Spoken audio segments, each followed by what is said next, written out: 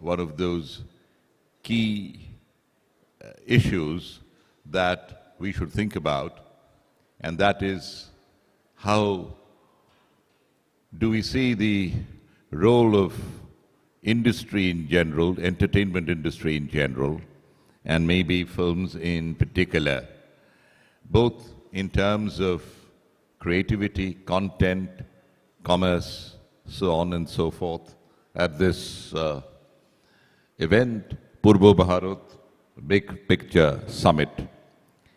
And Purbo Bharat, why? Because in Purbo Bharat, like in many other parts of the country, we are culturally rooted, but we are also creatively global. As we all know that Indian cinema has a very rich heritage, particularly rooted in Bengal and Eastern India, which played no less than a pivotal role in its inception and evolution.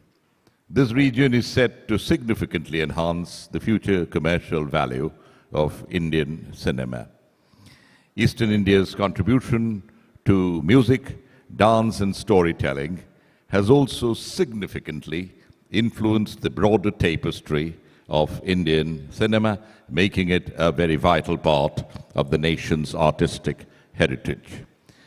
And in the present times, innovative filmmakers from Bengal and this part of the country are increasingly blending traditional narratives with contemporary themes, appealing to a very wide demographic and in turn driving great box office success. Moreover, the rise of digital platforms has opened new avenues for distribution, allowing Eastern Indian cinema to reach global audiences, thus increasing its commercial viability. And this opening session is on reimagined Bengali film and industry. Young people will reflect on the changing face of the emerging Bengali film industry. The objective of this session is to reflect on the state of the industry through the lens of the young and emerging filmmakers and through their influence over decades of how we are and what we are today. And at the outset, let me welcome on stage the person who dreamt of this entire issue of having a separate vertical in CII for entertainment and who has been thinking about it for 25 years. Let us hear it loud for Anne Claire, for Amita Sarkar, Deputy Director General, Confederation of Indian Industry, who's going to speak at the opening plenary. Amita, will you sit here? Let me invite the rest of the people here. Yeah, you can. Okay. Why don't you sit? Right. And of course, the theme will be carrying forward the learnings from legends, insights for young talents. And to moderate that, after Amita speaks here, will be Shoibal Chatterjee, well-known Indian film critic. Shoibal is a national award-winning film critic, writer and editorial professional based in New Delhi. His weekly film reviews appear on ndtvmovies.com. He writes columns and contributes features to many newspapers besides other media platforms. Shoibal Chatterjee. Joining us in this panel will be a very young, promising and dynamic director, Ishan Ghosh. Ishan Ghosh is not just a director. In fact, I personally saw him grow up in Gautam Das' home. Director, editor, writer and cinematographer. He worked as a camera assistant from 2011 until 2015 when he began filming documentaries. He frequently as a cinematographer assistant on documentaries, commercials and feature films before he decided to work independently as a director. His directorial debut, Jilli, in 2021, premiered at the Torino International Film Festival. His second film, Morichika, had its world premiere at the Rotterdam International Film Festival. Ishan Ghosh. Joining us on the panel is filmmaker Protim Gupta. Protim D. Gupta. Protim was a movie critic and a journalist with The Telegraph, and for close to 15 years. His 2012 feature film debut as writer-director Panch Adhyay was selected as the centerpiece premiere at New York South Asian International Film Festival and picked as the new voice in Indian cinema at the Mumbai Film Festival. Protim Gupta. Joining us on the panel, Shomik Roy Chaudhary. Shomik is a VFX technical director turned film director. He has made a significant mark on Bengali cinema with Hollywood VFX experience on films like Life of Pi, Hop and Men, and many more. He brings a unique visual style. His short films have earned him global praise. His psychological film, Beleen, won him the Best Director at the 21st Third I Asian Film Festival and Best Film Jury's Choice Awards at Anandalok Purushkar. Shomik Roy Chaudhary. And of course, we have Abhilash Sharma with us, eminent film director. Abhilash Sharma is an independent film director. He's not here. Known for women-centered narratives set in Bihar's socio-political landscape. After studying physics at Patna, so what was a loss to the world of science was a gain in the world of cinema.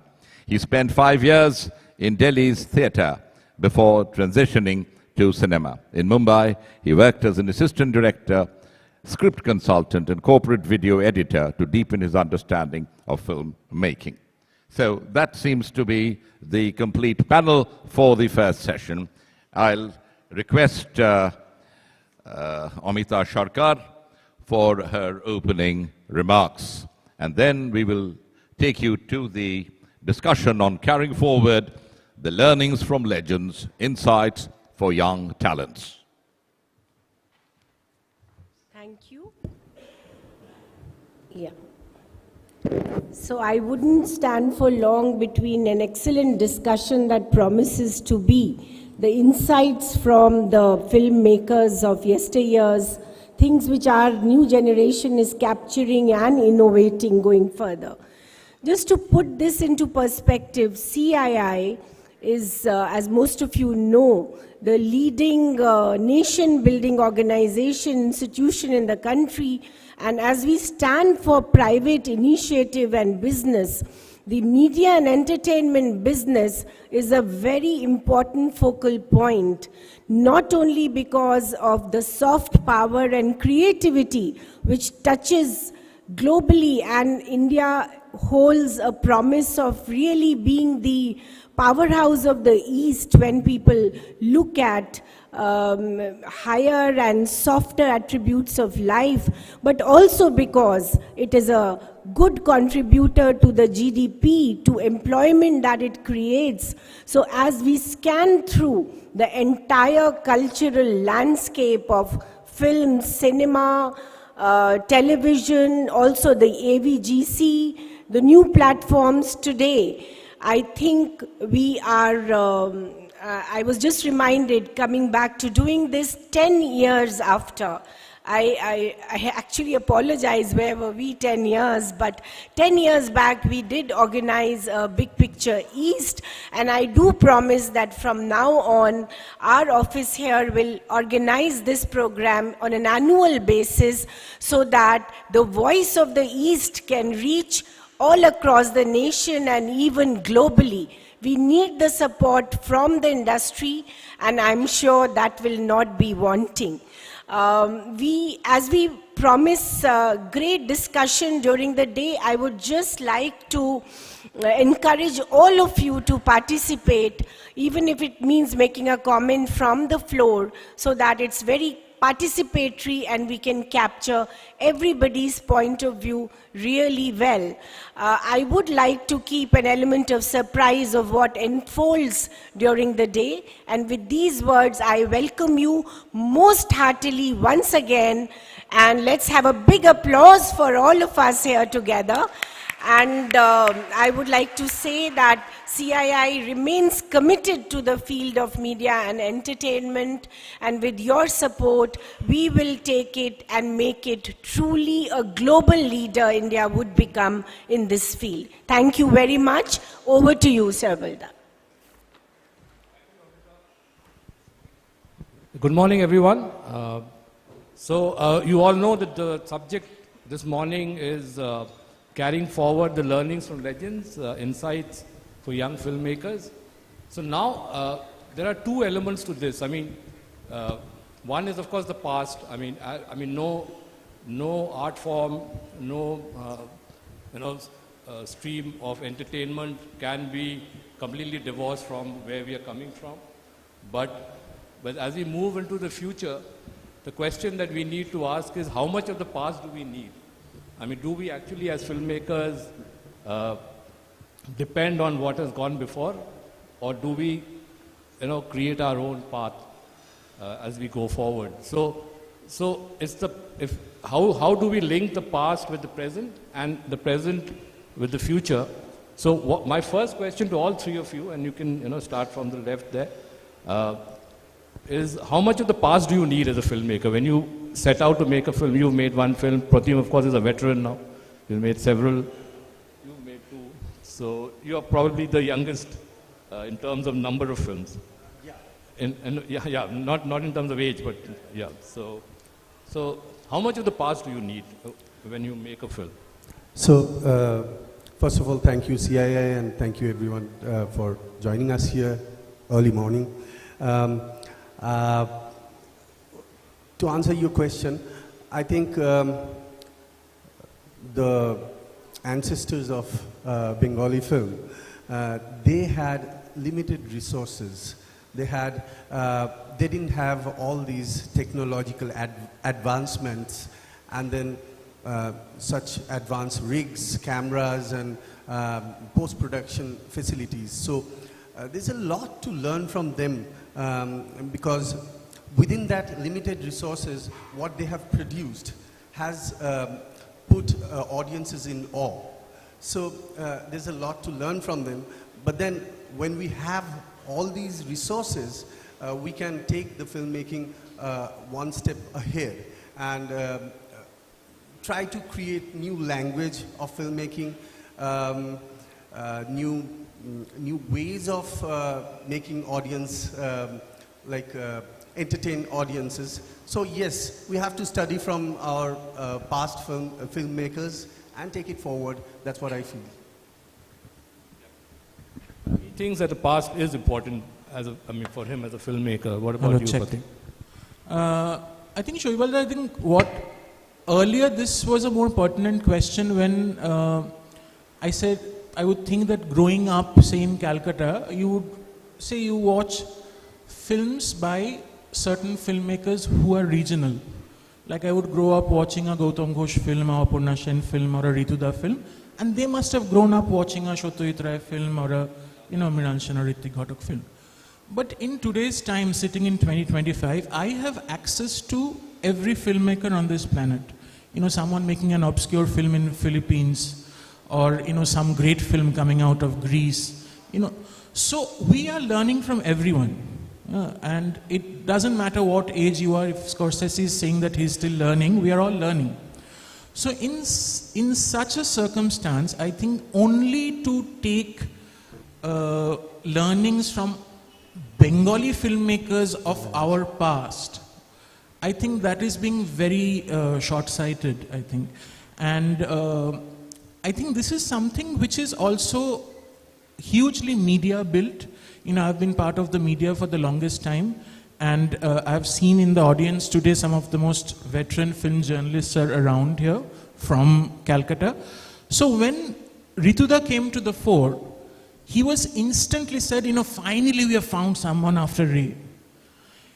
There was this famous ad from a famous Bengali newspaper putting Srijit with Satyajit Ray. So there is always this attempt to kind of link it to Ray, link it to Ghatak. There was this major article, I don't know how many of you remember, where Srijit, Kaushik Ganguly and Kamuleshwar, Mukherjee were kind of like they are the successors of Ghotuk, Shen and Ray. So there is an attempt from the media to somehow make them like they are the benchmark, they are the yardstick. I think this has to also change from the media, because cinema has their last cinema was at least Ray's last film, what, 35-40 years, and he was the last of the three. So I think we should move on mentally. And in terms of learnings, I think we cannot limit our learnings to only these filmmakers. There's so much to learn from them, but then there are so many other filmmakers to learn from, and make something which comes from inside, something of your own. So Ishan, I mean, you had a school at home, because you're Gautam's son. So how much of that was part of your growing up, and what kind of films did you grow up watching, and what have you been influenced by as a filmmaker? Yeah, sure. Hi, thank you all for coming, and thank you to CII. And as Shomikda mentioned, the masters of our past, the sacrifices they made for cinema. I mean, they achieved so much greatness with such limited resources. It really baffles us at the moment, because, I feel for some few decades, we've become very comfortable, with so much advance, so much resources that we received, but we couldn't achieve the greatness they did. They were on the streets and they sacrificed their life, for cinema. And we can't forget the past, because it's a huge baggage, especially for Bengali filmmakers, for our previous generation, for my generation, and probably the next future generation of filmmakers. It's a huge baggage to carry, and we should be very proud of them, what they did.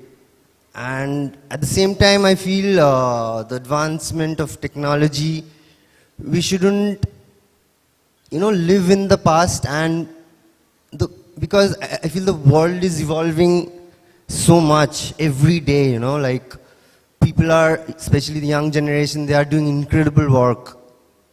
Just, like if you go out, people are making reels, they are like, at the moment, my most favorite form of filmmaking is vlogging. I think, such incredible things are happening. I mean, for me, a food vlog can be a great piece of cinema too. So, I think for Bengali cinema, we have to rebuild everything from scratch. I think it's high time. I mean, we really have to fight the most difficult fight of our lives. I feel, yeah. So basically, we are all on the same page in the sense that we acknowledge that Shatwij Rai, Mrinal Sen, and Ritik had worked with very rudimentary sort of technology, and yet made these great films that have lived on.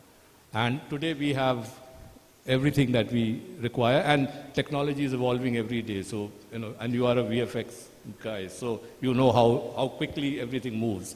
So, with so much available, I mean, and also you, Pratim, talked about the, how the world has opened up. Now you can watch anything from anywhere in the world. I mean, in the past, we would, even to watch a Malayalam film, we had to go to a film festival. Today, we don't have to. I mean, forget, Greek and, or, Lebanese cinema, for instance. So, today we can watch anything sitting at home. So, now how much of that is coming into, I mean, your style? I mean, and the related question would be, how important is a filmmaker's signature? I mean, when Pratim D. Gupta makes a film, how important is your signature on that film? I mean, like in the past, when Bimal Roy made a film, we knew it was a Bimal Roy film. We didn't, a Guru Dutt made a film, we knew it was a Guru Dutt film, because there was, or Raj Kapoor, I mean, all these people we are going to talk about, or a Tapan Sinha made a film, we knew it was a Tapan Sinha film. So today, do you feel that a lot of there's a templatization that has happened in filmmaking, and a lot of the films look similar. And so is that an issue? I mean, what would you say, Pradeep? I think I absolutely agree with you that, with so much content, there is sometimes when we, open, just start something on Netflix, it just gives a very deja vu feeling. Then you have watched it somewhere, some Korean thriller looks like some Nordic thriller. It kind of has become a little loopy and repetitive when you watch them. So I would agree with Ishan completely that I think we need to start from scratch. And in that, if filmmakers are able to kind of create their own signature, and that cannot happen consciously. I think even if the subjects are different, if there is a signature style of a particular author, that will come out. It has to come from within. It cannot be planted. I think it was in Goa, IFFI, when Maniratnam was having a master class, and someone asked that, do you deliberately put a rain song or something to do with water in every film? Is that your signature? So he thought about it and he smiled and said, I think that must have happened because when I grew up, there was a lot of scarcity of water.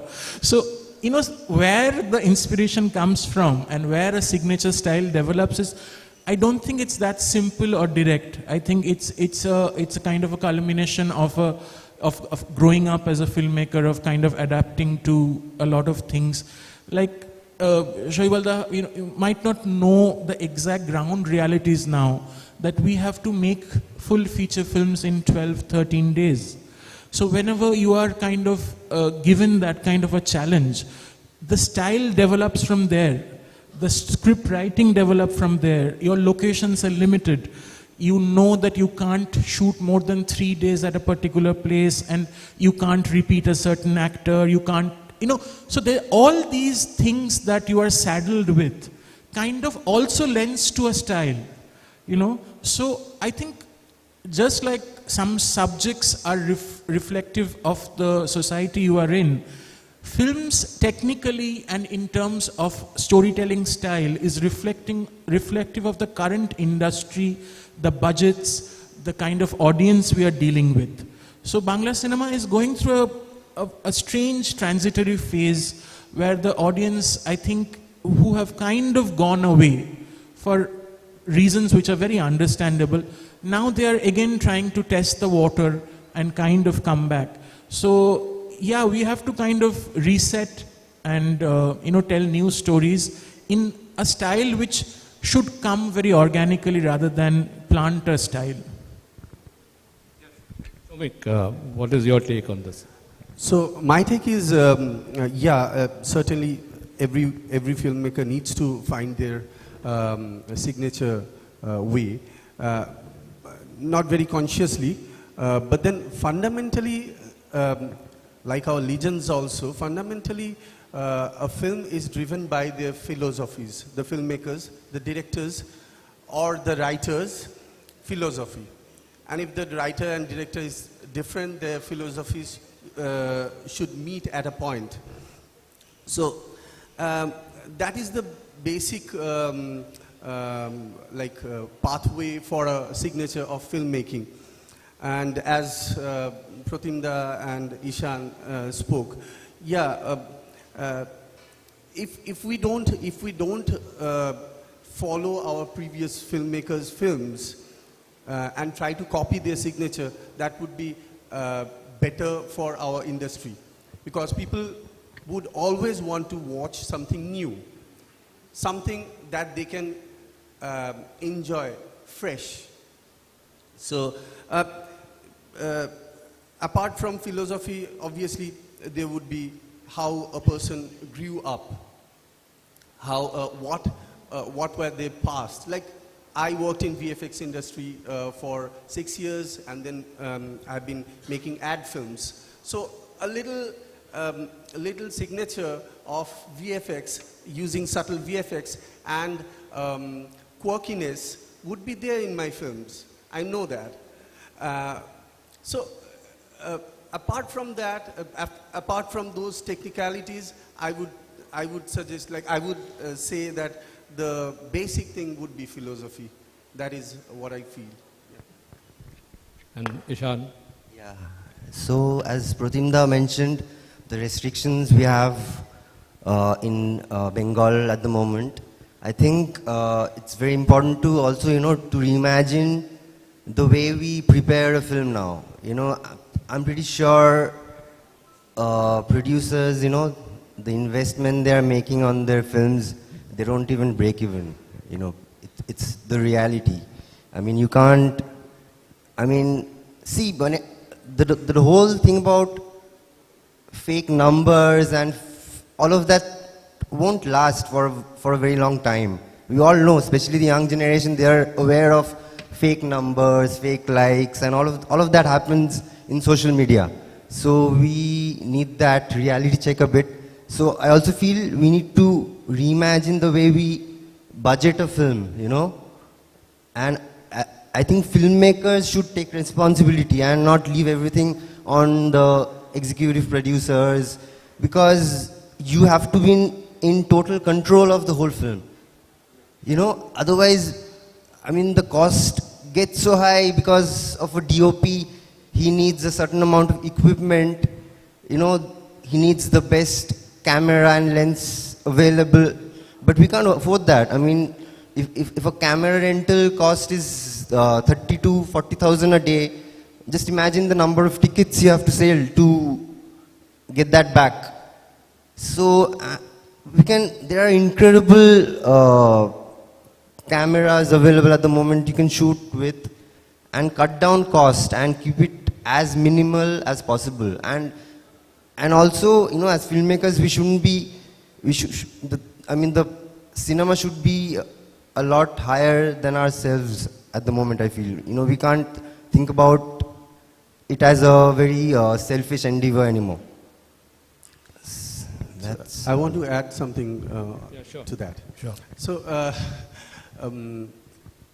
first and foremost, we should, directors like us who have just started, we shouldn't fall for people saying us that you should make film like that one, or you should make film like this one made money.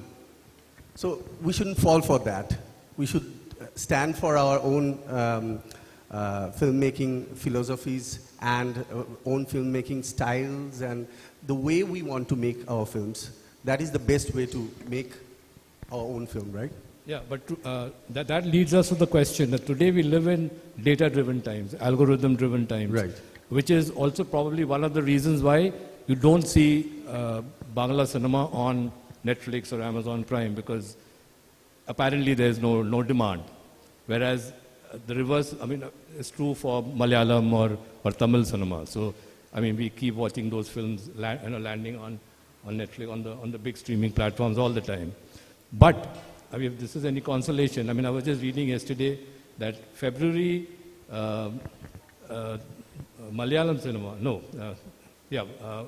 cinema lost 52 crores in just 1 month. All the films that came out except one, Officer on Duty, have bombed. In January, they lost double that amount. So nothing is working. And we were talking yesterday, and also in Tamil and Kannada cinema, which are like very visible otherwise, nobody's making money. Okay, so those are bigger industries, larger, the pie is bigger. Bengali cinema has a smaller pie. So I think it's the same thing that's happening. And you are also working under the limitation of time, because your budgets are very limited. Your per capita number of screens is limited. So how's the commercial elements impacting Bengali cinema in terms of quality, in terms of how ambitious they are? Because there was a time when Indian cinema was equated with Bengali cinema globally. Indian cinema meant Satyajit Ray. It's only like after he passed away, post in the early 90s, that Bengali cinema sort of began to drop off the map. And today, we really don't see Bengali cinema that much. Rotterdam was an exception, where his film went, where there were 3 Bengali films this year. Otherwise, we don't see too much from Bengal in these international film festivals. I'm not suggesting that the festivals are the only way to go. But when you are a small industry with smaller budgets, then I think you have to take that, the global route to reach out. So now tell me, I mean, how much of that, the commercial constraints are responsible for what's happening in Bangla cinema today? I think it has become a vicious circle because no one now talks about the merit or the quality of the film at the first go, The first thing is, how is it doing in the theatres? A film like Morichika, which Ishan has made, I don't think he would have thought how many tickets are being sold on the first Saturday at Inox South City. He has made something which he feels he wants to tell and share his story, and it has found a festival like Rotterdam as its, international premiere, as its world premiere. So, I think even during Ray, Ghodok and Sen, because it's part of the topic, I think they didn't have a great box office success all the time, even the most successful of the three, I think Ray also had very sporadic success, and he used to also struggle to get finance for his films. So, but now it has become absolutely about how much money is the film making. So you have to make the film within this kind of money. Then a certain amount will come from a deal with Hoichoi, which is the only OTT app buying Bengali films, and with Z, the only channel buying Bengali films for satellite, and a decent amount of theatrical. So you have to make the film in this kind of money. And if you add up the numbers, you will see that your cast budget is limited, your shoot budget is limited. So you can't really think of the bigger stories that you want to tell. So you are limited to domestic stories. So even if Shomik comes up with something outlandish, he knows that he can't be shooting that in Mussoorie. He has to shoot it in a certain way, within 3 rooms. So in such a circumstance, I think concepts, ideas are the most important thing for Bangla cinema. Of course, the script will follow. But it's kind of, we are completely pigeonholed. We don't have that elbow room to kind of think big. In a film like Avesham, we can't make. Even if we can think of it, we can't make, because we don't have that kind of budgets to play with. Even a Manjumal Boys, even a Brahma Yugam, where you need a big star. The moment you take a big star, the numbers change, and then they might say, don't make a black and white horror film with Prosenjit Chatterjee, make something big. So we are kind of cornered in every kind of way. And I hope this is just a phase and the audience comes back. I think the first sign of a revival will happen when a large percentage of Bengali films will do well at the theatres, and they will go watch it regardless. They will not wait for 20 people to tell them that the film is good and check out the film in the 3rd week. They'll go on the first Saturday, the first Sunday, just to see what Shomik has made or what Ishan has made. When that watching habit will come back, I think that is the start of a kind of resurrection. Otherwise, it looks very bleak as of now. So, I mean, you'll have to probably make a Pushpa or a KGF to get the people, the crowd back into the theaters. But is that even feasible? I mean, Shomik. First and foremost, I would say the data analysis, those algorithms, they don't work for films. It never works for a film. So, check out the entire global cinema. It's suffering. It's suffering because there is something called, like we usually see in 16:9 ratio on screen, or similar to that. But now the ratio has rotated. It's 9:16. Everybody is stuck in reels. They don't have patience to watch a 1 hour, even 1 hour film. So that is one thing that is destroying the cinema industry, that I feel personally. And And next is, I've been to Bengaluru and spoken to a few Kannada filmmakers. They are also struggling. They are also, I thought they had a bigger budget for their films. They were saying that producers are giving us 15, 20 lakhs to make a film. It's as bad as Bengali film at this moment. We are making films in limited budget. We have been told to make films that are made in, say, more than 20 crores in 15 lakhs. How will we make that, right? Such limitations. So, first and foremost, we should focus on the content, the idea of the film. If that is something extraordinary, that might work. Algorithms won't work. Ishan, my specific question to you would be, like when a film like Morichika goes to Rotterdam, how does it help you? Does it help you and does it give you visibility when you come back with the film to Kolkata, to your state? I mean, is visibility greater than it would be otherwise? Yeah, I mean, festivals are great, you know, but I feel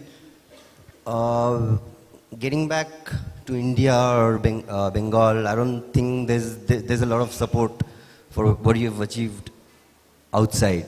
So I really feel, you know, just like South, big names in Bengali industry, the stars, they should start collaborating with new filmmakers, you know, with innovative ideas and thoughts. Some way, otherwise, you know, we have to cast people who are unknown and nobody knows about them and nobody wants to watch them on the big screen.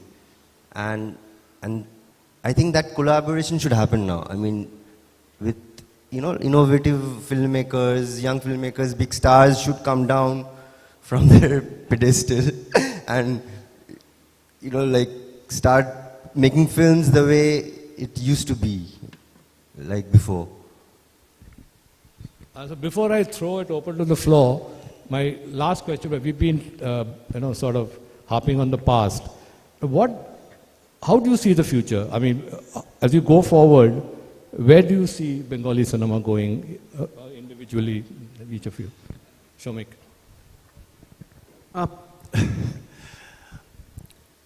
We have to step out of the box. We have to, or else it will still struggle. These three people, we are trying. We are very tired. If Ishan is tired, it's a concern. It's his second film. No, I'm saying it. You know, it takes a lot to make a independently made film. I'm just, you know, like joking, but it tires you and takes a toll on you. Right. Like I wish I could, like my last film which I shot, I wish I had 30 days, but I had 15. So it's tiring. It's tiring, but we have to make something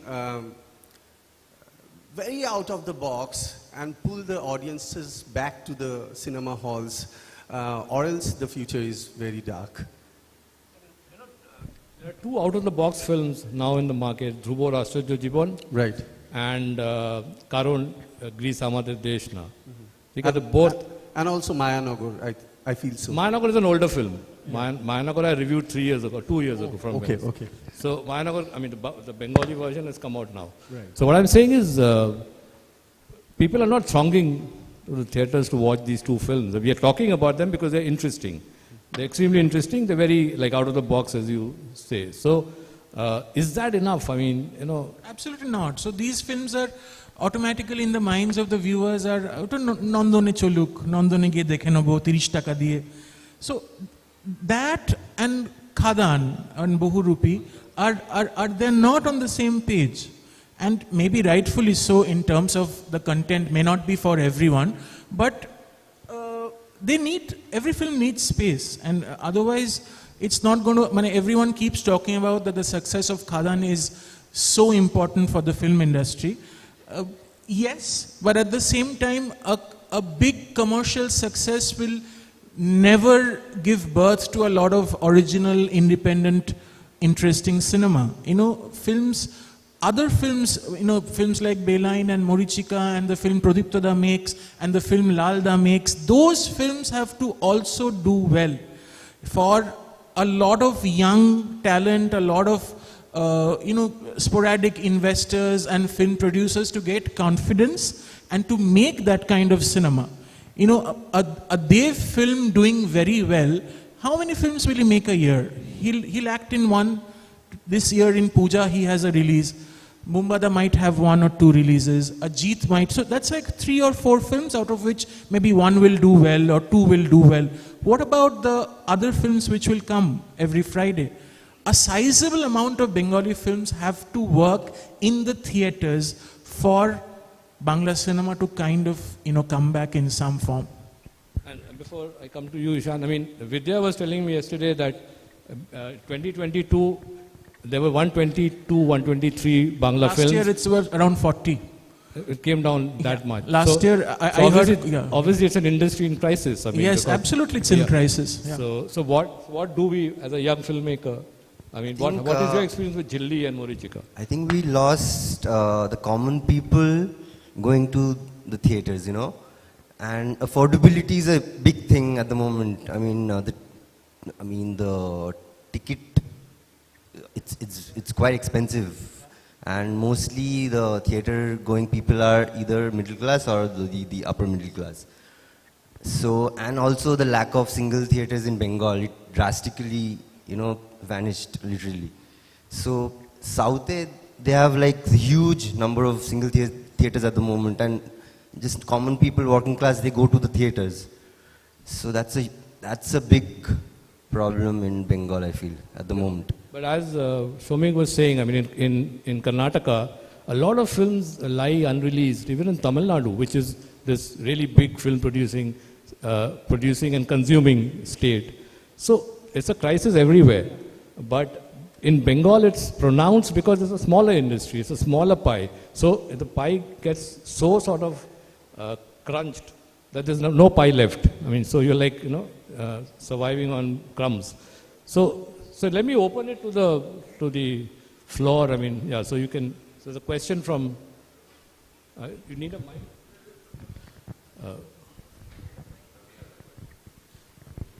There's a mic. Yeah. A very good morning. I'm Siddhartha Ghosh, and I run a consultancy named Contours and Pathways. It's an insight consultancy. The crux that I'm getting from the discussion is the way the Bengali film industry is boxed in. And, you know, we're having to look at possibly smaller themes, easier to handle, easier to finance, etc.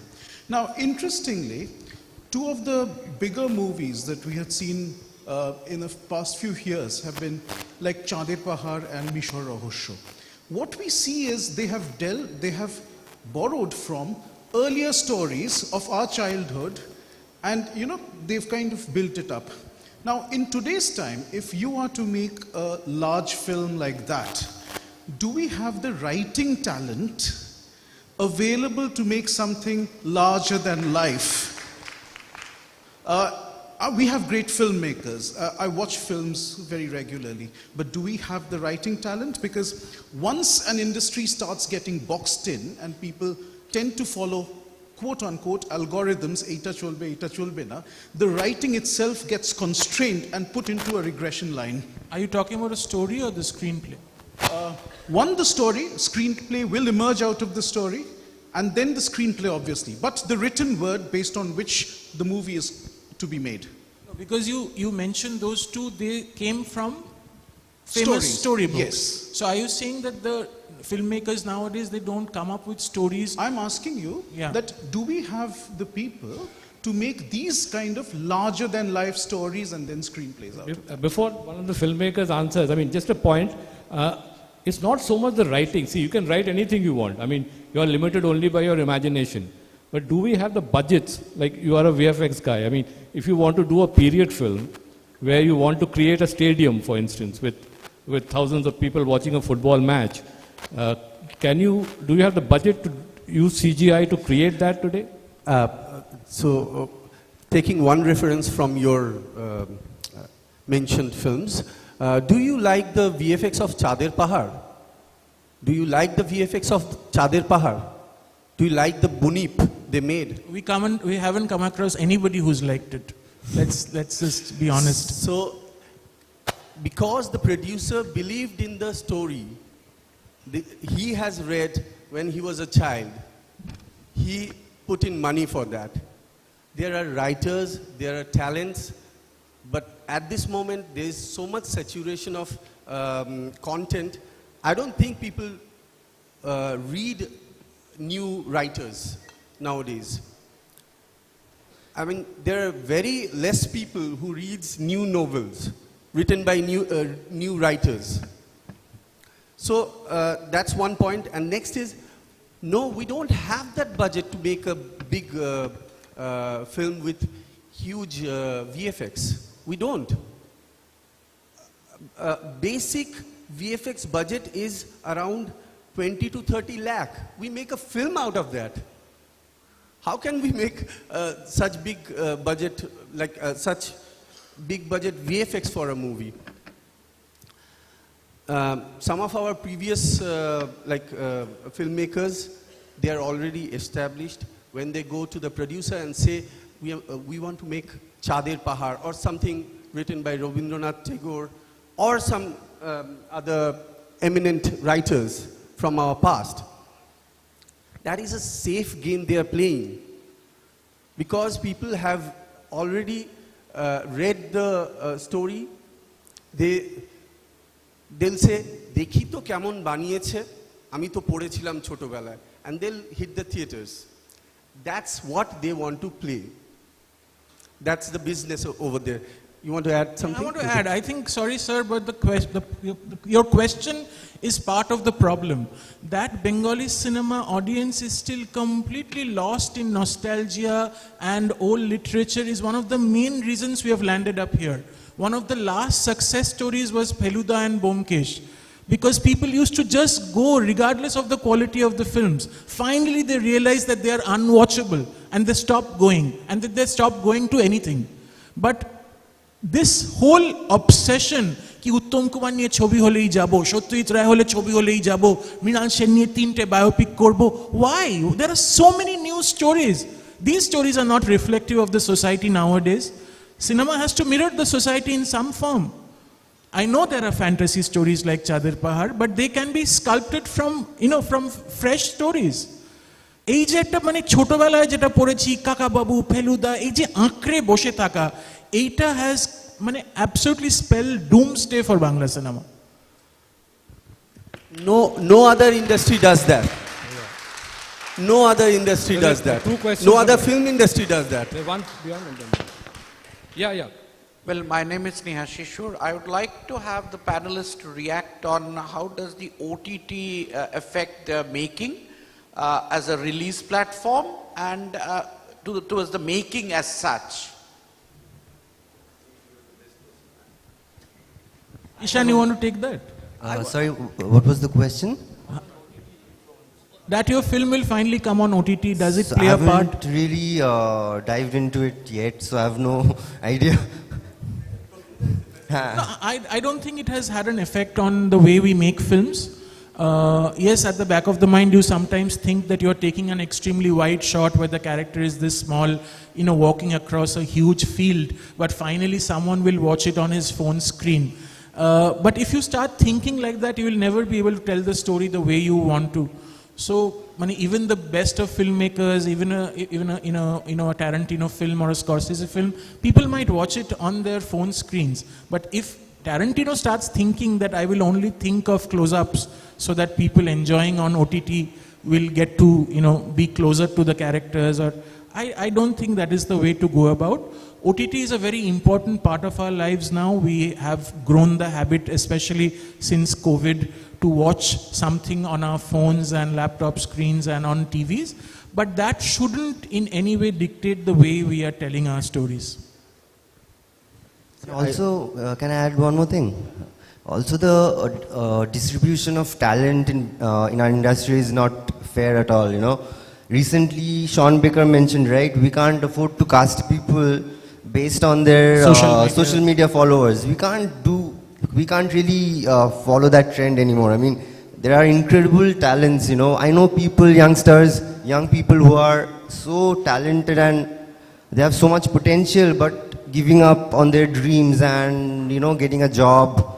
And that's how we lose incredible artists, So the talent hunt and finding new people in all aspects of filmmaking is so important, I feel. Yeah, your question.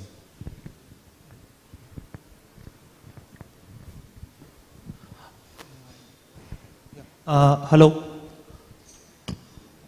Yeah. So this is Dr. Mushimi Ghosh. I'm dominantly from education and health, but media has always been a passion. Sorry for my throat. I would like to highlight 3 key points. One is broad basing. What Pratim said is bringing the audience to the theaters or alternate spaces. I'll come to alternate spaces. Issue is we grew up with, I know it's nostalgia, but we grew up with film clubs. Nowadays, what about alternative spaces in schools and colleges? When you grow up with the habit of watching films, of people mentoring you, of discussing films, and therefore build up a culture of possibly going to the movie halls or alternative spaces. Now, I know it's difficult from the technical angle to get alternative spaces. We are growing up, our youngsters, I see them in the campuses, they grow up with the habit of mobile. So can we not get into that, the habit part and the alternative space part? I know time is a constraint, I had a lot to say, but I would like to reflect on this. Thank you. I think it's a very good idea, but I think a lot of decision makers have to come together for that to happen. But I think it's good. In our country, we've been working on these alternative spaces for a long time. I mean, governments have done it, the film policy has talked about it. I mean, it's been happening, but ultimately technology overtakes everything. I mean, see, now today, getting young people out of their homes to go and watch films in a small preview theater won't be very easy. If we target the schools and colleges, forums like CII could come in. Every guy there, every class 12 pass out now needs a certificate. Apart from the fact that Bangla as a language I would not bring in right now, the popularity of Bangla as a language. But, we've seen it in our media schools. Admissions have shot up. When I ask the child, why do you want to study media? Onko amar bhalo lage na. From that, today, he says that, on my mobile I've shot a film. So I know it's very difficult, but with industry platforms, with some of us giving our heart and soul into it, we could possibly have an effort. Everything is worth giving a shot. Any more questions? We have time for one actually. We are running out of time. One question. Hello. Can I? Here. Anyone else? Ravi Kottarakara. Okay.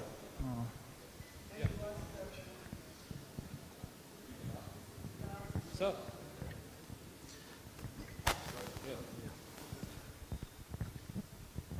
Good morning. My name is Ravi Kottarakara. We have been in the industry. We've been right from 1948. My father has been there.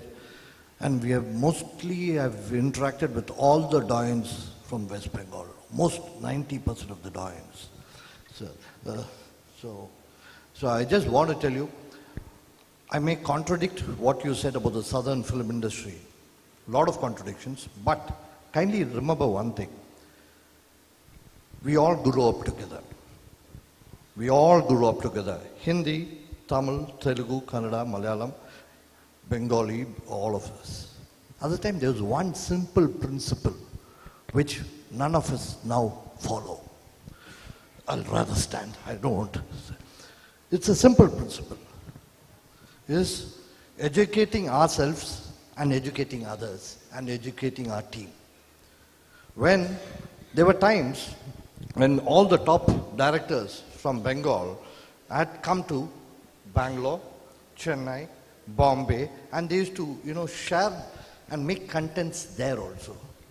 We had technicians, pan-India working on one film. Pan-India working on one film. So what happened is, we had different inputs. Quality of the film rose. That's now what's happening in South. It's happening in Bombay, which we should bring it back in Bengal also. Remember, if you check up, the best sound recordists are from this place. The best sound recordists. I'm not saying the best. You take most of the films, all the sound recordists are from here. Most of them. Why? We've got talent. So try to share our technology, talent with everybody, and try to bring in talent also. Most of the cinematographers are from Kerala. Musicians are from Karnataka. You see, look at this, how the industry works. Let us bring people from different, states, accept their talent. One. The next thing let us end always with a positive note. Cinema is growing.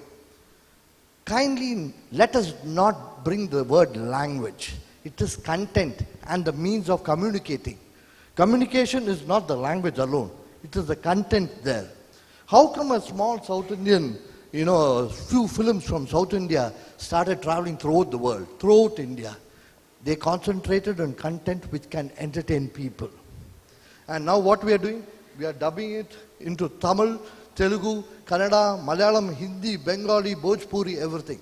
So first have prioritize in making content and ensure your content is spread throughout India. I want Bengali films to be dubbed into Tamil, dubbed into Telugu, Kannada, Hindi. That is where success is in our state. Kindly do that. Please do that. And you will not regret. You will be proud.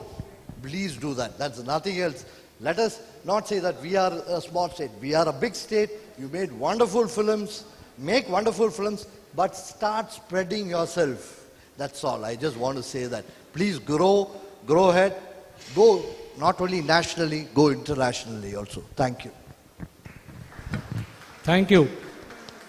Supranda, your question. And then we wind up. Yeah.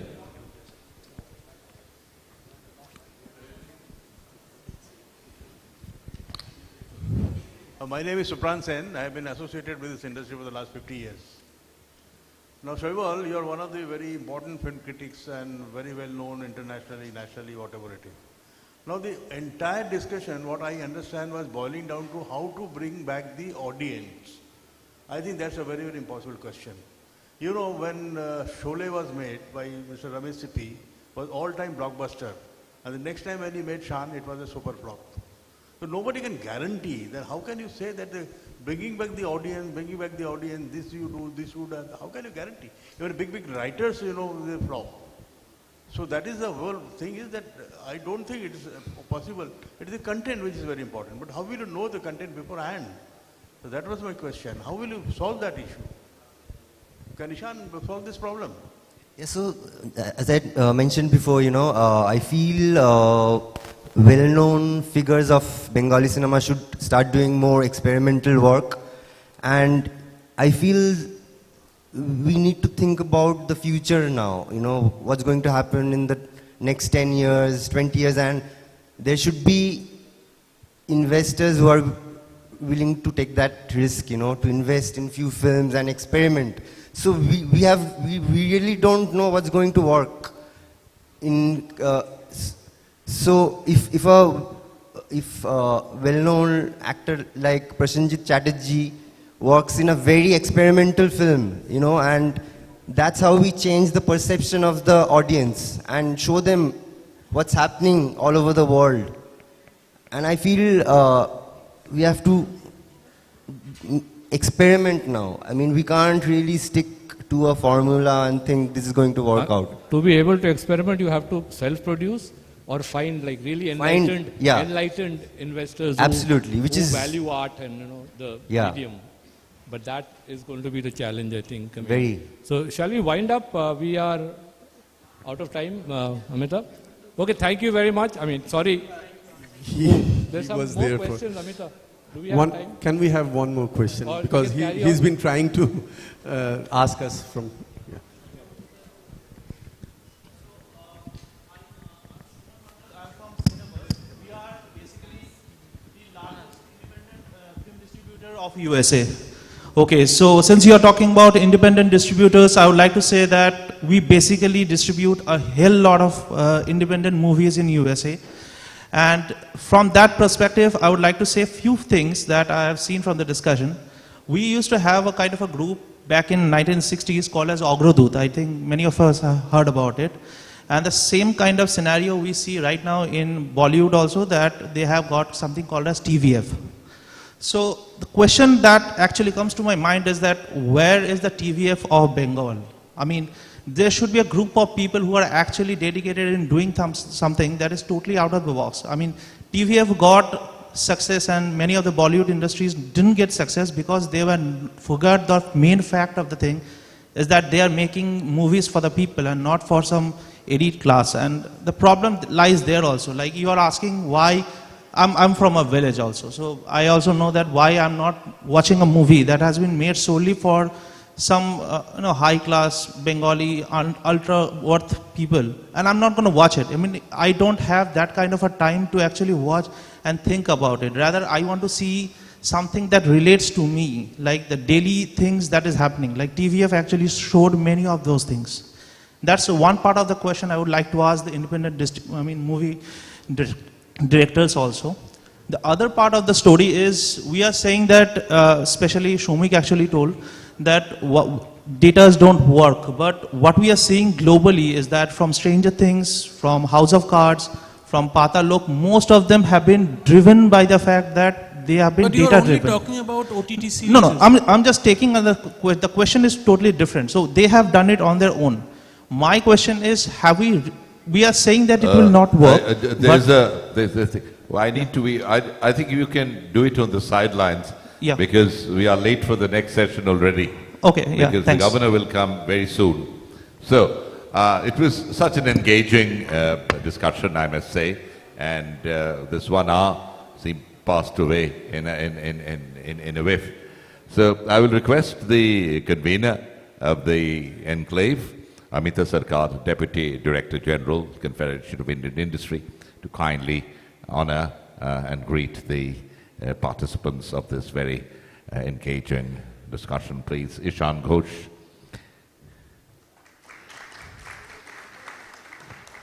Shoibal Chatterjee.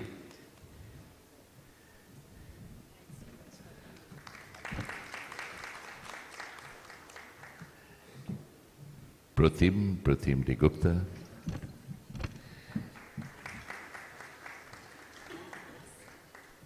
And finally, Shomik Roy Chaudhary.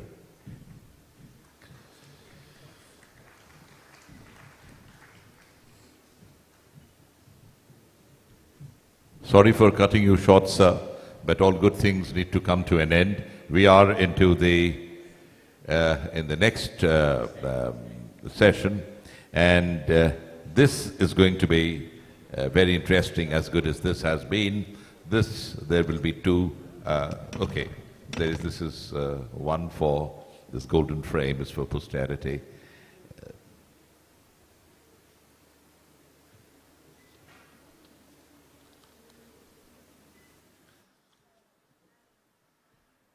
Thank you very much, erudite panel, for this discussion. We will now have the two fireside chats, and the first one, for that, may I invite on stage to conduct the chat Mr. Gaurav Banerjee, Managing Director, Chief Executive Officer, Sony Pictures Networks India.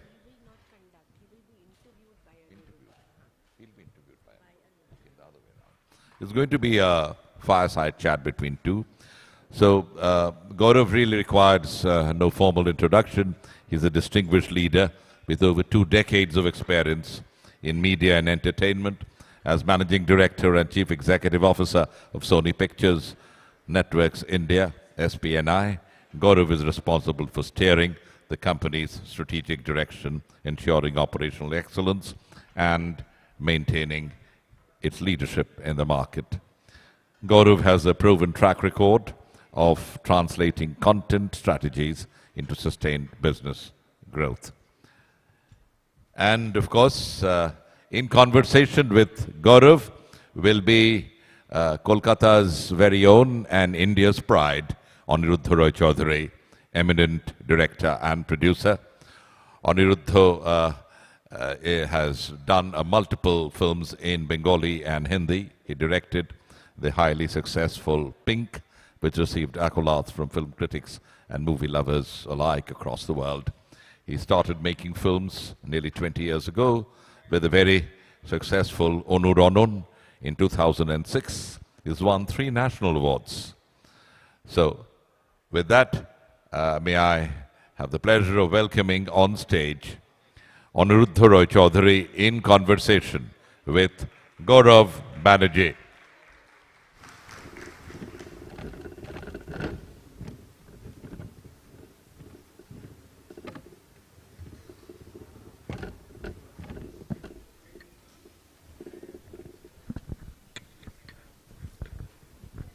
Hi, Gaurav. Hi, Tony. We are meeting in Calcutta after a long time. So, we'll have a Adda session, and you know, Kolkata is famous for Adda. And I think through Addas, a lot of interesting and important things come out, you know. So, the first time I met Gaurav, I think it was 2007 or 8, when Star Jalsha was going to happen. And it created a huge noise, created lovely, shows, and everybody got hooked to that channel. I still remember a conversation between Gaurav and me and Indrani, who produced the show called Ekhane Akash Nil. So Gaurav, you told us that please do something which you believe. The conviction should show on screen. And you also told us you're from advertising, you make ad films, so it should look good. But do something, you don't think of TRP and anything, just make a good series, a good show. So content. So you spoke about content, I think, 18 years back. Now content is a fad. Everybody talks about content. A 13-year-old, what is the content in that? What is the content? A 70-year-old, ये content ठीक है ना? Content ता भालो तो. So, I need to know, and all of us we need to know about content which you thought that point of time and now. So it's absolutely amazing to be here in Kolkata today and to be having this Adda session with you. But Tony, as you know, I'm a bit of an awkward Bengali. I didn't really grow up here. My Bangla is quite bad. And yet I have this incredible love affair with Kolkata. I did not ever really have a family here. I grew up in Madhya Pradesh. But every time in my career there has been a new start. I have owed it all to this city and to people when I first met them, and they were strangers like you and Indrani, and then you've become friends and you've become family. So this place has a very deep emotional connect with me, and I'm forever grateful for it. And yes, I think for me it started with a news channel that I had come here to start, Star Anando, which is now APP Anando, and then Star Jalsha happened after that. And I think both times I was a very strange choice to be the person who was going to lead it or anything like that, because only my surname is Bengali, and I had pretty much no knowledge of this city and this great, great state of West Bengal. But it turned out quite okay. And I think 2-3 things have stayed with me from that time, of that conversation. One is that some of the research work that we were doing in Kolkata at that time, 16, 17 years ago, showed that this city and this state was ready to turn the page. All the people that we spoke to were sort of a little bit irritated and a little bit annoyed with the achievements and accomplishments of the past. In some ways, the past had become, was weighing them down and in some ways had stopped engaging them. And what they were also saying was that, the fact that all of these amazing things that happened in the past is okay, but let's move on and build a great today. And I think that's where the idea came from, and we said, Chalo Paltai, and that was essentially my brief. And I think the other part of that brief was that, I think when you work in platforms, you get a lot of power. And a lot of that power comes from, people coming to you wanting to tell stories. My personal method has always been, rather than people coming to us, we should go to the people that we want to work with, and therefore we came to you. And we went to other folks in this city to say, will you work with us? We love your work. We don't know you, but we really, really like what you are doing. So maybe you'll take a chance with us. And we don't know much about this state, but we have the right intent.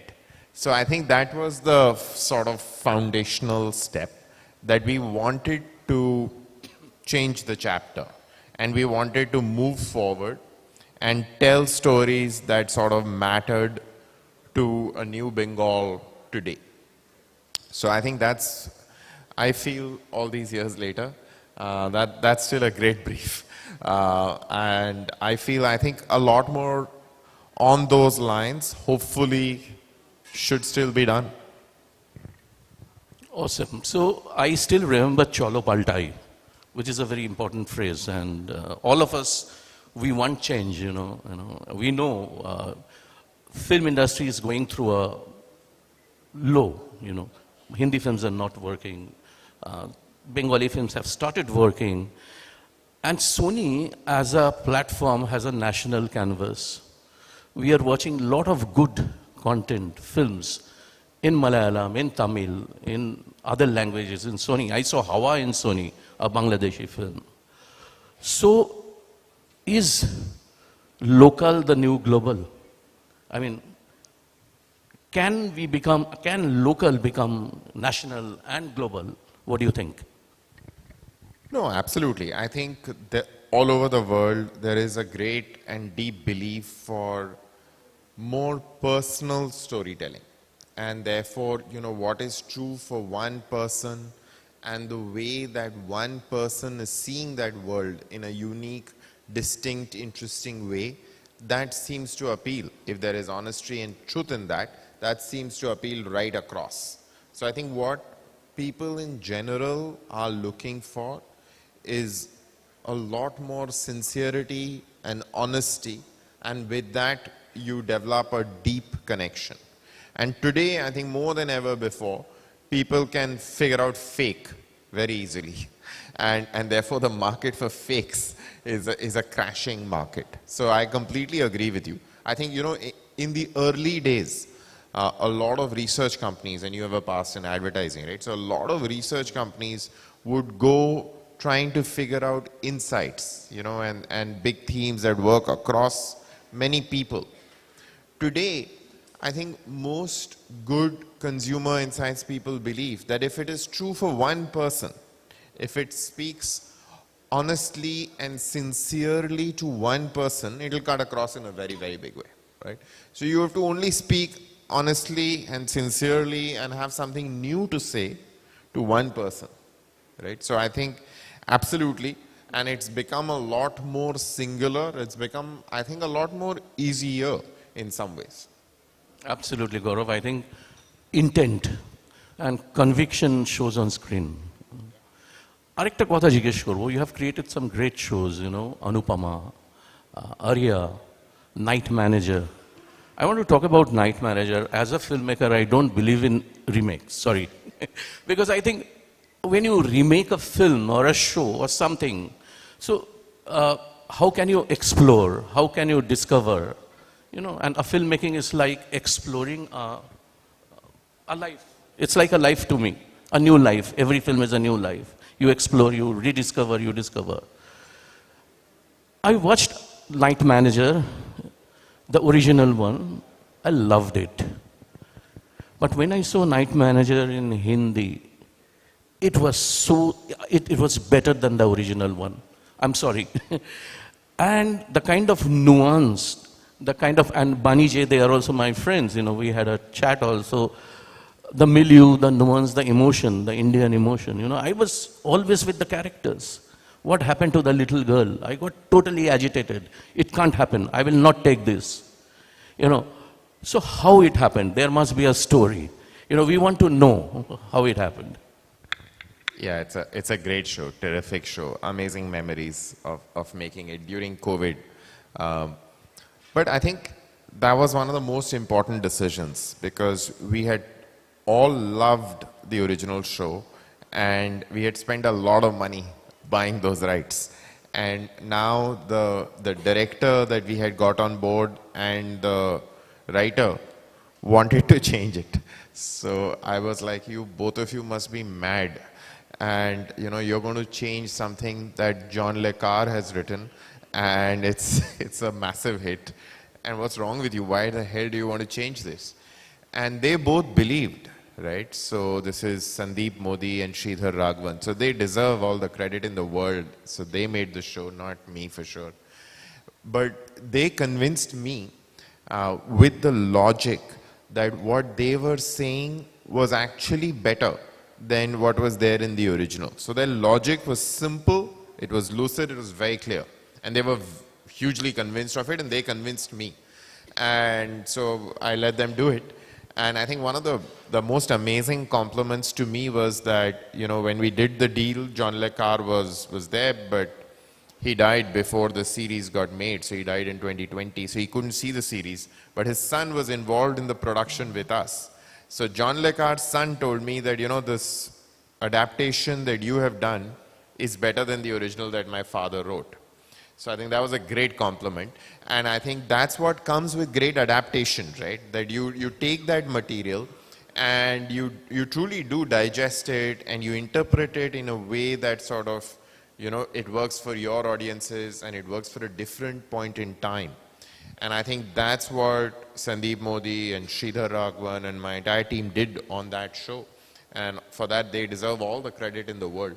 So I think, there can be original stories and there's a space for that. There can be amazing adaptations and there should be a space for that.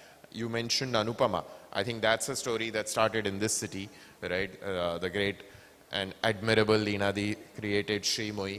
And then we took Shri Moi and took it all across the country with Anupama. And I think the artists and the creative folks who were working on Shri Moi, deeply proud of it, deeply aware of it, figured out ways of how to sort of make it their own.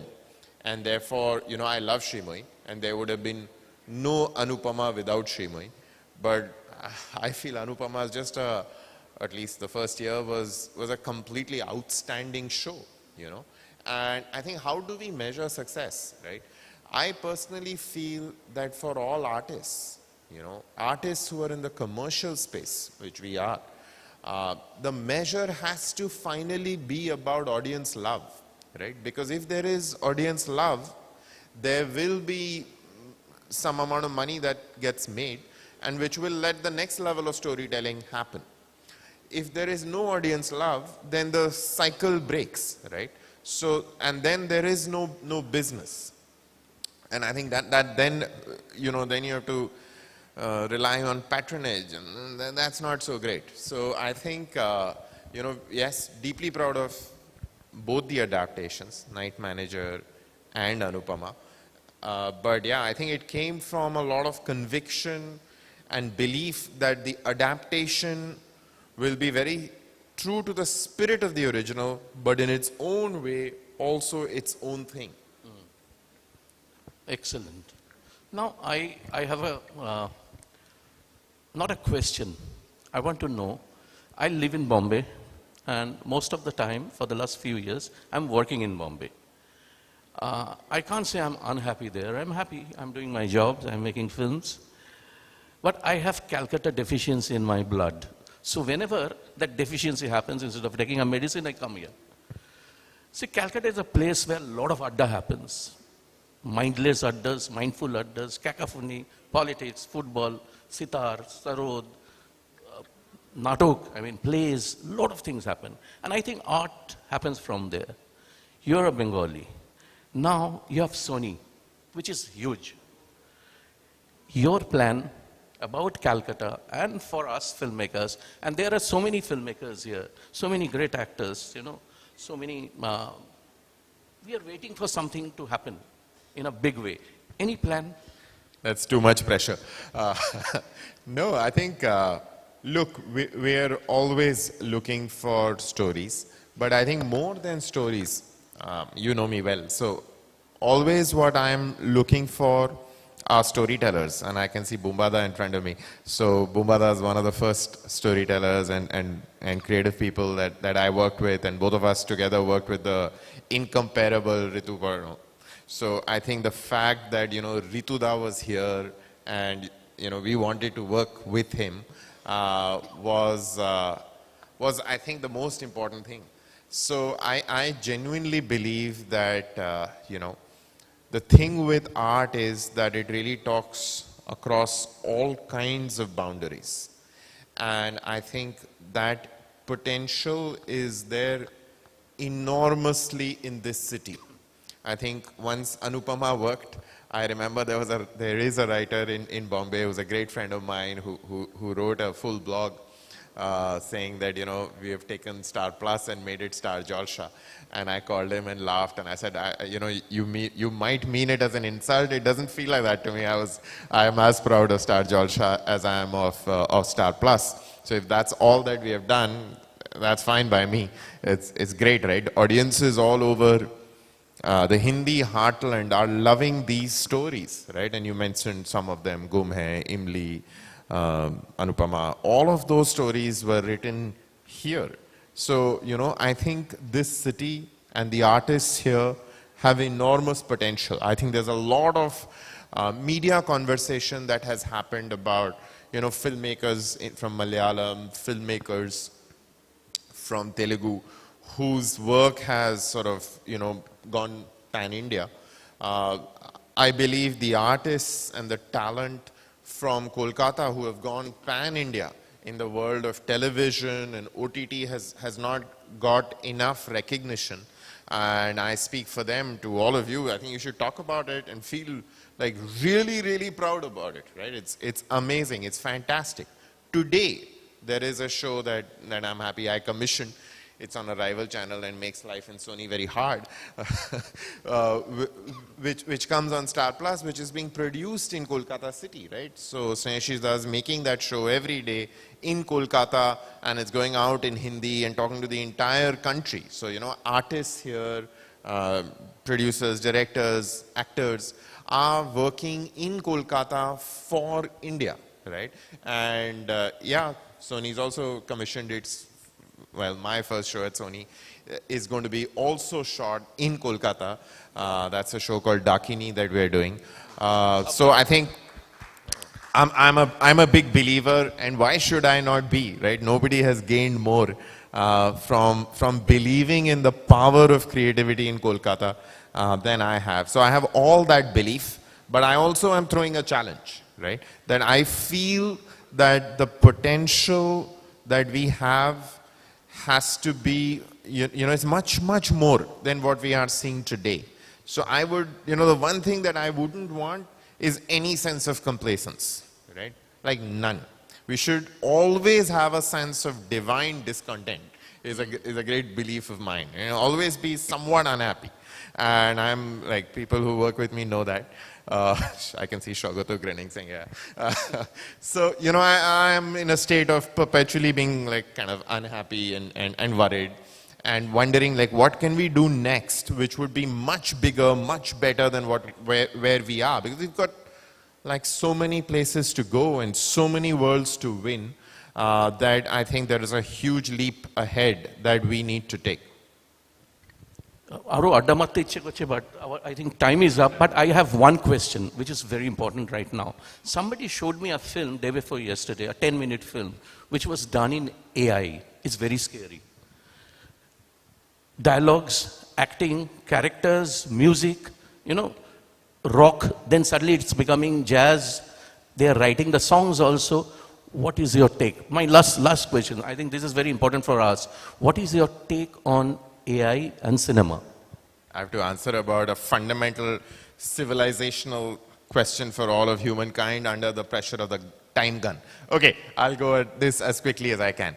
But two things. First, do not be scared, right? And I think understand what's going on. So I think if done properly, all of these changes can lead to enormous good. So I think the worlds that are now opening up because of the power of AI and computing power compounding massively, the opportunities are enormous, right? They are enormous in the world of medicine. They are enormous in every economic sphere possible. And they're certainly enormous in the world of creativity. So I think there is absolutely no doubt that our world stands to get transformed by the nature of changes and technological advancement that is taking place now. And certainly in the last 2 years, the pace of that change has gone 100x. So my first suggestion to everyone here is to not be scared by this, but to understand what's going on, right?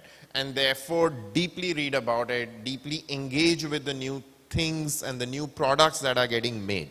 So I think this will be huge, right? And it needs to be carefully done because, you know, since you mentioned Sony, let me tell you my favorite dialogue from a Sony character, Spider-Man, right? With great power comes great responsibility. And I think the responsibility that needs to be there is that as all of this change happens, companies like mine, all big companies, need to be very careful that we don't trample upon the power of creators, right? Because only with creators will there be creative judgment. And for that, creators are the only people that we can go to. So it's our job and everybody's job to look out to conserve and protect the power of the creators and protect the rights of the viewers. So I think those two are very important conversations and discussions that should also happen, and we need regulators involved, and we need corporate houses to be very, very thoughtful and careful.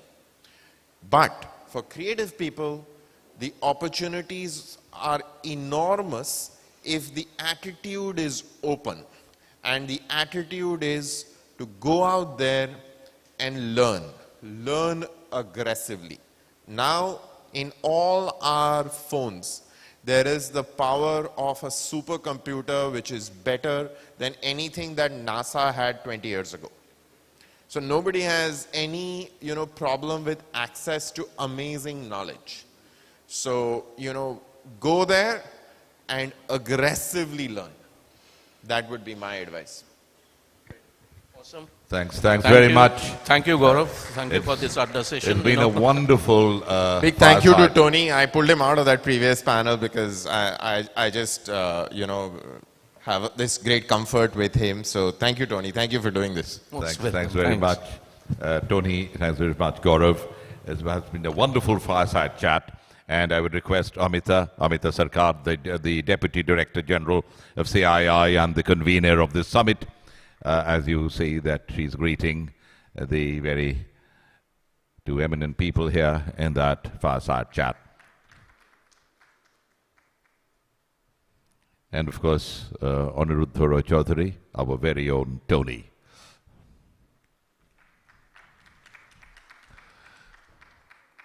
Thanks very much. We look forward to the next fireside chat. Who else but our very own Bumbada to many, the doyen of the Bengali cinema, Prosenjit Chatterjee. Prosenjit Chatterjee coming up on stage and in conversation with Shubhra Gupta, the very eminent columnist from the Indian Express. Prosenjit Chatterjee Beginning in 1968 as a child actor, he has acted in more than 350 films, has literally carried the mantle of the Bengali cinema for more than 4 decades on his very, very robust shoulders. And of course, Shubhra Gupta, who will be in conversation with Prashanjit, a senior columnist, a very acclaimed film critic at the Indian Express with more than 25 years of experience and a widely read weekly review column. Ladies and gentlemen, Shubhra Gupta in conversation with Prashanjit Chatterjee. Thank you very much. It's interesting that you say Gupta because it is actually Gupta, but this is a city of my birth, so I'm very happy to be back despite the fact of feeling a little bit like an imposter. But very happy to be speaking to you, Prashanjit. You are one of the biggest, if not the biggest stars right now in Bengal. And did anyone say anything? Okay. I think people are wanting to take pictures, so maybe we can just settle down. Okay, we have only 20 minutes to have this fireside chat, and I wanted to have a couple of questions in here before we broad base it a little bit. One of the biggest questions that I want to ask someone like you who's such a big star is, how does the nature of fandom, somebody who is a desperate fan of yours, wants to only see you in a certain kind of film, and if you want to do something different, how do you balance that? Because everyone wants to see you as this big, larger than life character, and then you do something which doesn't sort of seg you into the feeling of something different. How would you, because this is the time when difference is really everything, that's it. Shubho Shakal. This is a wonderful moment, I would rather say, and I was not really prepared because last few days I was shooting in Hampi. You can see I'm totally in Kakababu mode. Even I had to take my straw because this mustache, I can't take my tea, coffee properly. So I'm in my Kakababu getup. Then, you know, my show just got released. We were talking about Bengal. I think we are in a very proud moment that a show from Bengal with a lot of talents from Bengal is trending from last 2 days in #1 Netflix, Kaki Bengal chapter. It was entirely shot in Bengal. I'm so proud of it to be part of that show because I've been always fighting for Bengali film industry, for Bengali. Your question, thank you so much because I'm really not prepared. It was like I was not very sure that finally I would be here at the right time or not. But your question, first my director I have to answer. I had done a film called Moner Manush, which was a very, very challenging film. And when Gautam Da came to me with Lalon, first thing which I had to tell him that I will not be able to do Lalon. I don't look like Lalon. So yeah, I think as we always say that in Indian cinema, especially when you talk about this, I don't know about this star and stardom, but when people talk about that, you know, mainstream commercial film, I first normally ask what is mainstream cinema, what is commercial cinema. I believe that Pather Panchali is the biggest commercial cinema ever made from our country. So I'm not very sure about it, but yes, we do always have that, these are the commercial film which is larger than life. And when you do little out of box something, but I don't know why, because not now, I'm talking about 20, 25 years back, when I used to do hardcore mainstream masala film, if I say in a way. The same year I started doing a film like maybe Utshav or Choker Bali. Later on I tried to do a film like Houseful, which was a very different film, which had nothing to do with, so I think because I started 20, 25 years back, maybe today I am able to do something very different with some very young directors, with some very young, because I really always wanted to change my image. In my career also, when I started, I was being told that I am a chocolate boy, romantic hero. Then I started, in my way, I had introduced action in Bangla cinema. I started doing a lot of action. Then I started doing comedy. Of course, the director, my friend, Ritu had always given me a lot of challenges from Doshor to Chokher Bali, of course. So I have been doing this kind of a cinema, but after a certain point when Gautam Da had approached me for Moner Manush, and of course Srijit Mukherjee's autograph, and if Tony is sitting, he had given me a fantastic role in his film. So then I started doing very different film, and I think in last 14 years, or rather last 15 years, I have not repeated my character. I can tell you that much. I have not repeated not a certain character which people had seen me earlier and repeating the character, which again I took it as a very, it's a challenge. It's not a very easy work, because you know the people who we have been seeing, we have grown seeing that when I come on screen, there will be Citi, there will be Talia. When villain will come,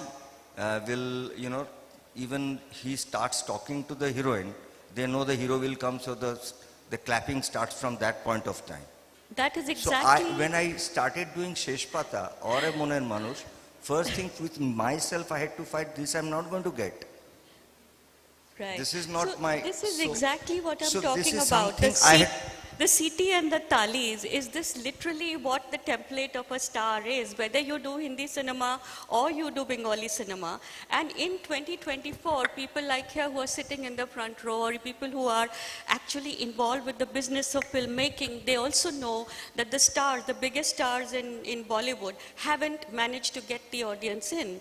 This is really where we are at right now. The discrepancy between what the audience wants, what the star can deliver. Somebody like you with your star power can actually make a difference, which is why your series right now, which is Khaki, as well as Vikramaditya Motwani's Jubilee, I thought you were one of the best things of that series. This one I wasn't Thank you.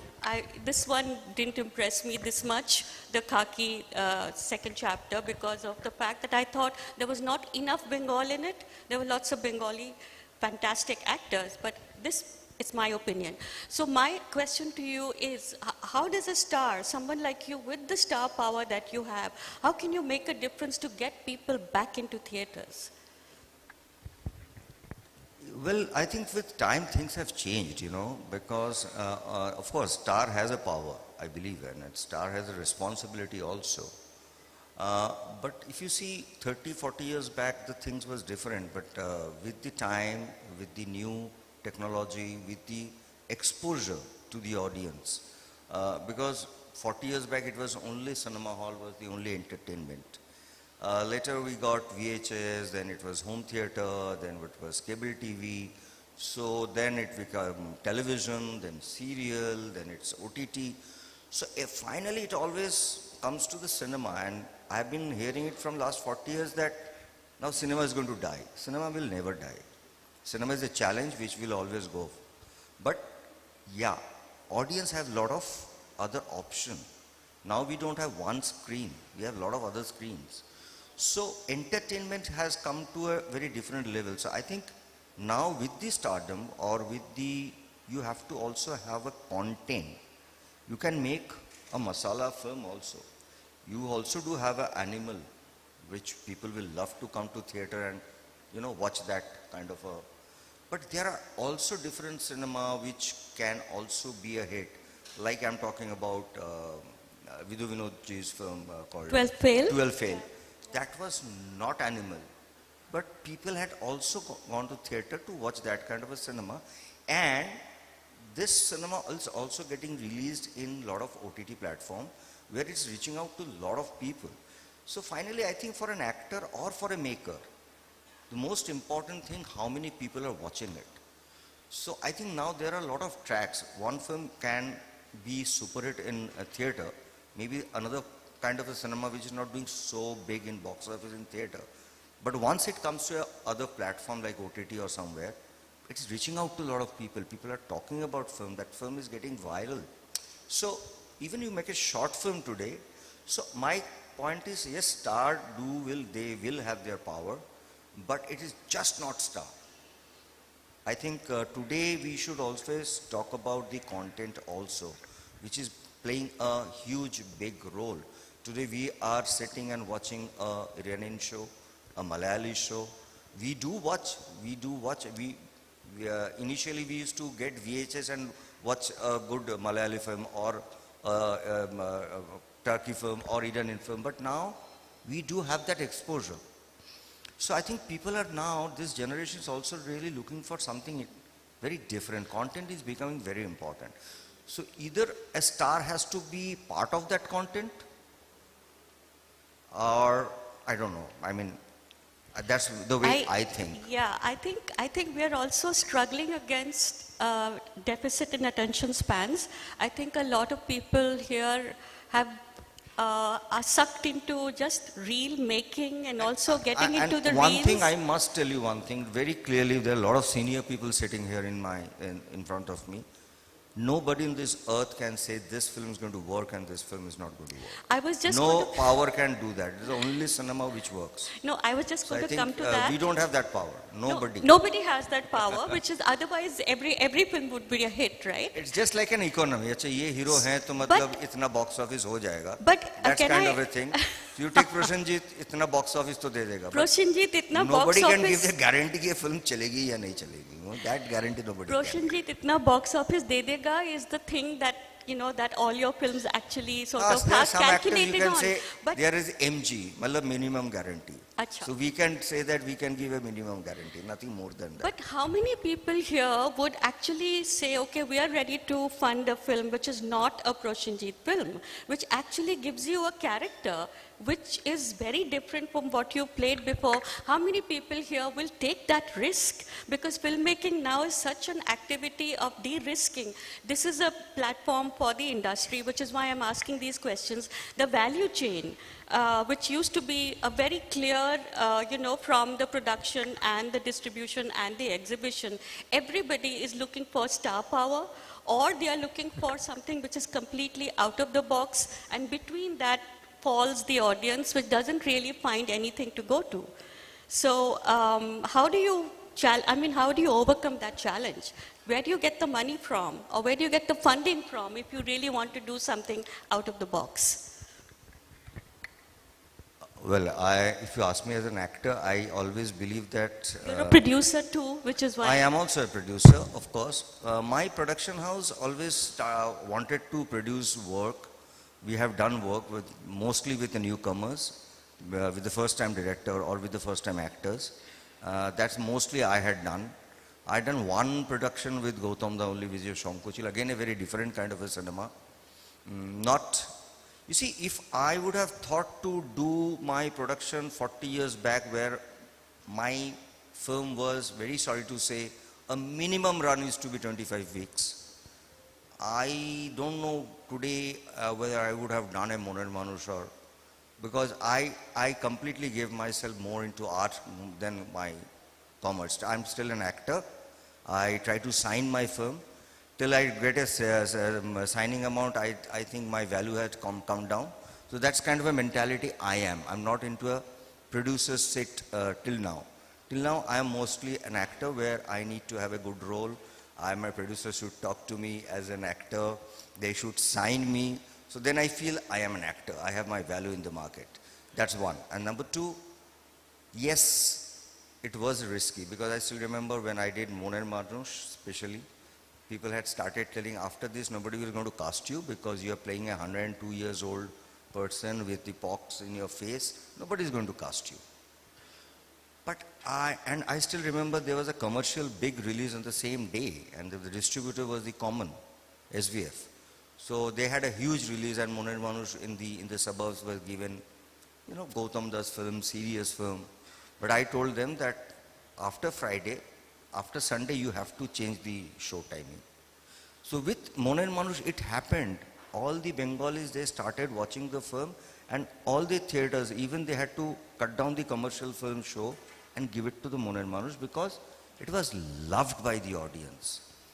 I completely went with this, that I had done 30 years so-called masala film. After a certain time, it's my duty to do different kind of a cinema and make that film commercial.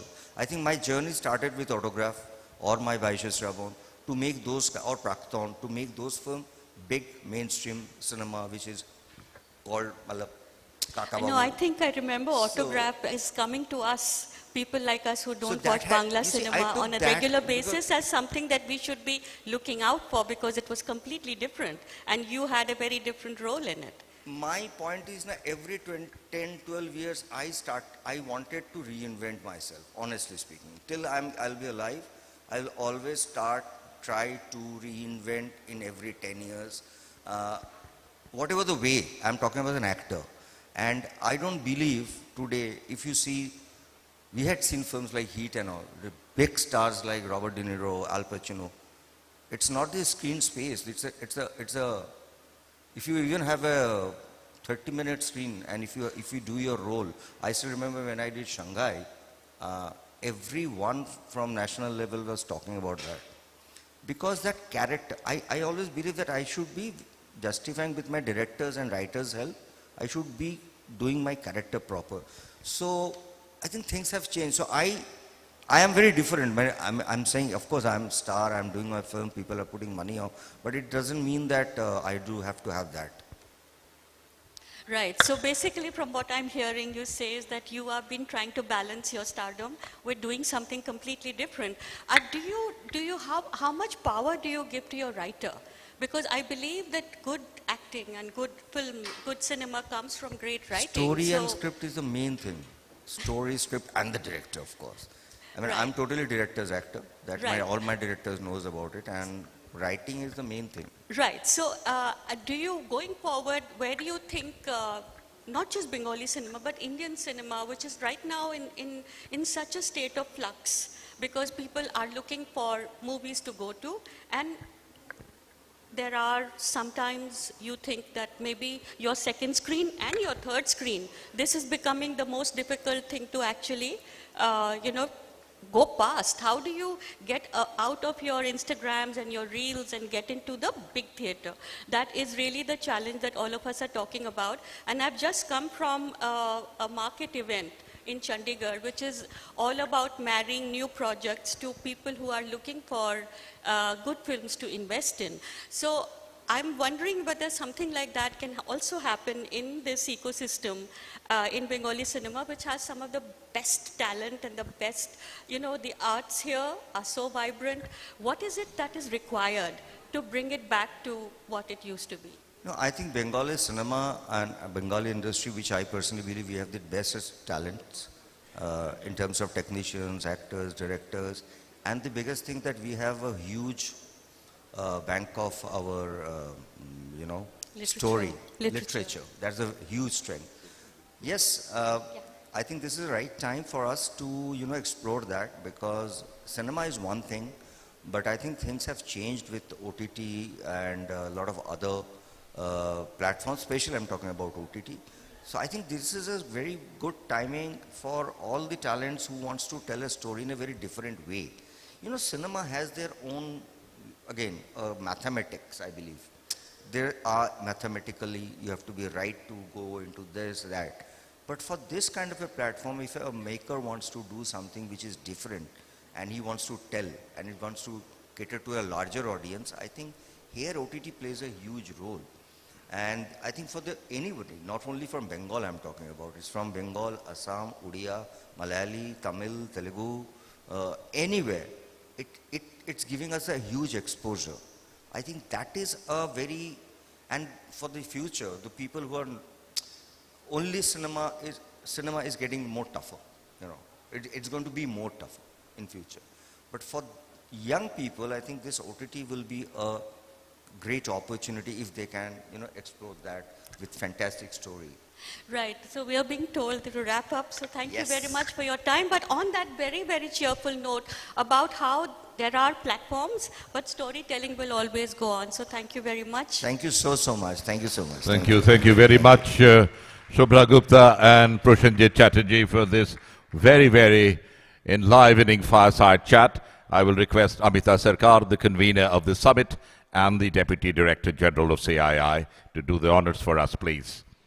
Shobha Gupta, thank you very much for doing a wonderful job. And now, of course, for everybody's Bumba or Bumbada, a big hand for Prashanjit Chatterjee. for finding time to be here. Thank you, Prosenjit Chatterjee, for being here.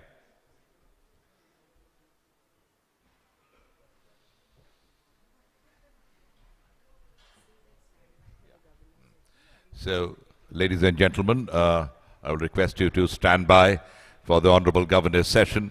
The stage will be made ready in the next 5 minutes while we await the arrival of the Honorable Governor of West Bengal, Dr. C.V. Ananda Bose.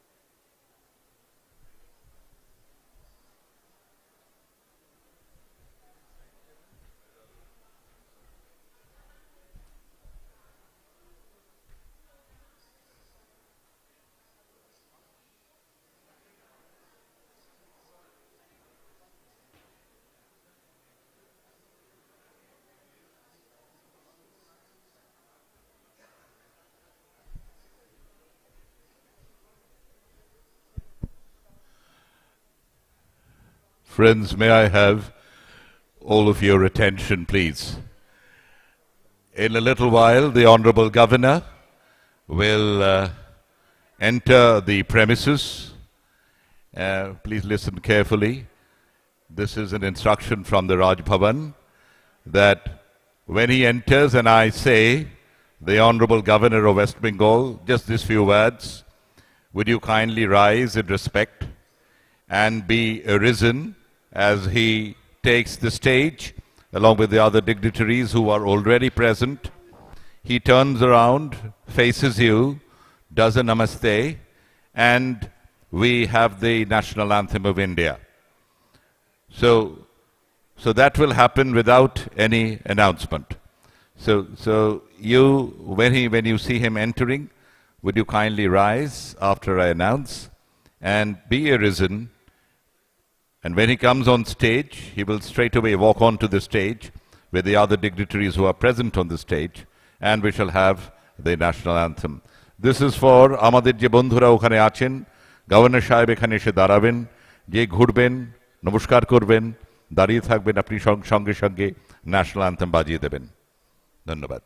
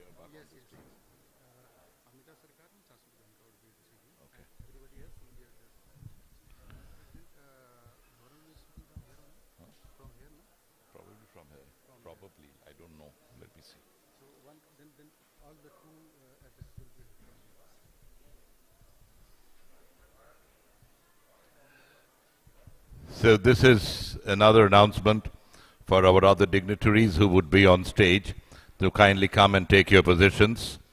Gautam Ghosh, would you come up and take your seat, please? Wherever your name card is here. Where is Gautam Da? Rituparna Shengupta, would you kindly rise to the dais and take your seat? Shashwat Goenka is, of course, receiving the Honorable Governor, so is Amita Sarkar. And Gaurav Banerjee, would you come and take your seat, please? Gaurav Banerjee, would you come and take your seat? Prashanjit Chatterjee, would you come up and take your seat, please? Yeah, that's about it.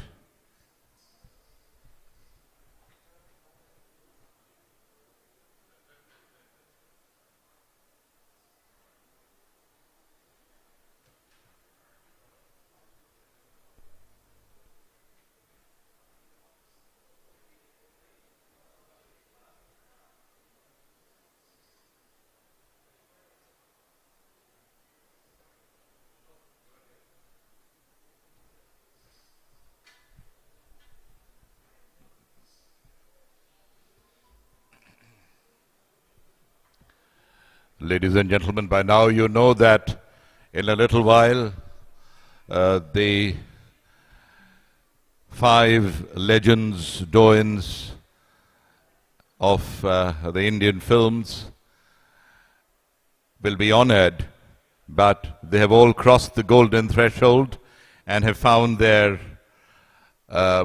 much deserved life among the stars. So they will be represented by some very, very dear family friends with whom they were really like buddies, and of course some family members.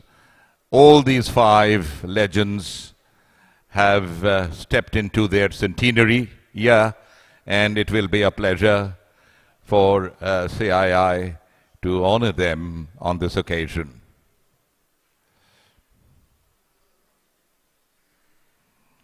In order to get all the families together and create this tribute, CII wishes to thank the Film Federation of India for their support.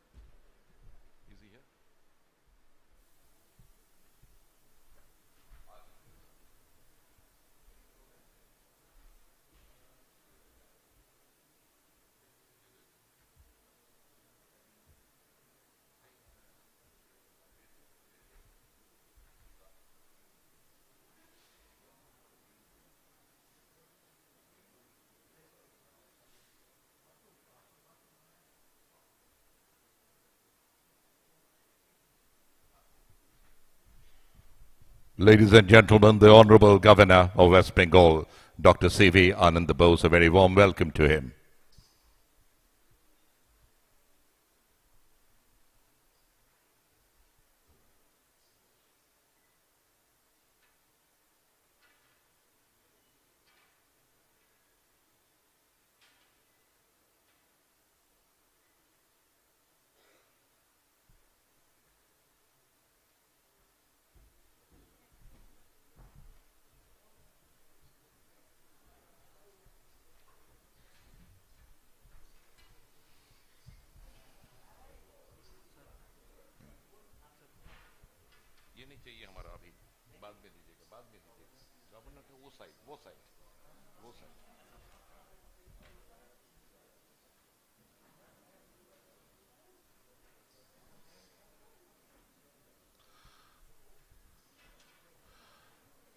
The National Anthem of India.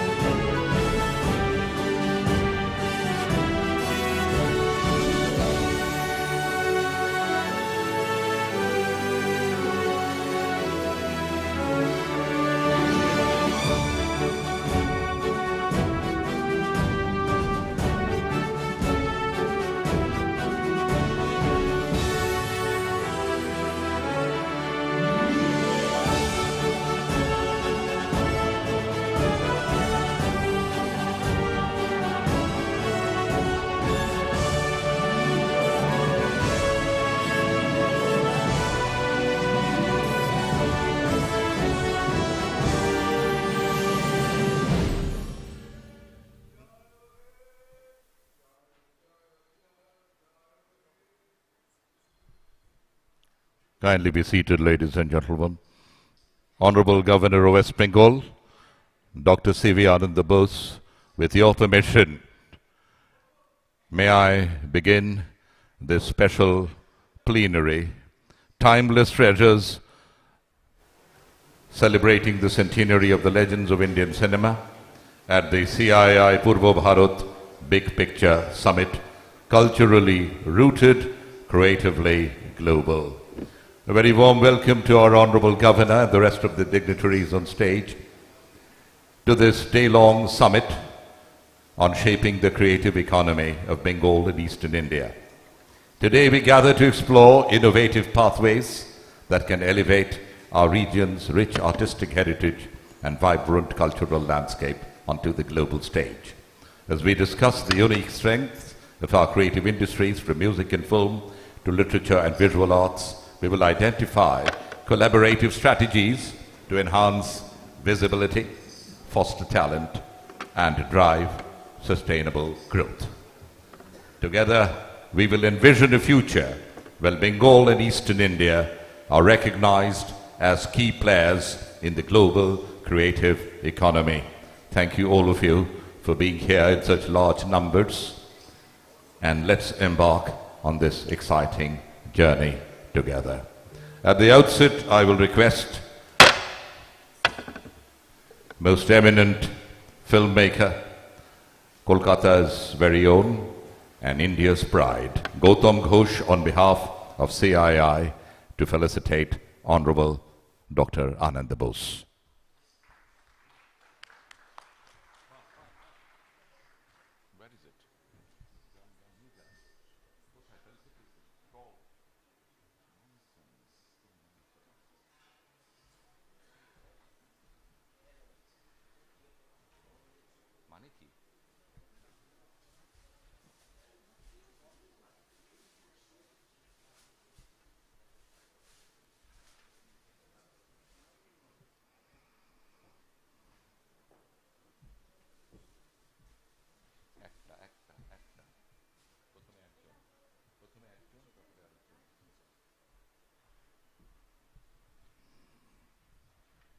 Shri Gautam Ghosh, on our behalf, felicitating Honorable Dr. Anand Bose.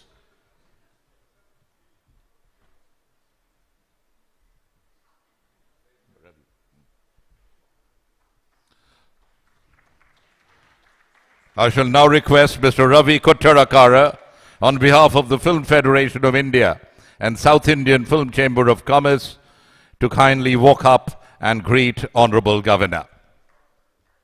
This is on behalf of the Film Federation of India and the South Indian Film Chamber of Commerce.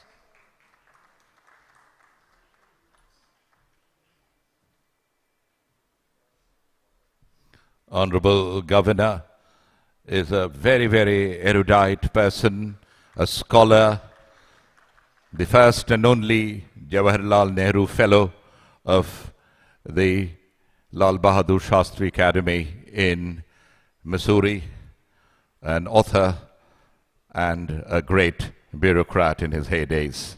I shall now request Shashwat Goenka, Chairman, CII Eastern Region, and the Chair of the Cii Purbo Bharat Big Picture Summit, Vice Chairman of the R.P. Sanjeev Goenka Group, for his opening remarks.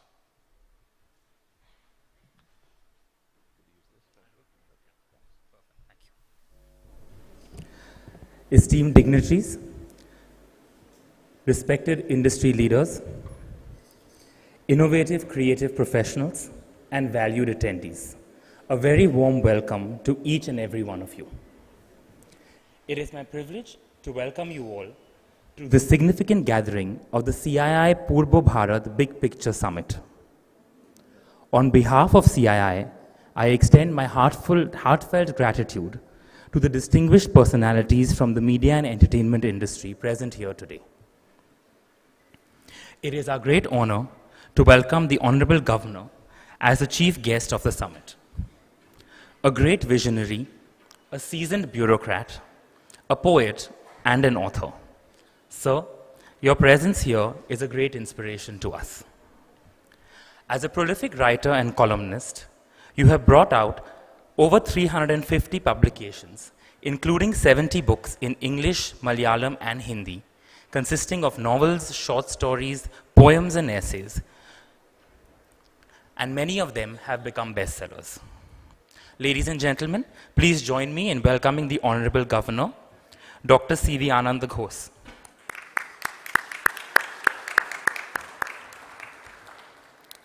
I would also like to welcome Prosenjit Da and my fellow co-chairs for the event, Mr. Gautam Ghosh and Rituparna Sengupta. All three of you all are icons of the Bengali film industry and a strong face of the industry, not only at the regional and national level, but also at the global stage as well. Gautam Da has 18 national awards, besides Filmfare Awards and many international awards. He is also the only Indian to win the coveted Vittorio di Sica Award in Italy. He was awarded the knighthood of the Star of the Italian Solidarity in July 2006.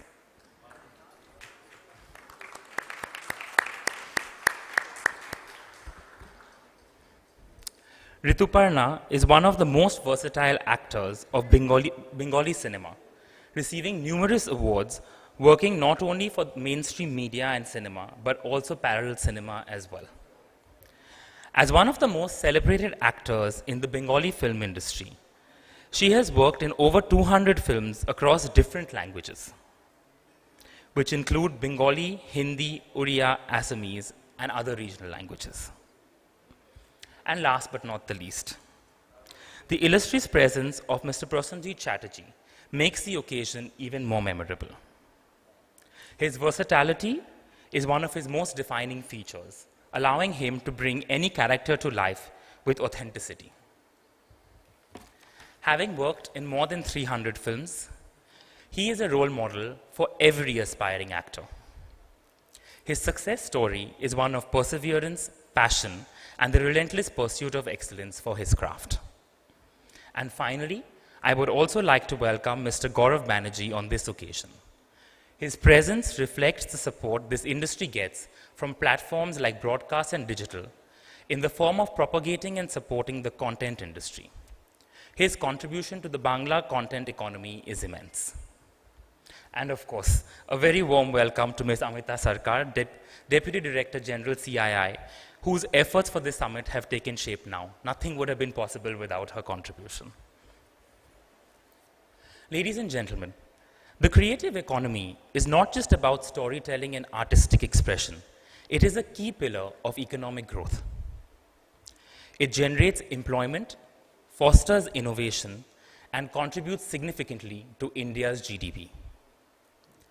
The media and entertainment sector in India is evolving rapidly, creating opportunities for investment, skill development, and global collaboration. CII, as an industry leader, works closely with state governments on policy and regulatory issues, ensuring that the sector thrives in an enabling and forward-looking environment.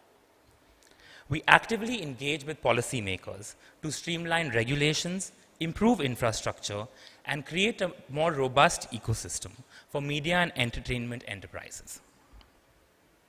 Beyond policy, CII also believes in handholding filmmakers and industry professionals to help them navigate international film festivals and global markets. Whether it is supporting Indian films on global platforms or facilitating co-productions globally, our role is to ensure that the Indian content continues to shine on the global stage.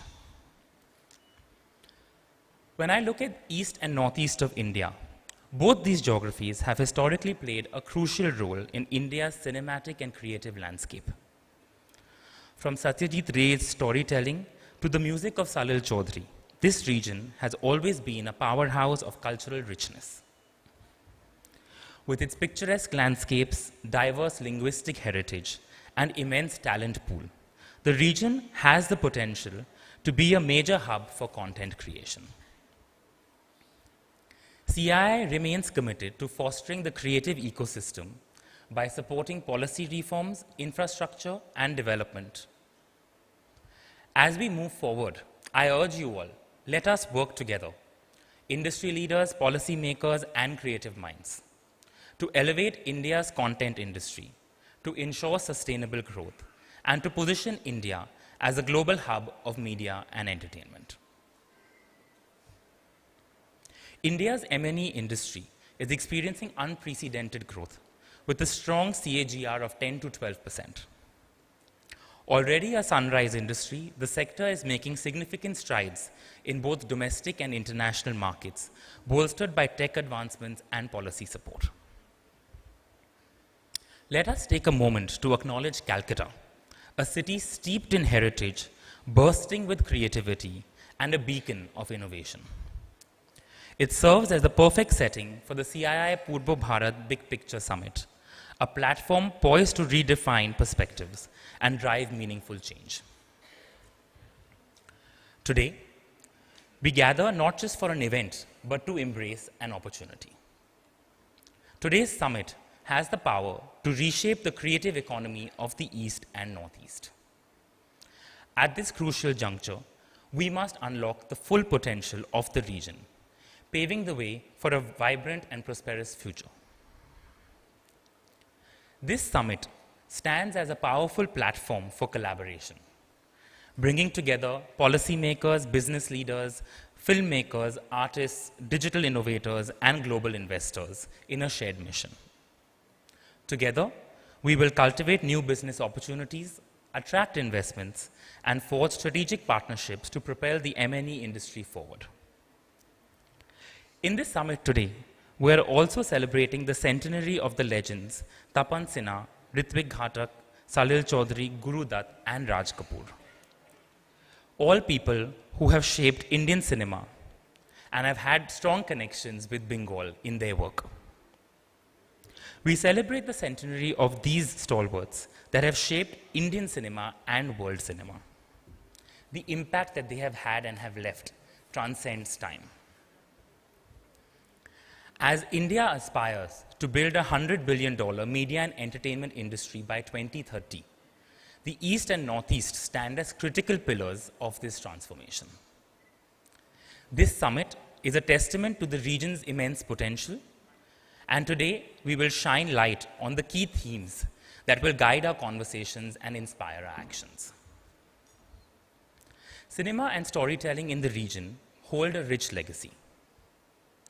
We stand at a pivotal moment where we can revive the illustrious heritage of Bengal and propel our regional narratives onto the global stage. The Northeast is a land of untapped cinematic treasures, rich in beauty, rich in culture, and rich in diversity. We must shine a spotlight on the stories waiting to be told, the landscapes yet to be captured, and the artistic expressions that deserve global recognition. The time has come to position the East and Northeast as a thriving hub for filmmaking, fostering creativity and innovation. An aspect of entertainment is live entertainment, which serves as a catalyst for tourism and local economic growth. Concerts, events, and festivals not only celebrate our heritage, but also create vibrant cultural ecosystems. Let us harness this dynamic force to uplift our communities and drive prosperity through the magic of these performances. With the rise of animation, visual effects, gaming, comics, and extended reality, the Northeast has the potential to become a premier hub for immersive content. Let us work together to foster all of these innovative technologies and create a thriving digital ecosystem that positions the region as a leader in this transformative industry. The rapid expansion of OTT in the last 5 years, and including web series, is revolutionizing India's entertainment landscape. It offers diverse narratives that resonate with audiences nationwide. This transformation empowers regional storytellers, which opens the door to fresh and inclusive content that reaches millions. Let us explore how we can further harness this digital revolution. So today's summit is more than a platform for deliberations. It is a launchpad for action. Together, we will cultivate the vital policy recommendations that are required to grow the industry. We will ignite investment discussions and forge industry collaborations that will drive the creative and digital economy of our region forward. The future belongs to our young creative visionaries, the entrepreneurs and startups in the creative industry who are redefining what creativity is and what innovation is. Let us support and uplift these change makers, ensuring that they have the mentorship, the funding, and the platforms that they need to succeed. By fostering a thriving startup ecosystem in the creative economy, we can pave the way for groundbreaking ideas. At the cost of repetition, the East and Northeast are brimming with talent, they are brimming with cultural richness, and they are brimming with creative spirit. With collaboration at the heart of our efforts, we can transform Purbo Bharat into a global creative powerhouse, harnessing technology, embracing talent, and honoring our traditions. Today, I urge each of you to take action. Let us not merely reflect on today's discussions, but step forward with purpose and with determination.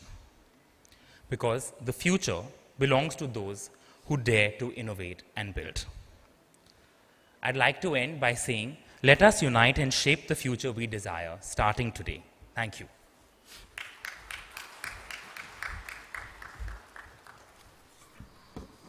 Shashwat Goenka, thank you. Thank you very much. Now, here comes the moment for which we have assembled here in this very special plenary session. We will felicitate the sacred memory and celebrate the work of 5 centenarians who have made, amongst many others, what Indian cinema is today. And some of their family members are here, some friends are here. They will walk up and receive the felicitation from the Honorable Governor, Dr. Anand Bose. But prior to each one of them, there will be a video which would be shown. Okay? Now we start with the first audiovisual.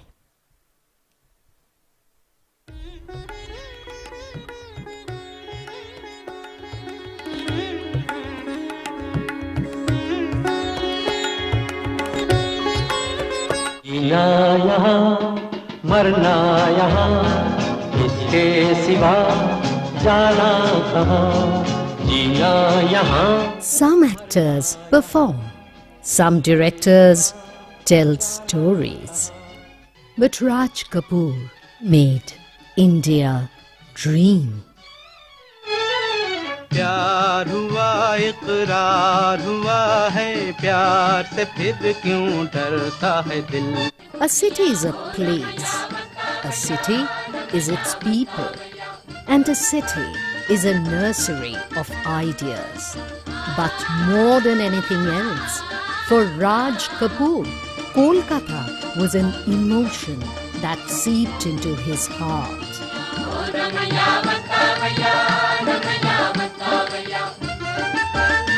It was a memory that kept him company all through his career, even as his life and work took him elsewhere.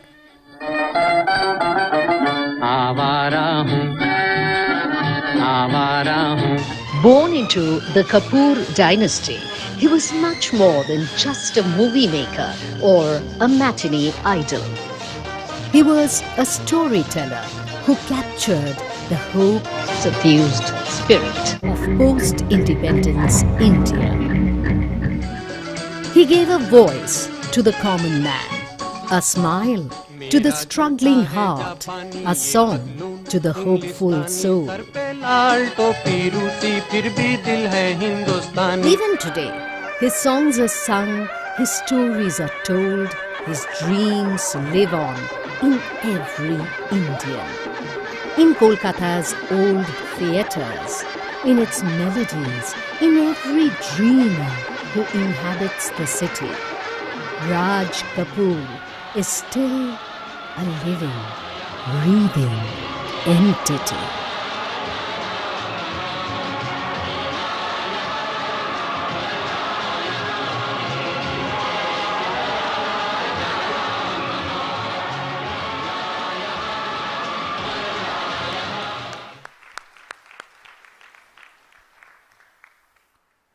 No, we do not have anyone who is a blood relation of Raj Kapoor with us here.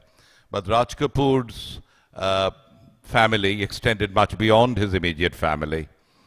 We have the fortune of having with us Mrs. Purnima Datta of Purnima Pictures, one of the first families of producing films in Kolkata of yesteryears, who are still doing as good as they used to be. And all of you know that Raj Kapoor had an umbilical relationship with this beautiful city. His legendary father, Prithviraj, started working from here, used to work for New Theatres. In fact, Raj Kapoor used to go to St. Xavier School from his home in Hazra Road. His brother was also born here. So a great tie with this city. And of course with the family of the Dattas, Ashim Datta, Purnima Datta, and the rest of the people. And their home used to be his home when he was here. So in the fitness of things, may I request Mrs. Datta to kindly come up here and receive the honor from the hands of Honorable Dr. Ananda Bose on behalf of Raj Kapoor.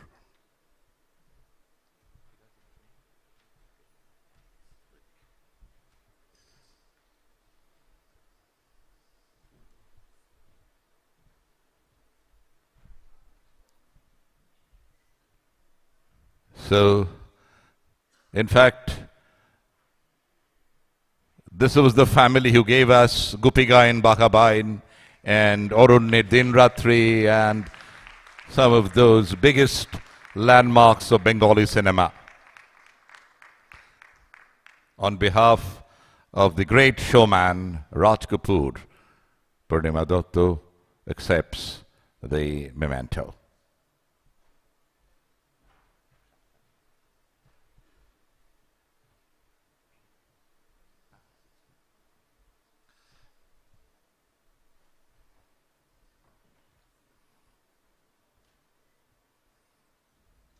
We shall now move into the next audiovisual, please.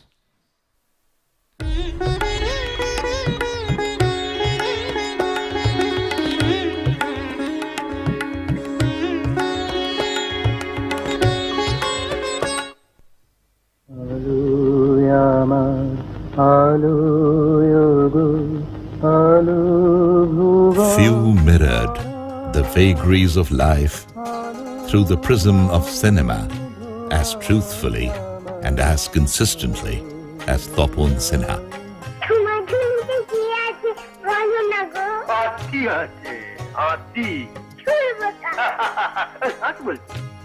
Others chased glitz and glamour. He sought truth. He told stories of both the everyday and the unheard and unseen. From the wanderings of a Kabuliwala to the struggles of a forgotten scientist. इंसान होने का इतना गुरूर, इतना घमंड, इंसान का दिमाग, इंसान की बुद्धि, इंसान का ज्ञान, कितना कुछ जानता है हमारे बारे में, बताओ। कुछ लोग हैं सीमा जो इस चैलेंज को एक्सेप्ट करना चाहते हैं, आगे बढ़ना चाहते हैं, कूद पड़ना चाहते हैं, पर कुछ लोग उन्हें खींचकर पीछे ले आते हैं। क्यों? His films brought to the screen a wide range of stories that tracked the changes sweeping over India. आगे आगे नंदी चले पीछे ननदैया, आगे आगे नंदी चले पीछे ननदैया, और उसके पीछे मैं बिचारी, मेरे पीछे सैया सरुता कहाँ भूल गई। His engaging and thought-provoking tales of the real and the tangible, of lives interrupted, of justice denied, of hopes dashed, of voices suppressed, live on because they still matter.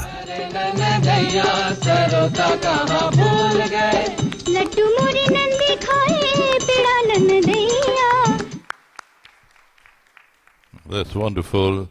So, to pay tribute to this legend, we will request Honorable Governor once more, and may I invite on stage the grandchildren of the great director, Onunto Onindo Kakuli and Proshoma Onindo Kakuli, both twins and very established in their own rights, the grandchildren of Tapon Sinha, Onunto Onindo Kakuli and Proshoma Onindo Kakuli.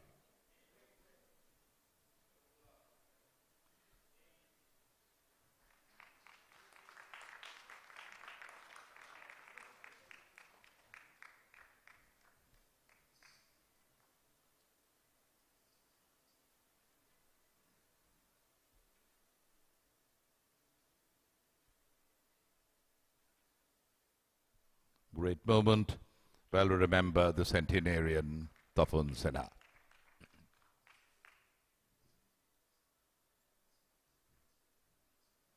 We shall now move into the next audiovisual.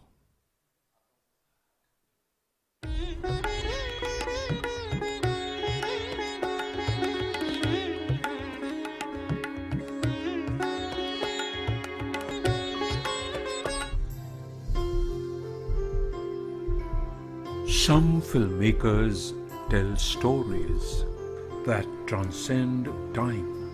A young Vasant Kumar Shiv Shankar Padukone arrived in Kolkata with nothing but ambition. The city embraced him, gave him his first job.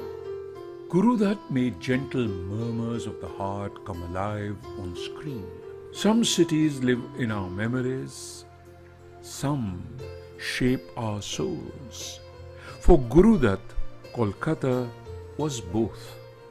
He painted heartbreak with shadows, playing with light and shade, mining beauty from sorrow and art from tragedy. Even after he made Mumbai his home, Kolkata continued to speak through his cult films. His films spoke of love unfulfilled, dreams thwarted and artists forgotten, perhaps mirroring his own solitude.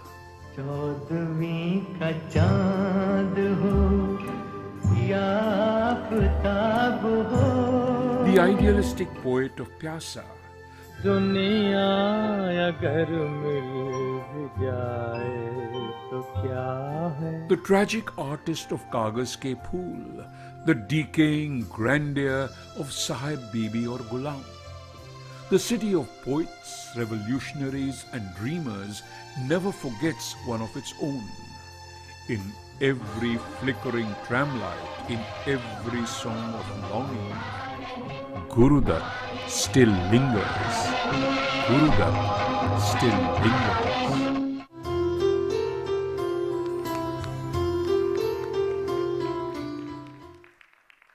Wonderful.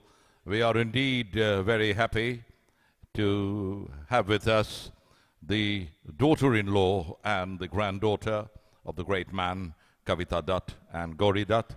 Will you kindly come up, please?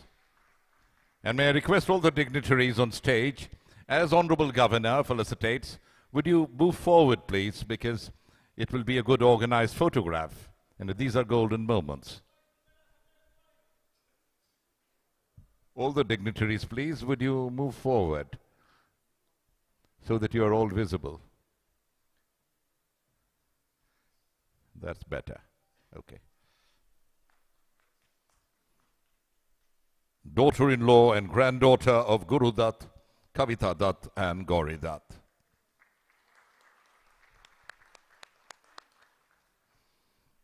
Great moments. You are rare witnesses to these moments while we pay our respect and tribute to these timeless icons.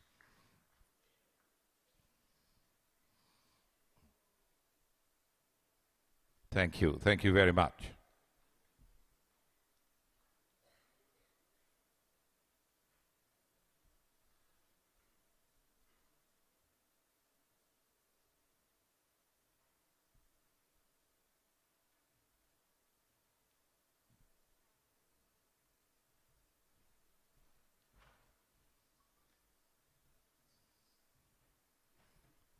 We will now take a look at the next audiovisual, please.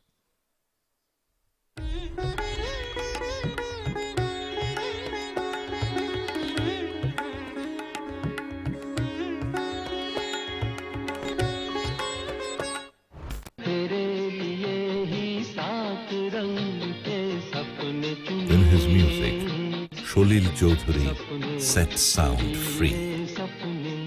In his sonorous songs and scores, melody and rhythm achieved perfect harmony.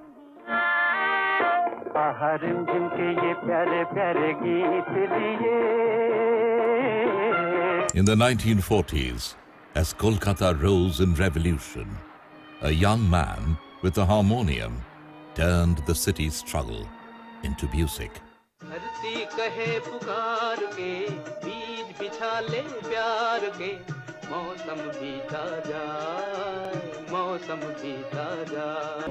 From Bombay to Bengal, his tunes wove magic, blending Indian folk sounds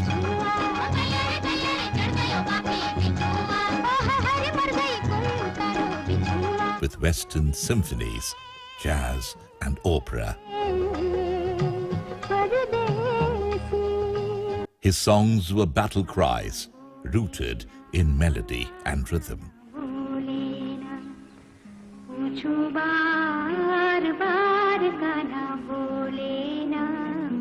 The city of Tagore, the city of revolutionaries, the city of melody makers, Kolkata never forgets its poets and musicians. So every song of struggle, every tune of hope continues to perpetuate Sholil Chaudhary's memory. His songs mapped the heartbeat of a changing India, reflecting the voice of the forgotten.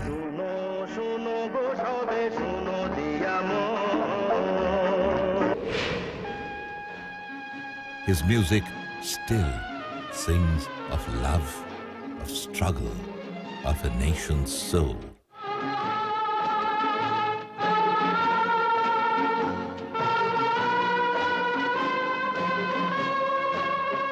जिन्होंने सजाए यहाँ मेले. So that's Shoril Chaudhary in 2.5 minutes for you.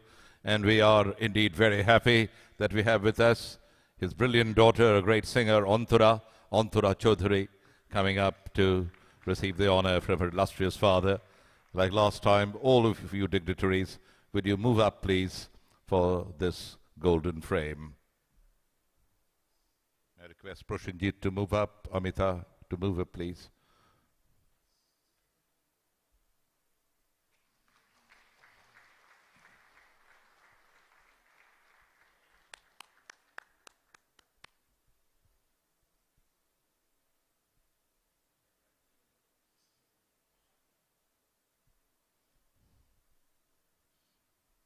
Thank you, Antura, for being here.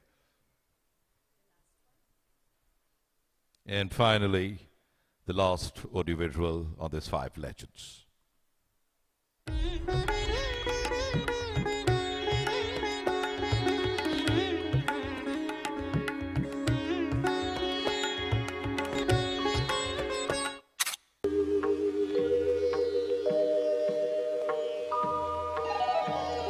For Ritwik Ghatok, cinema was a cry from the heart, a scream echoing history. Born in East Bengal, uprooted by partition, he arrived in Kolkata, not as a filmmaker, but as an exile. The pain of displacement fueled his films and imbued his worldview. দাদা আমি যে সত্যি সত্যি বাঁচতে চেয়েছিলাম দাদা আমি যে বাঁচতে বড় ভালোবাসি দাদা আমি বাঁচবো দাদা আমি বাঁচবো His films, which encapsulated revolutionary zeal, were a call to action, an entreaty for an end to the anguish of the dispossessed, a mentor, a rebel, a storyteller. He instilled courage and free-spirited creativity in a generation of filmmakers who followed his footsteps and dared to tell the truth. His frames pulsated with raw emotion, love, despair, longing. It was memory. It was the truth in all its starkness. Truth never dies, the broken, the forgotten, nor will Ghatok's films.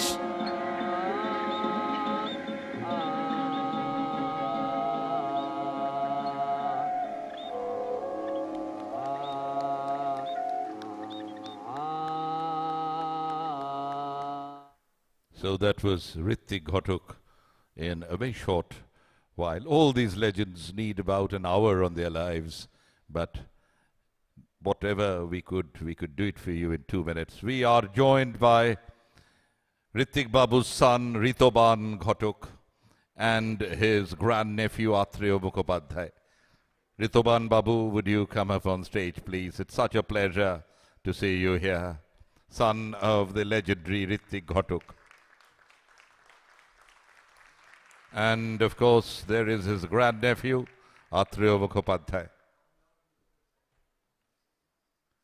Proshenjit, would you move up? Shashwat, would you move up, please?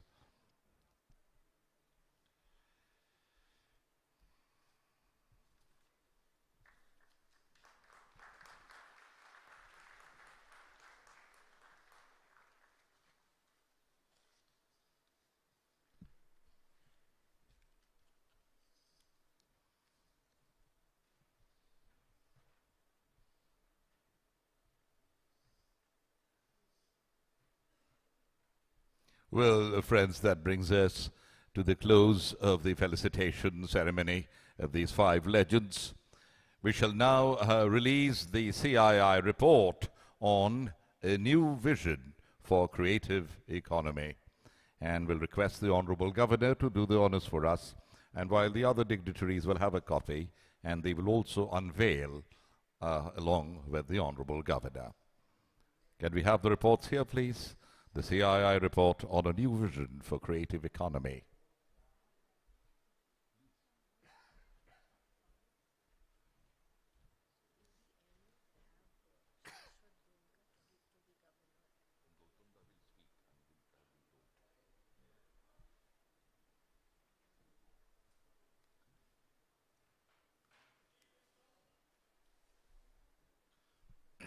So, Honorable Governor, doing the honors for us.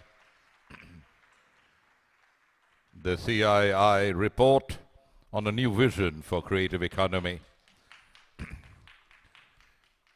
Once again, we thank, on behalf of CII, the Film Federation of India, for helping us organize that part of this day-long summit, the felicitation of the centenarians. And Firdausul Hasan, its most dynamic president in particular, along with Ravi Kotakara and the rest of the doyens of Indian film industry. Okay. We were all waiting to hear from our most erudite Honorable Governor. Ladies and gentlemen, Dr. C.V. Ananda Bose for you.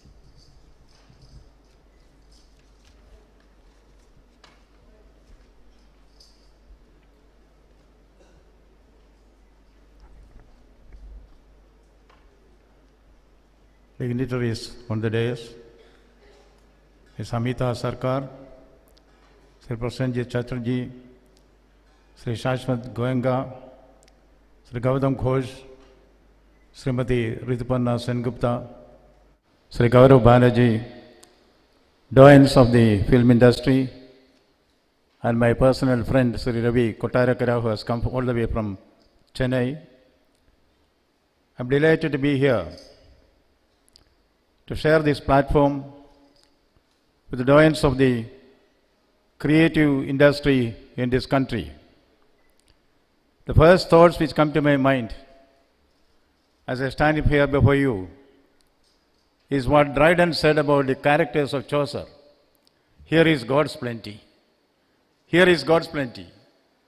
Looking at the dais and also at the audience, I can confidently say here is God's plenty. I am at my wit's end. As governor, I am called upon to address many functions, not knowing anything about the topic. And I had a discomfiture, which happened to me in my earlier avatar as the Culture Secretary of a state in India, Kerala. I was the Principal Secretary to the Chief Minister. He told me we should have a gala function like this, in which all the wizards and stalwarts in the cultural field, including film industry, should be invited for a gala function in the capital city, Delhi, to project the best that is there in Kerala's culture and heritage. He told me for the time being, you also be the Culture Secretary of the state. So I was a chief coordinator. Somebody told us, sir, some of the student unions may create problems in the auditorium. And a Vigyan Bhavan was booked for this purpose. So being in the civil service, I said, ask the police commissioner to restrict entry, whoever it is, only through security pass issued by the police commissioner. Strict instruction was given. Policemen and mufti were put on duty at the gate. First came Amitabh Bachchan. The policeman asked for the pass. Amitabh said, I'm sorry, I haven't taken the pass. Then somebody said, this is Amitabh Bachchan. It is honor him also that we are holding this conference today.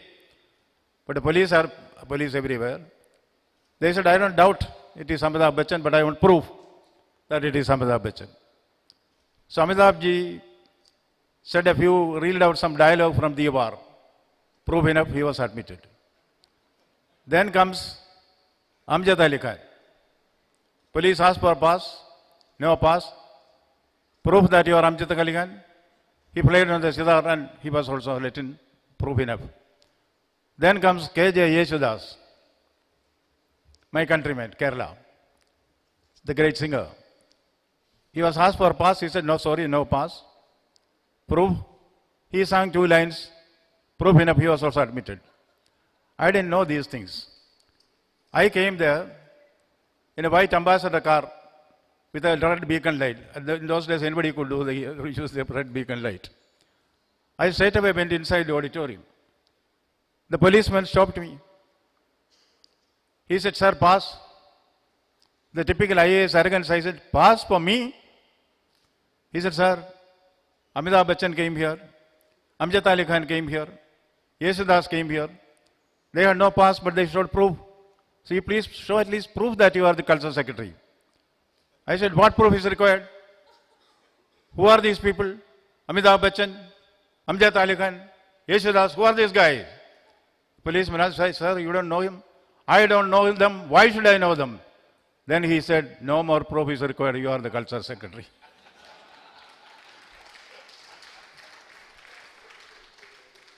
It's in that background that I have been invited here. I should know my limitations. But I have a right over Bengali films, I can say. Because some 40 years back, when I came for my first appointment as the probationary officer in State Bank of India, my posting was in Chavaringi. From Chavaringi, I used to commute within Shambasar. Shambasar was another branch in which I was posted. In those days, 4 years I was here. My only job was to see the Bengali films. That is where I found. I come from Kerala. We feel our films are great. I had heard about Satyajit Ray from my elder brother Mohan Bose. He's a great fan of Bengali literature, particularly Kabiguru and also Bankim Chandra Chatterjee, all the greats that are there. He was an ardent fan of all of them and also the film industry. Satyajit Ray, Ritik Katak, Mrinal Sen. These were the great names that inspired and encouraged us youngsters in Kerala, not only in Bengal. So my job was to go and see all the films, not once but many times. Many times. Some of your faces I still remember. You know, then I started reading more about Satyajit Ray. Richard Attenborough has said, I admire Satyajit Ray enormously. This is Richard Attenborough. His work is of a very rare quality, as pure as I have seen in film. This is a great compliment which has come from the doyen of films, Richard Attenborough. Akira Kurosawa has said, not to have seen the cinema of Ray means existing in the world without seeing the sun or the moon. This is Akira Kurosawa. Not to have seen the cinema of Ray means existing in the world without seeing the sun or the moon. You know, when we go through Abura Sansar, Pather Panchali, or Aparajito, you know, the great films which are made by Satyajit Ray, we are extracted to a different world of art. You know, art lies in concealing art. He could conceal more than he could reveal. That is a great art, you know. All these great artists who are here, we know by their face they are great artists, their names we know. But they come on the screen, we forget that it is these artists. We consider them for the protagonists whom they represent there. This is what is called willing suspension of disbelief. Coleridge has said, an artist, the sublimity of an artist, particularly visual art, is to create willing suspension of disbelief. We know who you are. We know who you are as individuals. But when you see you, when we see you on the screen, you forget your existence. You are that character which you portray there. That is a willing suspension of disbelief. That is what could be portrayed by Satyajit Ray. And you know, Ray himself he said about the Bengali cinema. Bengali cinema is deeply rooted in our literature, music and social consciousness. This is Satyajit Ray on Bengali cinema, straight from the horse's mouth. Bengali cinema is deeply rooted in our literature, music and social consciousness. It seeks truth rather than spectacle. Bengali cinema seeks truth rather than spectacle. And Mrinal Sen said, Bengali cinema has always been an arena for radical ideas and social introspection. Radical ideas and social introspection. What has Satyajit Ray done for cinema as a whole? What has Mrinal Sen done for cinema as a whole? What has Ritik Khattak done for cinema? What they have done is what Milton says, you know, the mind. The mind is its own place and in itself can make a heaven of hell or a hell of heaven. Isn't it right? The mind is its own place and in itself can make a heaven of hell or a hell of heaven. See, there is one movie which I saw many, many times. That is Mrinal Sen, if I am not wrong. Yes, Mrinal Sen. Ek din pratidin, am I right? Ek din pratidin. See, you go and see that, you know, the message, the complexities of human behavior. Chinnu, if I am not incorrect, Chinnu, the leading heroine, she is missing for a night. All kinds of speculations come there. All kinds of speculations. The sublime and the ridiculous part of human mind comes out. What the sympathizing or empathizing neighbors, they started foul-mouthing the girl. Even the parents are doubtful about her. When she comes back home without any problem, nobody is willing even to listen to her. The complexities of the human mind, you know. That is what he said. Oh, the mind. Mind has chasms and fathoms no man fathomed. Yes, the mind has mountains and chasms no man fathomed. That is a great transformation which takes place when a great artist deals with a medium called art. What is art after all? Now, our Honorable Prime Minister is focusing on the human capital.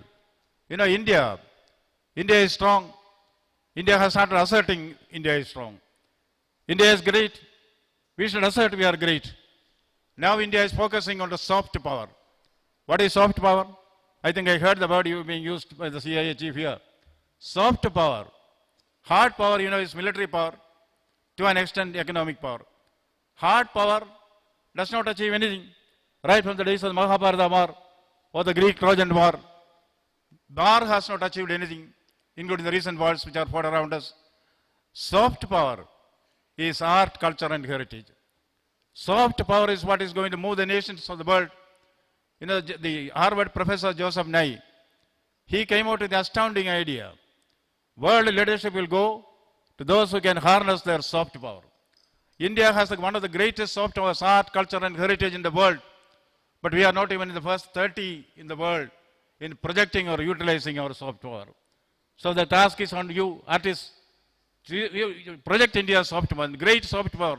You are able to project to the whole world and win acclaim, not only in Cannes, everywhere. That is what India needs. That is the relevance of this meeting here. India's soft power. You know, China through the Confucius Institute has been successful in projecting its soft power all over the world. Even in the Ivy League universities, China's presence is there. Chinese cuisine, Thai cuisine, you know. Last when I addressed a Thai, the ambassador and others, I told them in Thailand, if anybody starts a Thai restaurant anywhere in the world, that government will support it. See, the easiest way to win the heart of people, which women know, is through the stomach, isn't it? Cuisine is one, fabric is one, culture is one, art is one, cinema is one. Now, the world is going to listen to cinema. And even cinema has undergone a revolution. I didn't know these things. I remember Mr. Ravi Kottarakara. During the COVID times, I was appointed as a one-man commission to study art and culture in the stage. I have given a report to the government of India, which was received by Prime Minister himself, which I think is being implemented as Kala Bharat. It was earlier called Kala Kranti. But Kala Kranti would mean Cultural Revolution of China. So the name has been changed to Kala Bharat. There, I could discuss with more than 700 artists, particularly those from the film world, from all over India and the world. That report is there. This future is going to be the future of films. And even films, you know, films are not the films which you saw in the theater. OTT took over. During COVID, you know, OTT took over, did not replace, but took over the world of films. Now, digital art. Digital art is going to transform the art in general. So film industry is also facing challenges. These challenges are to be met and answers have to be found. I remember the king of Nepal. He declared, his beautiful daughter will be given in marriage only to the bravest youth in the country. Not dynastic succession, bravest youth. There is a competition. 3 bulls were let loose in the arena, like the Spanish bullfight. 3 bulls will be let loose in the arena. The youth has to catch it by the horn and defeat it. First bull came. It was almost like a rock moving on earth. They thought, let it go. The second one came. It was like 10 elephants coming, charging at you. They let that bull also go. Third bull came. They jumped to catch its horns, but the third bull had no horns. This is the type of competition which we face. Catch the first bull by the horn. The third bull may not have any horns. Now, what is the message which I should give to the film industry? So they are the pioneers. They are the adventurers who have been able to enter in a field which were considered to be impregnable. I remember an incident. You know, there was a college mate of mine. He was an excellent student. You know, Ramchandran. Ramcha did not get any job anywhere. Because interview will be held, selection will be decided earlier, interview is only a farce. So somebody told him, there is a post of a railway signalman in Jalpaiguri in North Bengal. Why don't you apply for that? He said, Jalpaiguri? That is Bengal. I belong to Kerala. Who knows me there? No, anyway, you try. Bengali people are honest people. Try your luck. So he goes there. The interview board asks him, Mr. Ramchandran, sir, you applied for the post of railway signalman? Yes, sir. 2 trains are speeding in the opposite direction on the same line. Imagine 2 trains are speeding in the opposite direction in the same line, railway line. As signalman, what will you do? Ramcha said, sir, I will stop both the trains using the automatic signal. Second question by the interview board, Mr. Ramcha, suppose the automatic signal is not activated, what will you do? He said, sir, I will use the manual signal and stop one of the trains. Third question by the interview board, Mr. Ramchandran, suppose the manual signal was destroyed in the lightning in the previous day. Then he said, sir, I will use the land phone and tell the level cross to stop one of the trains there. Next question. Suppose the land phone is engaged. Then Ramcha knew the interview board is going in the same direction, opposite direction, the same speed. Then he said, sir, in that case, I'll call Chotu Ram. Chotu Ram? 2 trains are speeding in the opposite direction on the same line, and you are going Chotu Ram. Who is he? What is he? What is he going to do here? Sir, Chotu Ram is my younger brother in the 3rd standard. He has not seen a train collision. Let him see this one. This is what I do in the film industry. Do your best. If nobody is satisfied with that, call Chotu Ram. As governor, I called Chotu Ram many times. I have also come here to learn many things from you. Because many things, you know, through the films we can absorb very fast. A teacher, it is said that if the student has not learned, the teacher has not taught. In my case, the teacher has taught, but I have not learned anything. Recently I was told, you know, even small things are important for a governor.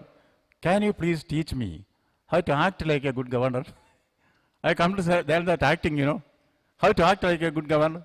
In one of the states, Indian states, there is a rift between the chief minister and the governor, not in Bengal, not at all in Bengal, in some other state. There is a flash flood. The chief minister thought, I will go for an aerial survey. So he came to the helipad. Knowing that the chief minister is going for an aerial survey, the governor also came there. Then DGP came there, chief secretary came there. Helicopter is there, but the pilot is not there. They found that the pilot has gone to fetch his son from the local school. He's in the 3rd class, 3rd standard. When the pilot came with his son, he sees the chief minister, the governor, everybody is there. Chief minister told the pilot, I want to go for an aerial survey of the flood affected areas. Why don't you start the helicopter? Very politely, the pilot said, sir, will you give me 5 minutes? Why? I want to send my child to home and then I'll come back. Magnanimously, the chief minister said, that's okay, let him also learn things, let him also join us. So the child, the governor, the chief minister, the DGP, and the CS, they were on the helicopter. In mid-air, something happened to the helicopter, some wobbling is there. Chief minister took a parachute and jumped down. The governor also jumped down. Chief secretary jumped down. And the DGP also jumped down. The pilot in exasperation told his son, son, now there is only one parachute left. You please take it and save yourself. Don't worry about that, I will manage somehow. But the young boy said, no, Papa, there are 2 parachutes left. How can it be? How can it be? There are only 5 parachutes and 4 jumped down. How can there be 2 parachutes left? Only 1 is there. Then the young boy said, no, Papa, the governor uncle jumped with my school bag on his back. So I come here to learn from you to differentiate between a school bag and a parachute. That is the ulterior motive of my coming here. I don't want to take more of your time because one of the 2-3 things which I am scared of are, one is the photographers. That a filming photographers means they can do anything. So in one of the earlier functions held here, one photographer, he had some new device with him. He took my photograph, did something on the Photoshop then and there.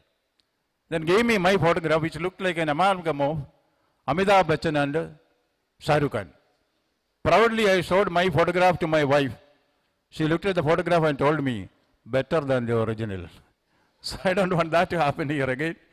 My discomfiture is that, see, I was for some time in the Atomic Energy Commission as chairman of the Atomic Energy Education Society. So we had launched a new edutainment studio there. The studio was to be launched by APJ Abdul Kalam, who was just retired as the President of India. Then I heard an announcement. I was waiting for Abdul Kalam ji to come. All of us were there, thousands of us were there. An announcement on the mic. Sri APJ Abdul Kalam's flight has been delayed by 1 hour. That's okay. Another announcement, in the meantime, our chairman Anand Bose will speak. See, being asked to speak on a topic, you don't know anything about. When I came there, I asked him, what is the topic? You know what was the topic? Implications of rocket science in India's educational reform. I didn't understand a thing. Did you understand anything? But I started speaking about the implications of rocket technology in India's educational reform. After 15 minutes, I get a chit. When you get a chit during a speech, it means please wind up. You know what was written there? Abdul Kalam's flight has been delayed by 1 more hour, please speak on. This is scene number 1. Scene number 2. I joined as a governor here. I get a call at midnight. I know it is some old lady on the other end of the phone. She asked me, am I speaking to His Excellency Dr. Bose? I said, yes, ma'am. Dr. Bose, I need your help. Please tell me, ma'am. Doctor, I am not able to sleep in the last 2-3 days. I need your help. I thought, ma'am, I am not a medical doctor. She told, I know you are not a medical doctor, you are a PhD, and I know these things, Then how can I help you, ma'am? I told you, I am not able to sleep. Then I thought, ma'am, do you have hypertension, blood pressure? Yes, I have hypertension. Are you in the habit of taking sleeping pills? I am in the habit of taking sleeping pills. Then you might have forgotten to take the sleeping pills in the last 3 days. That's why you are not sleeping. No, I have taken phenobarbital 500 mg and things like that. Then I asked her, what can I do for you, ma'am? See, doctor, when you are chairman of the Atomic Energy Education Society, do you remember that you gave a long speech on the implications of rocket science in India's educational reform? Yes, ma'am. Can you repeat that speech once again? I want to sleep. So before I say that, thank you very much. Wish you the very best. Thank you. Ladies and gentlemen, now you know why I told you all that this was the speech that we were waiting for. Our honorable governor, our erudite governor in full flow. That's one of the nicest things that can happen. So as we are coming to the close of this very special plenary, may I request Shashwat Goenka, Chairman, CII Eastern Region, and the Chair of the Purbo Bharat Big Picture Summit, and Vice Chairman of RP Sanjeev Goenka Group, to kindly hand over the summit memento to Honorable Governor.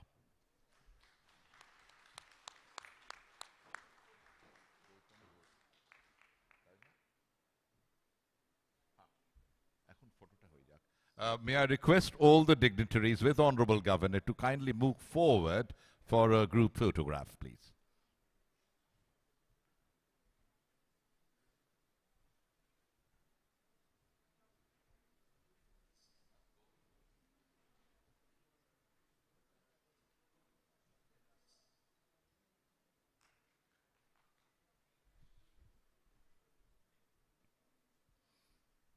So that's the very special, the special guest on the dais for the plenary session.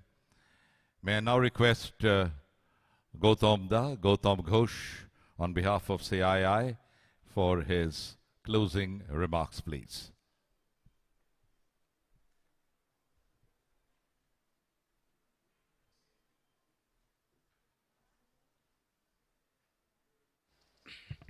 Hello.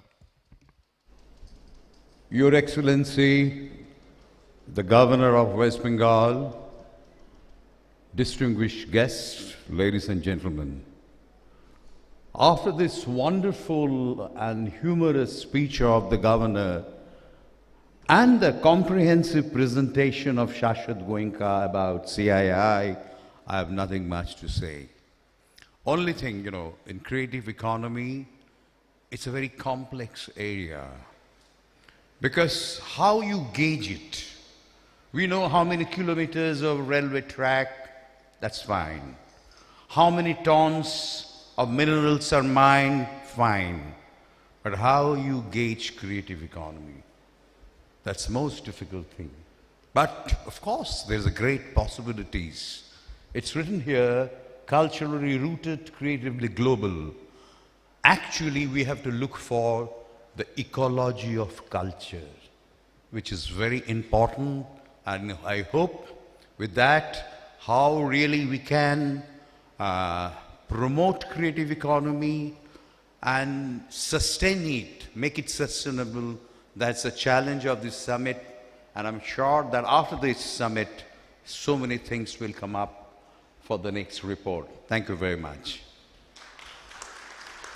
Gautam Ghosh, thank you very much. Before we close, ladies and gentlemen, may we request you to rise for the national anthem, please.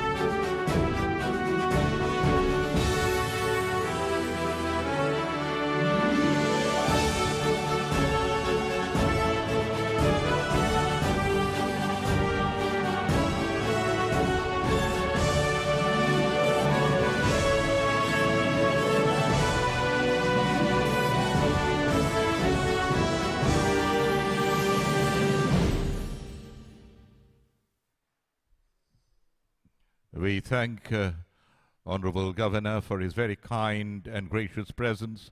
In spite of his very busy schedule, he could find time to be with us, and we shall remember his beautiful address very entertaining address for many, many years to come. Thank you very much, sir. Thank you very much, guests on the dais. We shall break for lunch after Honorable Governor leaves. May we request you to be in your seats till Honorable Governor leaves the auditorium.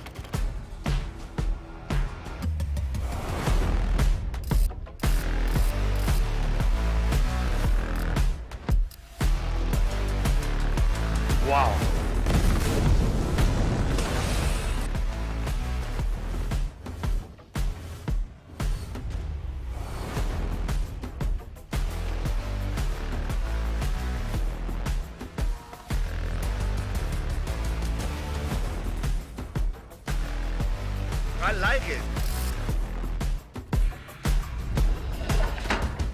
तूने बड़ा soap है भाई धक्कड़ मार धक्कड़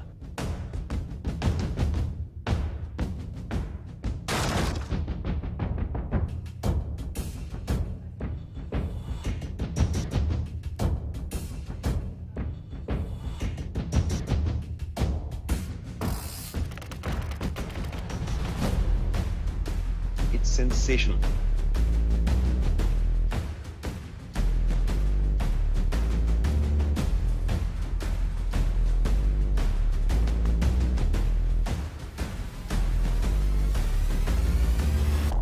Looking so good.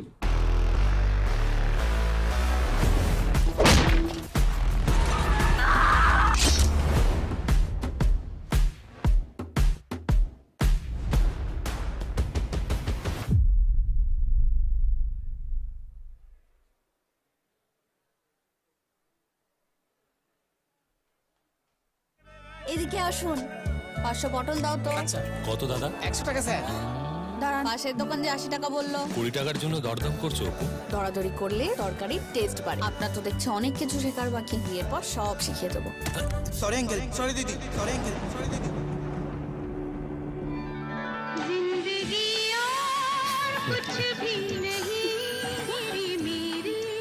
দেখুন চিরদিনই তুমি যে আমার প্রতিদিন সন্ধ্যে 6:30 জি বাংলায় বাংলার সবচেয়ে বড় ডান্স রিয়েলিটি শো এর মঞ্চে লিভিং লেজেন্ড ডান্সের মহাগুরু মিঠুন চক্রবর্তী বৈশাখ বিচারকের আসনে সকলের ভালোবাসার নায়ক যিশু সেনগুপ্ত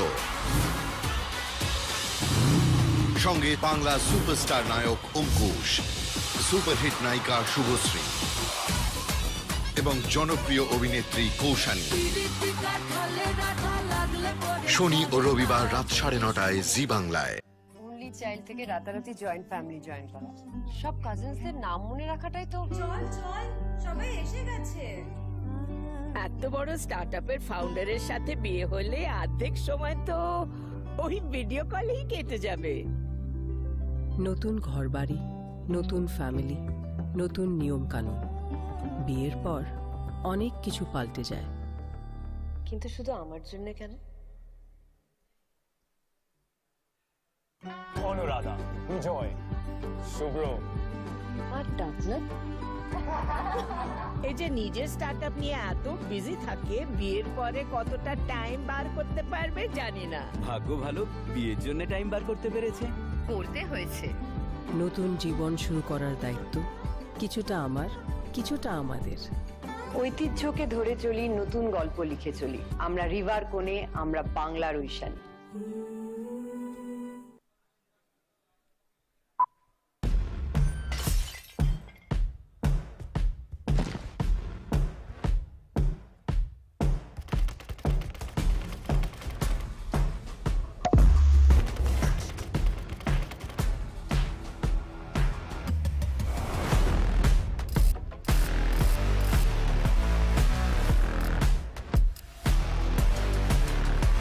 Wow.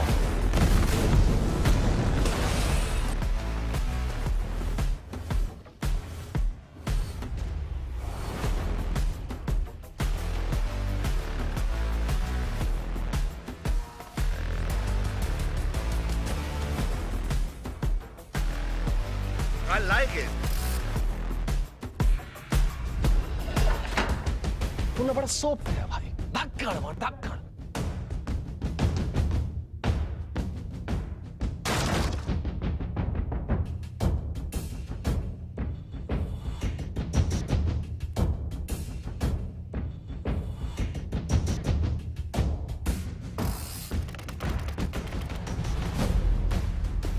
It's sensational.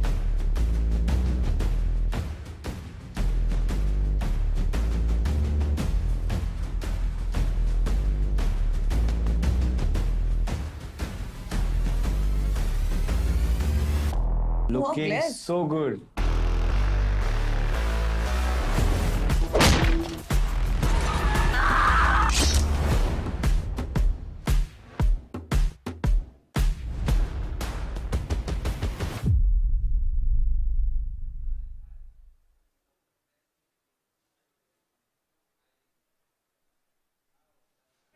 এদিকে আসুন, 500 পটল দাও তো।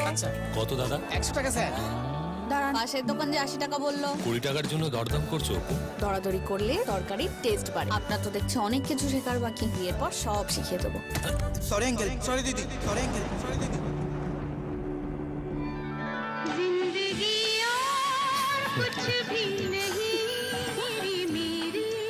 দেখুন চিরদিনই তুমি যে আমার, প্রতিদিন সন্ধ্যে 6:30 জি বাংলায়। বাংলার সবচেয়ে বড় ডান্স রিয়েলিটি শো এর মঞ্চে লিভিং লেজেন্ড ডান্সের মহাগুরু মিঠুন চক্রবর্তী। বৈশাখ বিচারকের আসনে সকলের ভালোবাসার নায়ক যিশু সেনগুপ্ত, সঙ্গে বাংলা সুপারস্টার নায়ক অঙ্কুশ, সুপারহিট নায়িকা শুভশ্রী এবং জনপ্রিয় অভিনেত্রী কৌশানী। শনি ও রবিবার রাত 9:30 জি বাংলায়। অনলি চাইল্ড থেকে রাতারাতি জয়েন্ট ফ্যামিলি জয়েন করা, সব কাজিনসদের নাম মনে রাখাটাই তো। চল চল, সবাই এসে গেছে। এত বড় স্টার্টআপের ফাউন্ডারের সাথে বিয়ে হলে অর্ধেক সময় তো ওই ভিডিও কলেই কেটে যাবে। নতুন ঘরবাড়ি, নতুন ফ্যামিলি, নতুন নিয়ম কানুন। বিয়ের পর অনেক কিছু পাল্টে যায়। কিন্তু শুধু আমার জন্য কেন? অনুরাধা, জয়, শুভ্র আর ডাকনা। এই যে নিজের স্টার্টআপ নিয়ে এত বিজি থাকে, বিয়ের পরে কতটা টাইম বার করতে পারবে জানি না। ভাগ্য ভালো, বিয়ের জন্য টাইম বার করতে পেরেছে। করতে হয়েছে। নতুন জীবন শুরু করার দায়িত্ব কিছুটা আমার, কিছুটা আমাদের। ঐতিহ্যকে ধরে চলি, নতুন গল্প লিখে চলি। আমরা রিভার কোণে, আমরা বাংলার Aishani.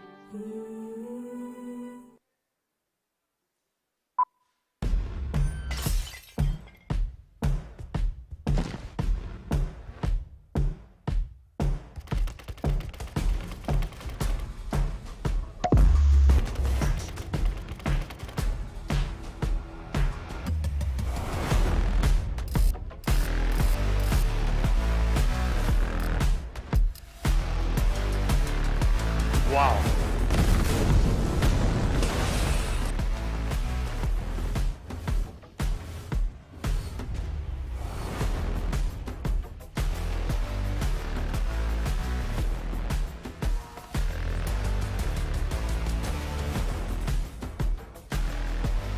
I like it.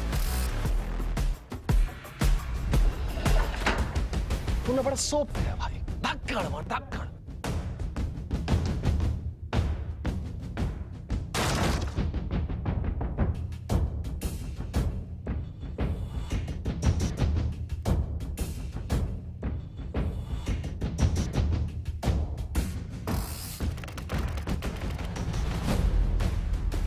It's sensational.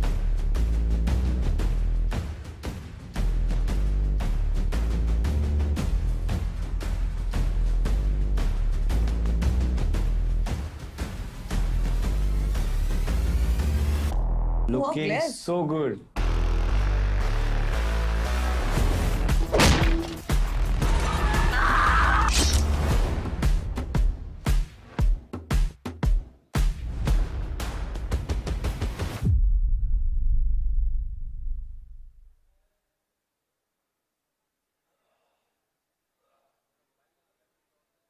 এদিকে আসুন, 500 পটল দাও তো। কত দাদা? 100 টাকা স্যার। দাঁড়ান, পাশের দোকান যে 80 টাকা বললো। 20 টাকার জন্য দরদাম করছো অপু?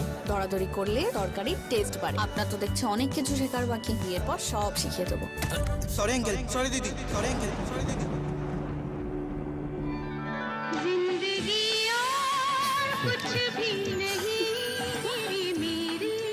দেখুন চিরদিনই তুমি যে আমার, প্রতিদিন সন্ধ্যে 6:30 জি বাংলায়। বাংলার সবচেয়ে বড় ডান্স রিয়েলিটি শো এর মঞ্চে লিভিং লেজেন্ড ডান্সের মহাগুরু মিঠুন চক্রবর্তী। বৈশাখ বিচারকের আসনে সকলের ভালোবাসার নায়ক যিশু সেনগুপ্ত, সঙ্গে বাংলা সুপারস্টার নায়ক অঙ্কুশ, সুপারহিট নায়িকা শুভশ্রী এবং জনপ্রিয় অভিনেত্রী কৌশানী। শনি ও রবিবার রাত 9:30 জি বাংলায়। চাইল্ড থেকে রাতারাতি জয়েন্ট ফ্যামিলি জয়েন করা, সব কাজিনসদের নাম মনে রাখাটাই তো। চল চল সবাই এসে গেছে। এত বড় স্টার্টআপের ফাউন্ডারের সাথে বিয়ে হলে অর্ধেক সময় তো ওই ভিডিও কলেই কেটে যাবে। নতুন ঘরবাড়ি, নতুন ফ্যামিলি, নতুন নিয়ম কানুন। বিয়ের পর অনেক কিছু পাল্টে যায়। কিন্তু শুধু আমার জন্য কেন? অনুরাধা, জয়, শুভ্র আর ডাকনাথ এই যে নিজের স্টার্টআপ নিয়ে এত বিজি থাকে, বিয়ের পরে কতটা টাইম বার করতে পারবে জানি না। ভাগ্য ভালো, বিয়ের জন্য টাইম বার করতে পেরেছে। করতে হয়েছে। নতুন জীবন শুরু করার দায়িত্ব কিছুটা আমার, কিছুটা আমাদের। ঐতিহ্যকে ধরে চলি, নতুন গল্প লিখে চলি। আমরা রিভার কোণে, আমরা বাংলার ঐশানী।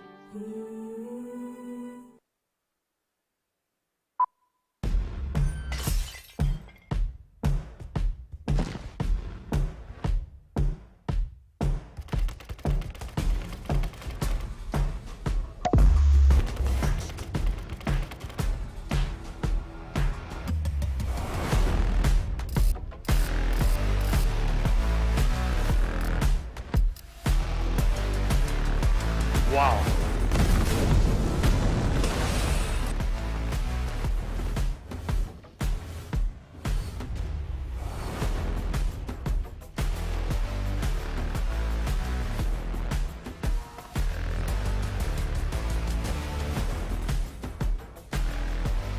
I like it. तूने बड़ा सोप दिया भाई, धक्कड़ मार धक्कड़।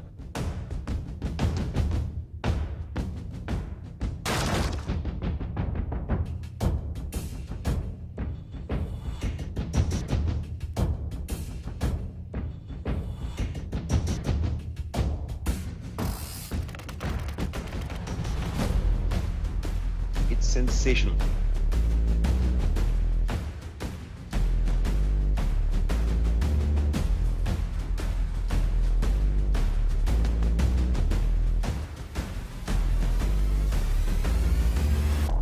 Looking so good.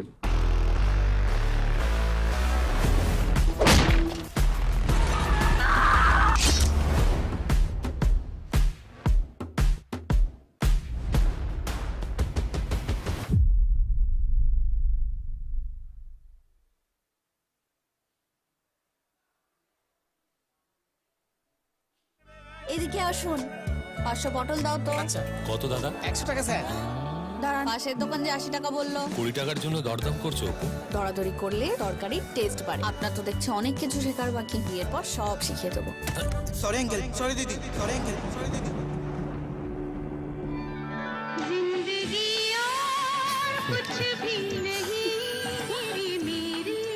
দেখুন চিরদিনই তুমি যে আমার, প্রতিদিন সন্ধ্যে 6:30 জি বাংলায়।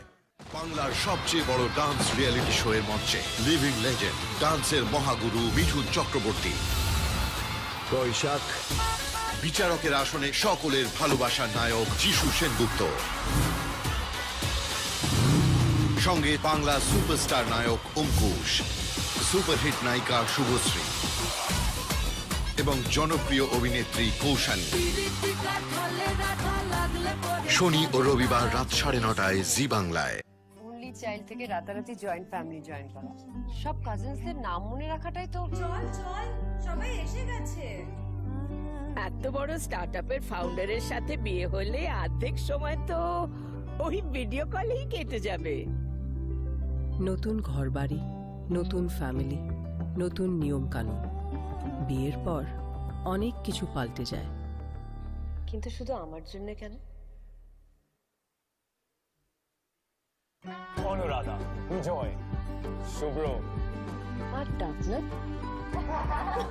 এই যে নিজের স্টার্টআপ নিয়ে এত বিজি থাকে, বিয়ের পরে কতটা টাইম বার করতে পারবে জানি না। ভাগ্য ভালো, বিয়ের জন্য টাইম বার করতে পেরেছে। করতে হয়েছে। নতুন জীবন শুরু করার দায়িত্ব কিছুটা আমার, কিছুটা আমাদের। ঐতিহ্যকে ধরে চলি, নতুন গল্প লিখে চলি। আমরা রিভার কোণে, আমরা বাংলার ঐশানী।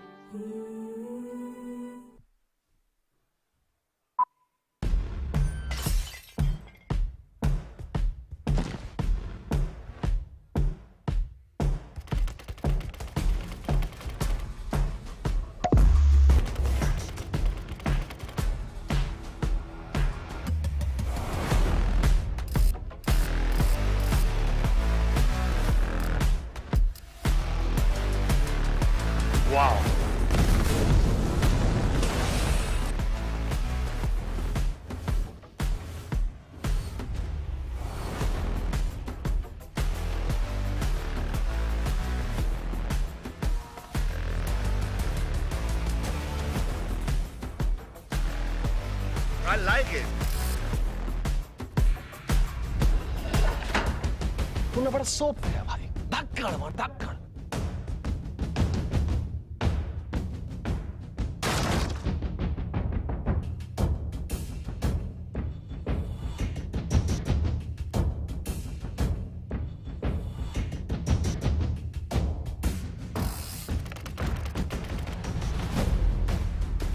It's sensational.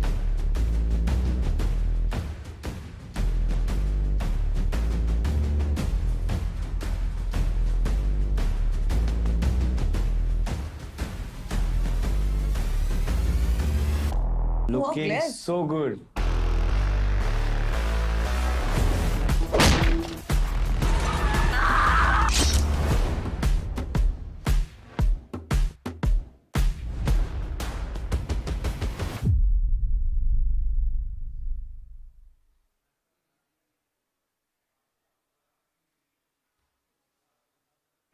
এদিকে আসুন 500 পটল দাও তো। আচ্ছা কত দাদা? 100 টাকা স্যার। দাঁড়ান, পাশের দোকান যে 80 টাকা বললো। 20 টাকার জন্য দরদাম করছো অপু? দরাদরি করলে তরকারির টেস্ট বাড়ে। আপনার তো দেখছি অনেক কিছু শেখার বাকি, বিয়ের পর সব শিখিয়ে দেবো। সরি আঙ্কেল, সরি দিদি, সরি আঙ্কেল, সরি দিদি।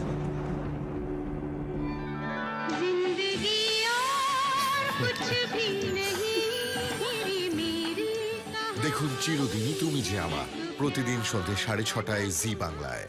বাংলার সবচেয়ে বড় ডান্স রিয়েলিটি শো এর মঞ্চে লিভিং লেজেন্ড, ডান্সের মহাগুরু মিঠুন চক্রবর্তী।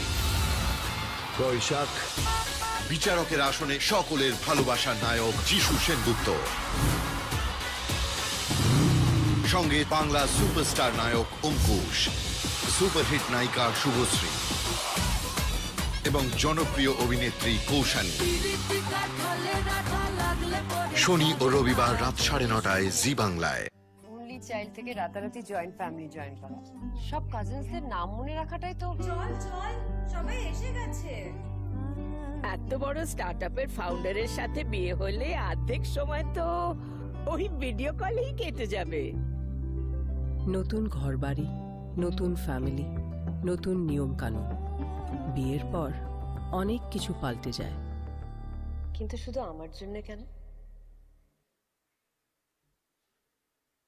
অনুরাধা, জয়, শুভ্র আর ডাকনা এই যে নিজের স্টার্টআপ নিয়ে এত বিজি থাকে, বিয়ের পরে কতটা টাইম বার করতে পারবে জানি না। ভাগ্য ভালো, বিয়ের জন্য টাইম বার করতে পেরেছে। করতে হয়েছে। নতুন জীবন শুরু করার দায়িত্ব কিছুটা আমার, কিছুটা আমাদের। ঐতিহ্যকে ধরে চলি, নতুন গল্প লিখে চলি। আমরা রিভার কোণে, আমরা বাংলার ঐশানী।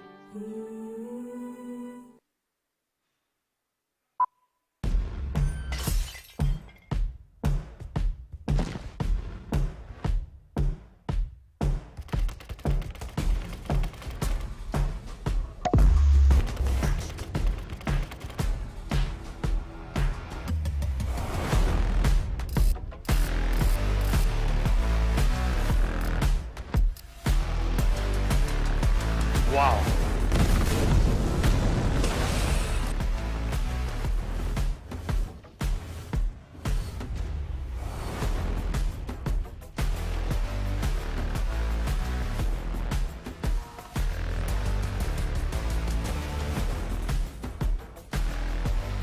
I like it. तूने बड़ा सोप है भाई धक्कड़ मार धक्कड़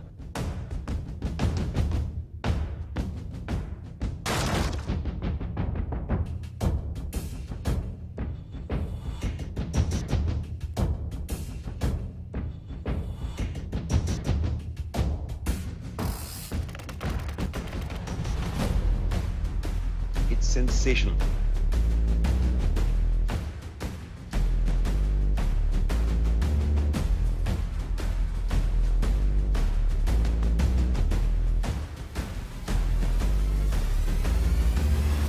Looking so good.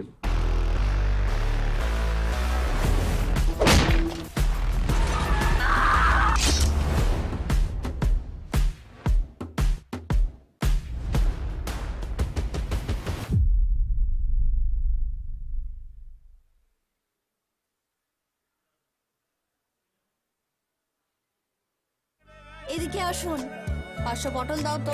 কত দাদা? 100 টাকা স্যার। দাঁড়ান, পাশের দোকান যে 80 টাকা বললো। 20 টাকার জন্য দরদাম করছো অপু? দরাদরি করলে তরকারির টেস্ট বাড়ে। আপনার তো দেখছি অনেক কিছু শেখার বাকি, বিয়ের পর সব শিখিয়ে দেবো। সরি আঙ্কেল, সরি দিদি, সরি আঙ্কেল, সরি দিদি।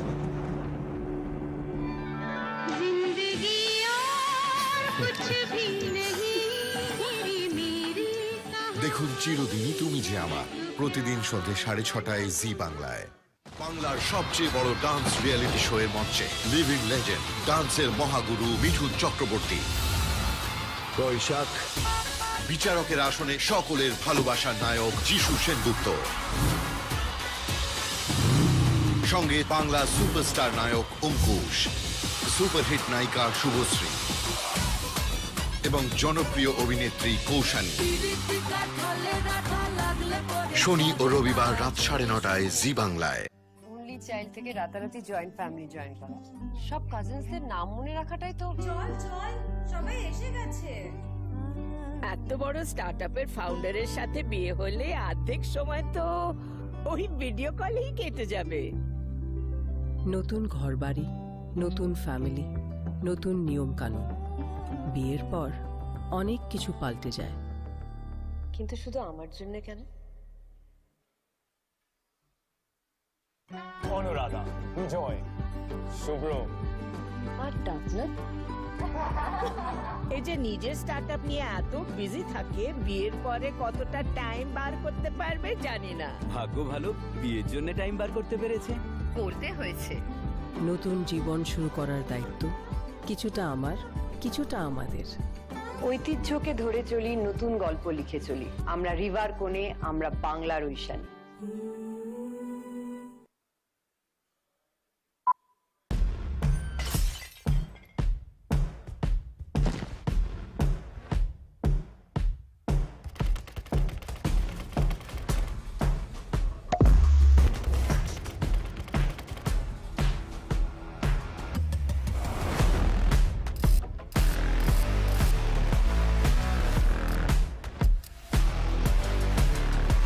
Wow.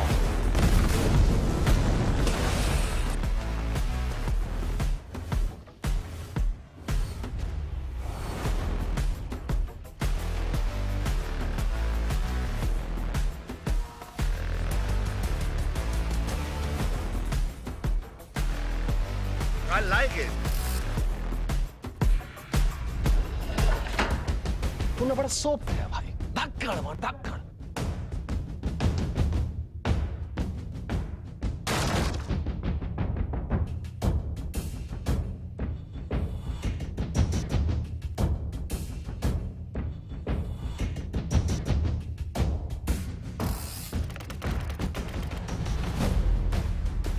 It's sensational.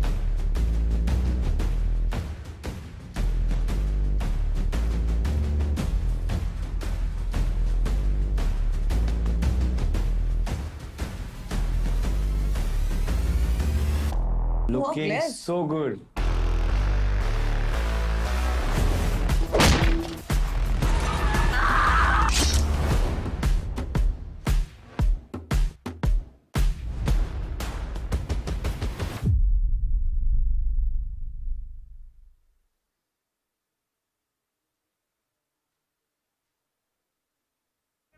এদিকে আসুন, 500 পটল দাও তো। কত দাদা? 100 টাকা স্যার। দাঁড়ান, পাশের দোকান যে 80 টাকা বললো। 20 টাকার জন্য দরদাম করছো অপু? দরাদরি করলে তরকারির টেস্ট বাড়ে। আপনার তো দেখছি অনেক কিছু শেখার বাকি, বিয়ের পর সব শিখিয়ে দেবো। সরি আঙ্কেল, সরি দিদি, সরি আঙ্কেল, সরি দিদি।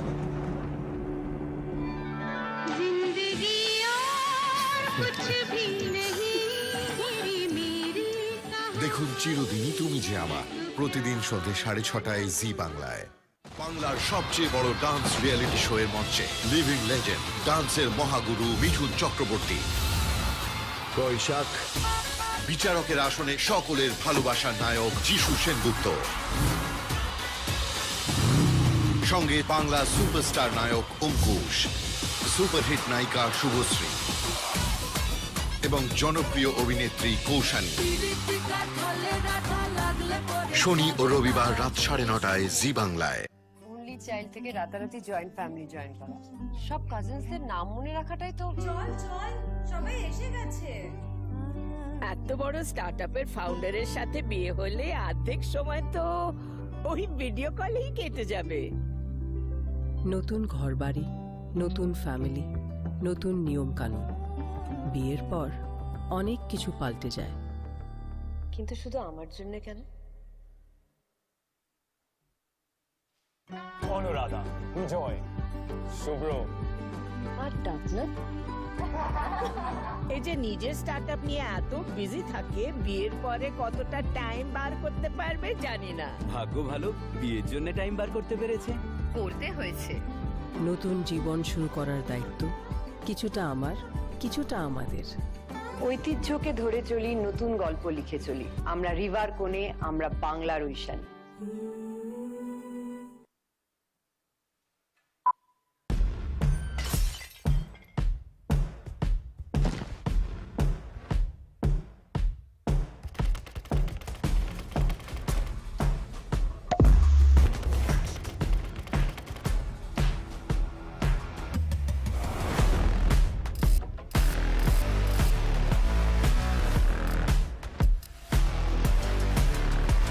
Wow.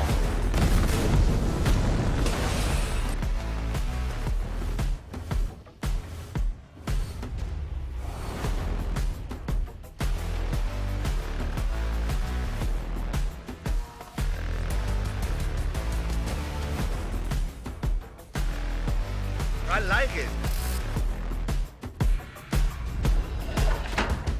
तूने बड़ा सोप दिया भाई, धक्कड़ मार धक्कड़।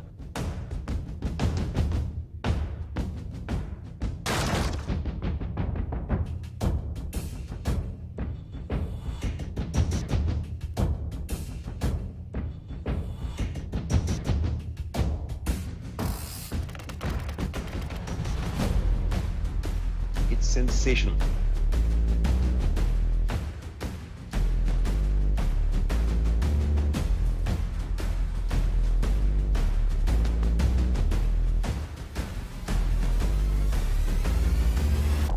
Looking so good.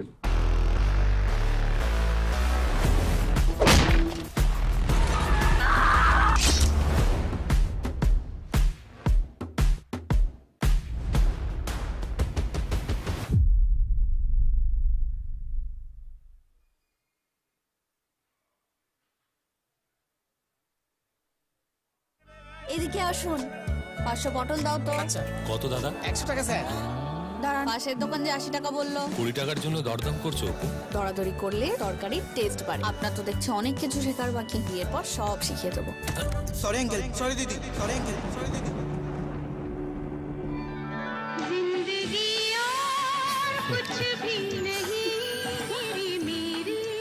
দেখুন চিরদিনই তুমি যে আমার, প্রতিদিন সন্ধ্যে 6:30 জি বাংলায়। বাংলার সবচেয়ে বড় ডান্স রিয়েলিটি শো এর মঞ্চে লিভিং লেজেন্ড, ডান্সের মহাগুরু মিঠুন চক্রবর্তী। বৈশাখ বিচারকের আসনে সকলের ভালোবাসার নায়ক যিশু সেনগুপ্ত, সঙ্গে বাংলা সুপারস্টার নায়ক অঙ্কুশ, সুপারহিট নায়িকা শুভশ্রী এবং জনপ্রিয় অভিনেত্রী কৌশানী। শনি ও রবিবার রাত 9:30 জি বাংলায়। অনলি চাইল্ড থেকে রাতারাতি জয়েন্ট ফ্যামিলি জয়েন করা, সব কাজিনসদের নাম মনে রাখাটাই তো। চল চল সবাই এসে গেছে। এত বড় স্টার্টআপের ফাউন্ডারের সাথে বিয়ে হলে অর্ধেক সময় তো ওই ভিডিও কলেই কেটে যাবে। নতুন ঘরবাড়ি, নতুন ফ্যামিলি, নতুন নিয়ম কানুন। বিয়ের পর অনেক কিছু পাল্টে যায়। কিন্তু শুধু আমার জন্য কেন? অনুরাধা, জয়, শুভ্র আর ডাকনা এই যে নিজের স্টার্টআপ নিয়ে এত বিজি থাকে, বিয়ের পরে কতটা টাইম বার করতে পারবে জানি না। ভাগ্য ভালো, বিয়ের জন্য টাইম বার করতে পেরেছে। করতে হয়েছে। নতুন জীবন শুরু করার দায়িত্ব কিছুটা আমার, কিছুটা আমাদের। ঐতিহ্যকে ধরে চলি, নতুন গল্প লিখে চলি। আমরা রিভার কোণে, আমরা বাংলার ঐশান।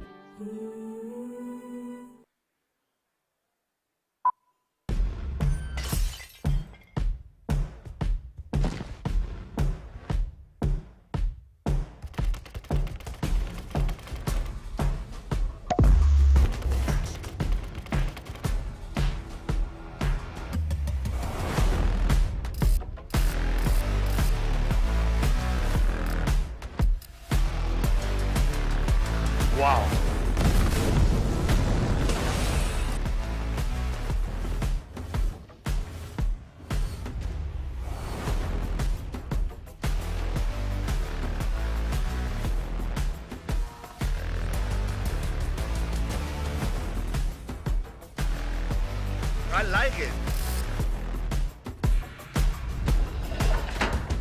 तूने बड़ा सोप है भाई धक्कड़ मार धक्कड़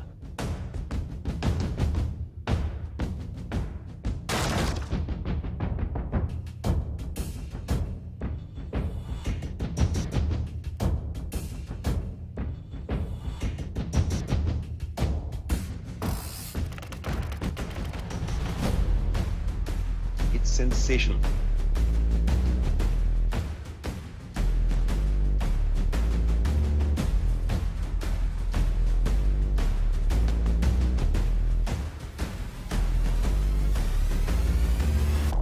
Looking so good.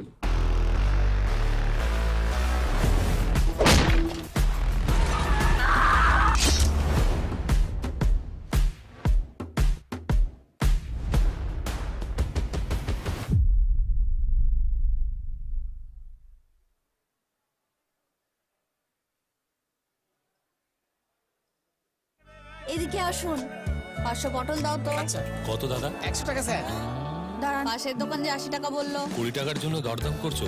দরাদরি করলে তরকারির টেস্ট বাড়ে। আপনার তো দেখছি অনেক কিছু শেখার বাকি, বিয়ের পর সব শিখিয়ে দেবো। সরি আঙ্কেল, সরি দিদি, সরি আঙ্কেল, সরি দিদি।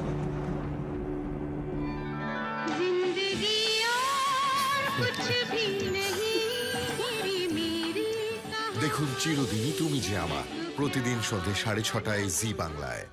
বাংলার সবচেয়ে বড় ডান্স রিয়েলিটি শো এর মঞ্চে লিভিং লেজেন্ড ডান্সের মহাগুরু মিঠুন চক্রবর্তী। বৈশাখ বিচারকের আসনে সকলের ভালোবাসার নায়ক যিশু সেনগুপ্ত, সঙ্গে বাংলা সুপারস্টার নায়ক অঙ্কুশ, সুপারহিট নায়িকা শুভশ্রী এবং জনপ্রিয় অভিনেত্রী কৌশানী। শনি ও রবিবার রাত 9:30 জি বাংলায়। অনলি চাইল্ড থেকে রাতারাতি জয়েন্ট ফ্যামিলি জয়েন করা, সব কাজিনসদের নাম মনে রাখাটাই তো। চল চল সবাই এসে গেছে। এত বড় স্টার্টআপের ফাউন্ডারের সাথে বিয়ে হলে অর্ধেক সময় তো ওই ভিডিও কলেই কেটে যাবে। নতুন ঘরবাড়ি, নতুন ফ্যামিলি, নতুন নিয়ম কানুন। বিয়ের পর অনেক কিছু পাল্টে যায়। কিন্তু শুধু আমার জন্য কেন? অনুরাধা, জয়, শুভ্র আর ডাকনাথ এই যে নিজের স্টার্টআপ নিয়ে এত বিজি থাকে, বিয়ের পরে কতটা টাইম বার করতে পারবে জানি না। ভাগ্য ভালো, বিয়ের জন্য টাইম বার করতে পেরেছে। করতে হয়েছে। নতুন জীবন শুরু করার দায়িত্ব কিছুটা আমার, কিছুটা আমাদের। ঐতিহ্যকে ধরে চলি, নতুন গল্প লিখে চলি। আমরা রিভার কোণে, আমরা বাংলার Aishani.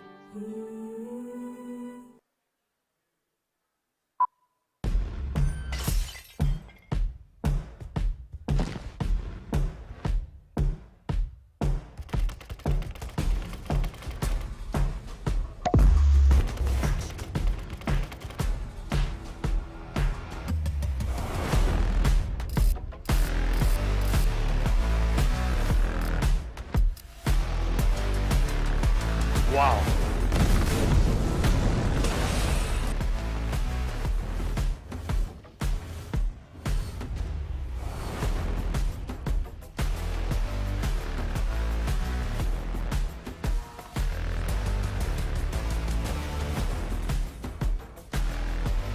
I like it.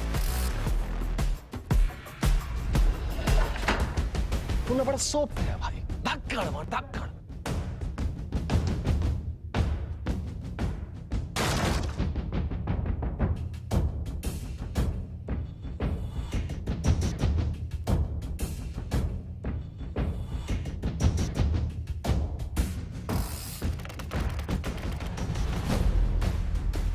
It's sensational.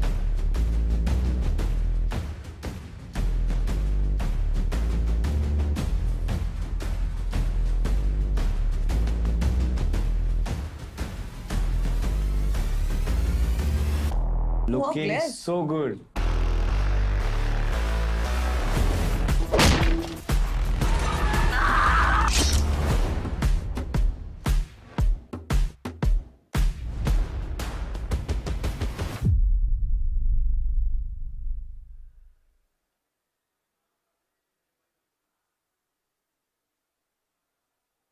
এদিকে আসুন, 500 পটল দাও তো। কত দাদা? 100 টাকা স্যার। দাঁড়ান, পাশের দোকান যে 80 টাকা বললো। 20 টাকার জন্য দরদাম করছো অপু? দরাদরি করলে তরকারির টেস্ট বাড়ে। আপনার তো দেখছি অনেক কিছু শেখার বাকি, বিয়ের পর সব শিখিয়ে দেবো। সরি আঙ্কেল, সরি দিদি, সরি আঙ্কেল, সরি দিদি।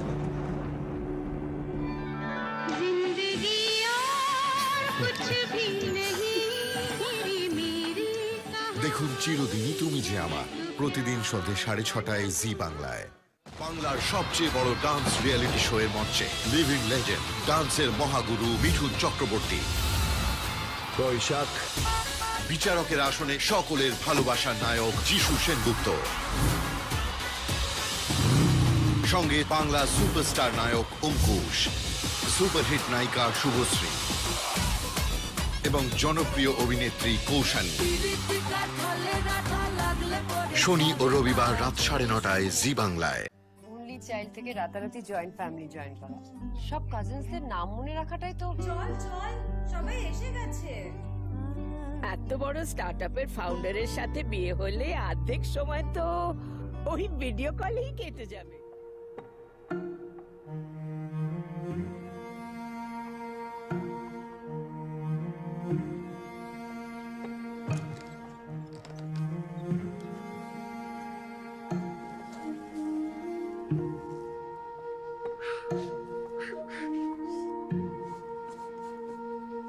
ভুলেও খুলো না এরে, ফেলে দাও কালের গহ্বরে। মার হাতের লেখা। Those caves have been there since ages.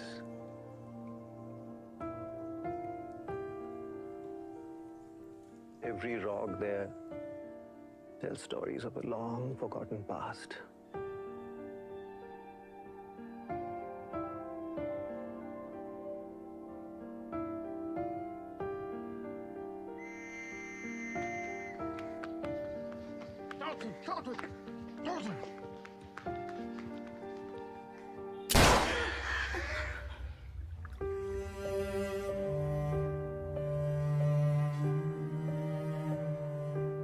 মা, এগুলো 1974 সালের ব্যাংকের পাসবই।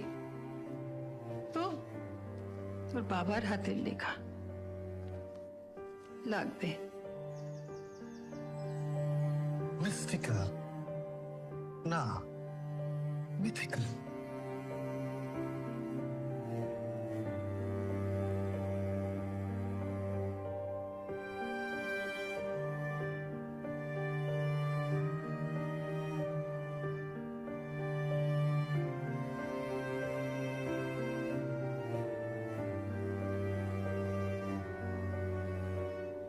এনশিয়েন্ট। আচ্ছা, এনশিয়েন্টের বাংলাটা কি? প্রাচীন।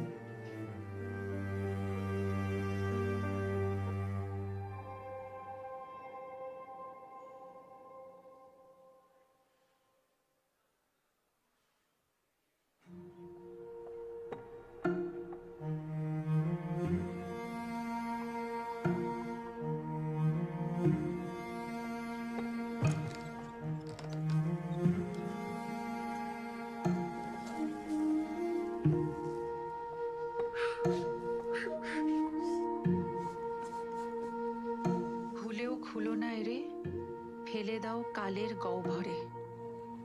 মার হাতের লেখা। Those caves have been there since ages.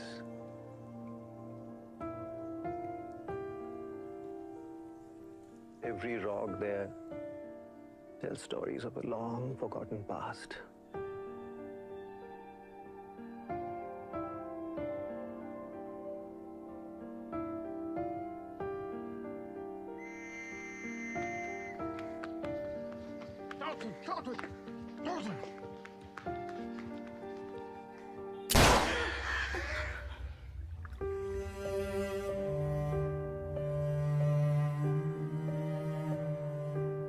মা, এগুলো 1974 সালের ব্যাংকের পাসবই।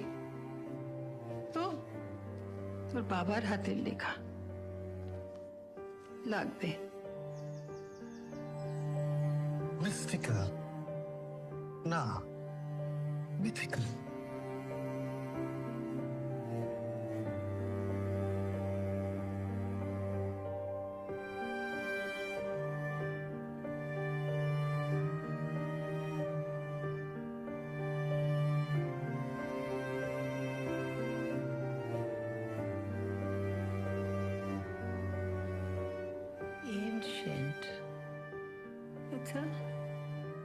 এনসেন্টের বাংলাটা কি? প্রাচীন।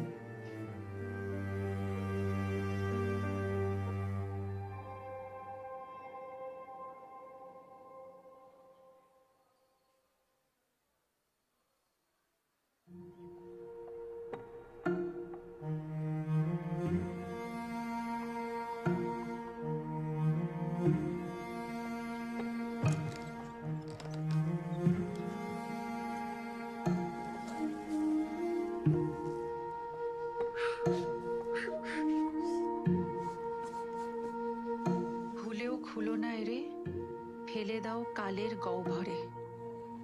মার হাতের লেখা। Those caves have been there since ages.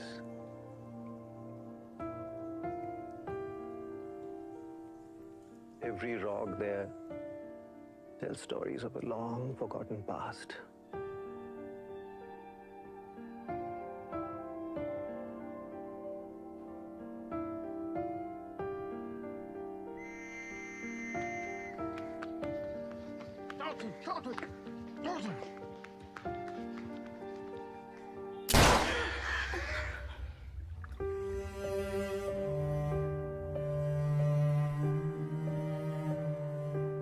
মা, এগুলো 1974 সালের ব্যাংকের পাসবই। তো তোর বাবার হাতের লেখা লাগবে। Mystical. না, mythical.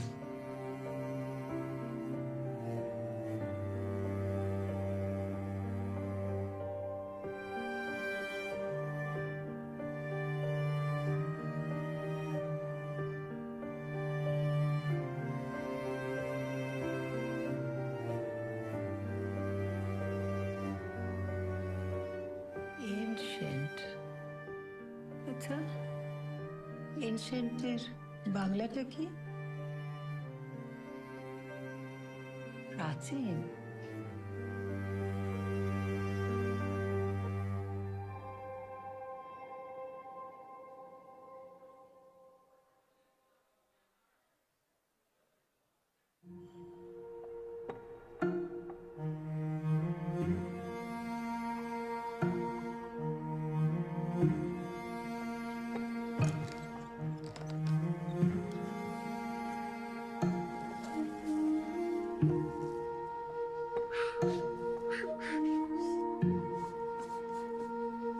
ভুলেও খুলো না এরে, ফেলে দাও কালের গহ্বরে। মার হাতের লেখা। Those caves have been there since ages.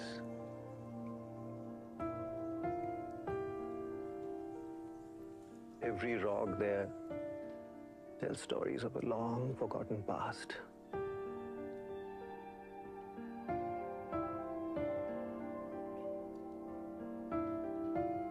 Friends, I think it's time that we put our house in order.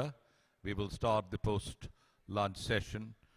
We were supposed to start by 2. I know we were late, but it's sooner better than later.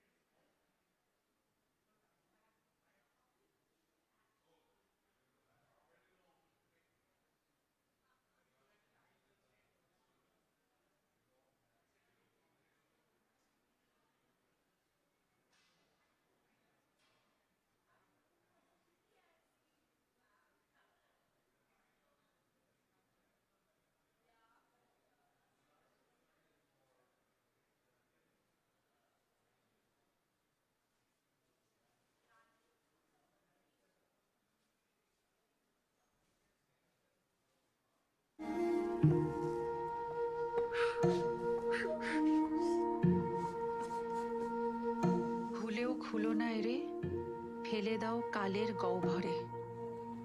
মার হাতের লেখা। Those caves have been there since ages.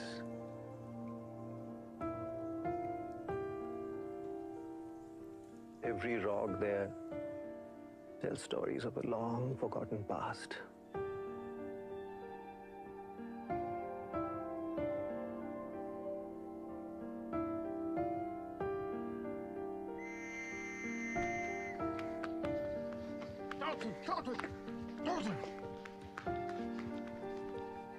It's time we began. We are awaiting Rituparna Sengupta for the fireside chat.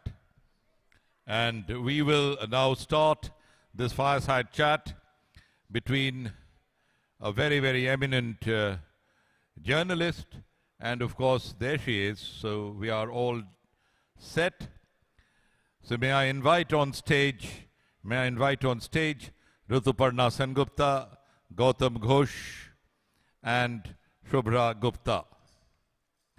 Shubhra, of course, I introduced to all of you some time back, a senior columnist, an acclaimed film critic at the Indian Express with more than 25 years of experience with her widely read weekly review column. What do I tell you about Gautam Da? We were having lunch some time back.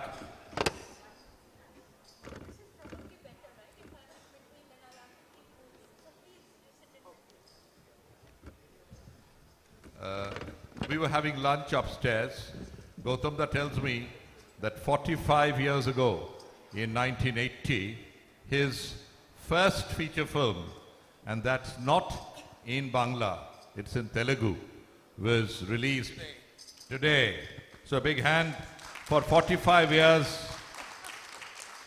of the stellar directorial career of Gautam Ghosh. This film was called Ma Bhumi. He made his first documentary, New Earth, in 1973, followed by Hungry Autumn, which won him the award at the Oberhausen Film Festival. He has since made several films. Of course, Ma Bhumi was the first one, Dokhol, Par, Anturjoli Jatra, Poddanodhir Maji, Dekha, Abar Orunne, so on and so forth. A very warm welcome to Bikram Ghosh here. Pandit Bikram Ghosh is here. You will see him up here. And of course, a multi-national award winner. He has won 18 national awards besides Filmfare Awards and many other international awards, including UNESCO, Grand Prix, so on and so forth. Now we come to the prima donna of the Bengali film industry. Ladies and gentlemen, we have with us Rituparna Sengupta. Of course, she wears many hats today, apart from being the reigning queen of Tollywood, of course, and national award-winning actress in Rituparna Ghosh's Dohon. She has done various mainstream films like Monir Manush, Sangshar Sangram, and of course the absolute popular hits like Shami Keno Ashami, Shoshur Bari Jindabad. So she's possibly amongst those very rare, brilliant actresses who travels effortlessly in all kinds of films. Apart from this, she wears another hat, that she's a person with a lot of social consciousness. Now, she, apart from acting, she has ventured into dance therapy. And dance therapy, she has her group called Bhavna Aajo Kal. It's a dream company where she has assembled great concepts and thoughts of various kinds. And apart from her research on dance therapy, she is a brand ambassador of Worldwide Fund for Environmental Development. She has been ambassadors of various organizations NGOs and women's organization. She works for the blind, the visually impaired, the hearing impaired, orphanages. She's a brand ambassador of Life Beyond Cancer by Rotary, so on and so forth. So here we have a truly well-rounded star who has the human face to her as well as the popular stars. So I do not wish to stand any further between you and this beautiful fireside chat. It's over to Shubhra Gupta, but we also acknowledge the presence of eminent actor Indranil Sengupta, who has walked in here. Thank you, Indranil, for being here. Okay, so it's over to Shubhra. Thank you. Good afternoon, everybody. Hi, everybody. And usually, as Shashwat was saying, post-lunch sessions are usually hard to pull off because everyone's just very full of the lunch they've had. But I hope that we are not going to bore you. And yeah, to basically entertain you with a conversation which will be about the present and the future of entertainment. So welcome both of you. And thank you for this chat. Gautam, I'm going to start with you. Yes, because you, just now 40 years, you've been working as a director for so many years. You've done so many different kinds of films. You've seen the film industry change from what it was to what it is now. Where do you position yourself as a director, as a filmmaker, as an observer of life? Where are you now, right now? Well, the cinema was actually born with a kind of a dichotomy that is change. It's constantly changing, the technology. Starting from silent cinema to sound, then black and white to color, analog to digital. I'm really lucky that I've gone through the process of this evolution. My first film was in black and white, of course, mono sound. Then, of course, demand was color. When I made Mabhumi, my first film, people said, my God, you're working with all new actors. Some of them are non-actors from the village. And how you are thinking of making this film in black and white? It's because of the budget. We don't have budget for color. But somehow the film was a big success, commercially too. So this change is very interesting. And what I also, I could see that change in technology at the same time, the change in our society. A huge change from planned economy to the market economy. Change means, for any kind of change in technology or social change, your perception changes, both of the creators and the audience as well. So it's very interesting, and it will now continue this process. The process will continue. Right. So at this point, when you're talking about analog cinema, black and white cinema, now we've gone to completely the other end of the spectrum where there is only color. And when people do black and white, people think, oh my God, it looks so old, but it has such beauty.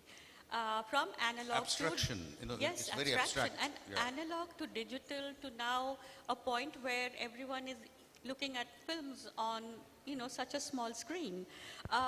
Where do you think technology is leading us? Is it all good, or is it something that we have to be leaving with, something that is not as good as it used to be? So talk to me a little bit about that, well, the kind of contradiction that we live in. What I think, nowadays, in this age of digital revolution, we were bombarded with audiovisual. Audiovisual everywhere. When you get up in the morning till you go to bed, audiovisual and audiovisual everywhere. In your life, it entered in your life. So the greatest challenge of the filmmakers now is to separate cinema from this audiovisual. Cinema per se has its own understanding. That is very important, and it's very difficult. You can't change the perception of the audience overnight. But if you can, I give you an example. Say when in United States many years back, I think 50 years back or so, when television has completely eaten up the Hollywood industry, film industry, Martin Scorsese, Spielberg, all of them, what they did, they made some kind of films which only you can observe on big screen. That's how, again, the new movement started. Nowadays, in the digital age, I think it is a great age for young filmmakers to do experiment. Experiment without much of the cost. Time has come when Alexander Ostruk said long back, the French philosopher, about cinema, the day the camera and celluloid will become cheap like pen and paper, the real cinema will be born. Yeah, that's a nice way of putting it, Ritu. Ritu Purno, I would like to get you into the conversation now. As somebody who's been, a top flight star, an actress for so long, you also now have a hat which is a producer's hat. Why did you jump into producing? Did you feel the need for was there a lack? Was there some kind of a gap that you wish to fill? That is how I'm going to start, and then I'll follow it up with another question. But producing, how did you get into it?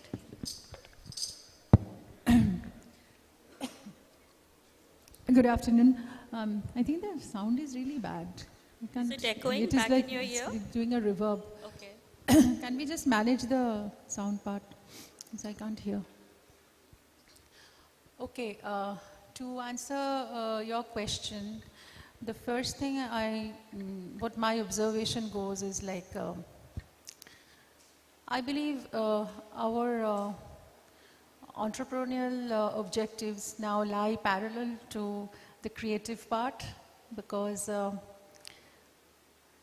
I think to become an entrepreneur and a producer, it actually takes a lot of strength and gumption. But I feel that it's necessary too in this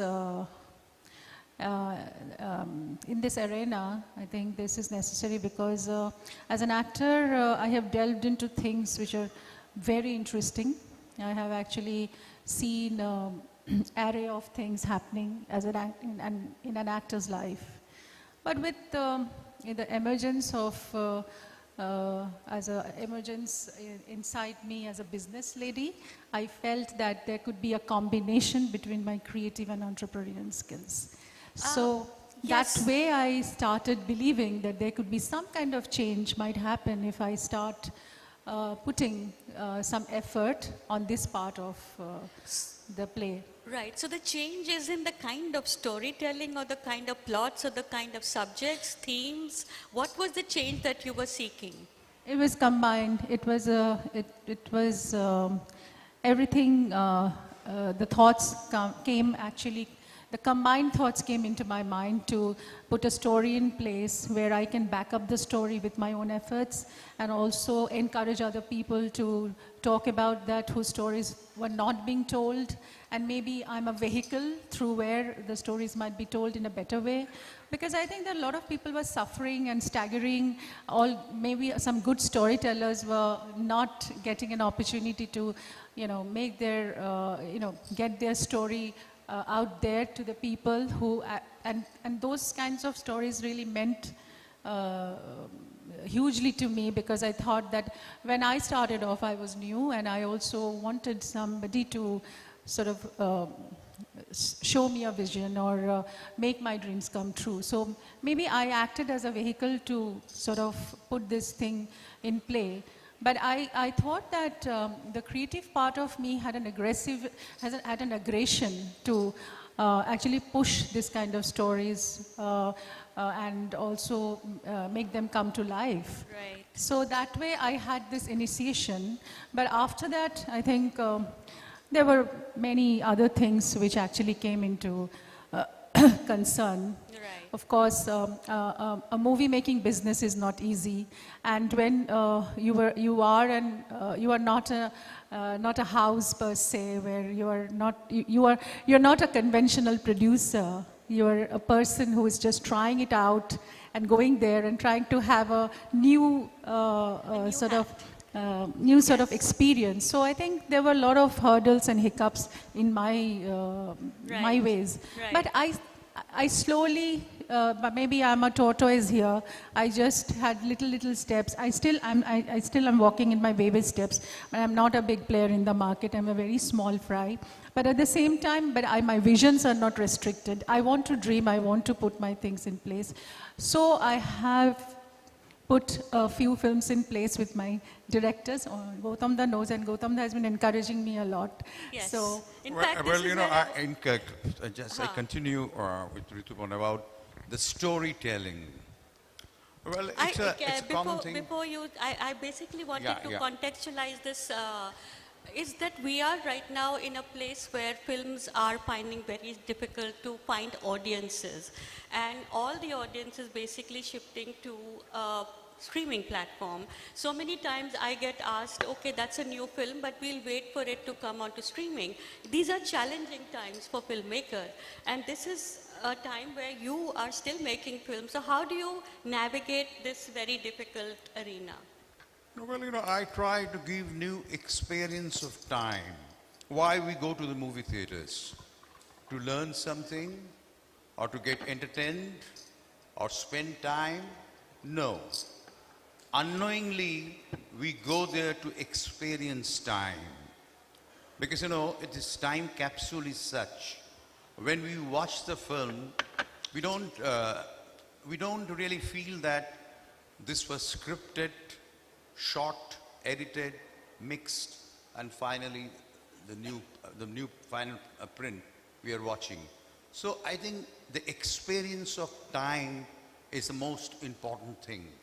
So why do we always say a good story? No, you have to give an experience of fantastic cinematic time.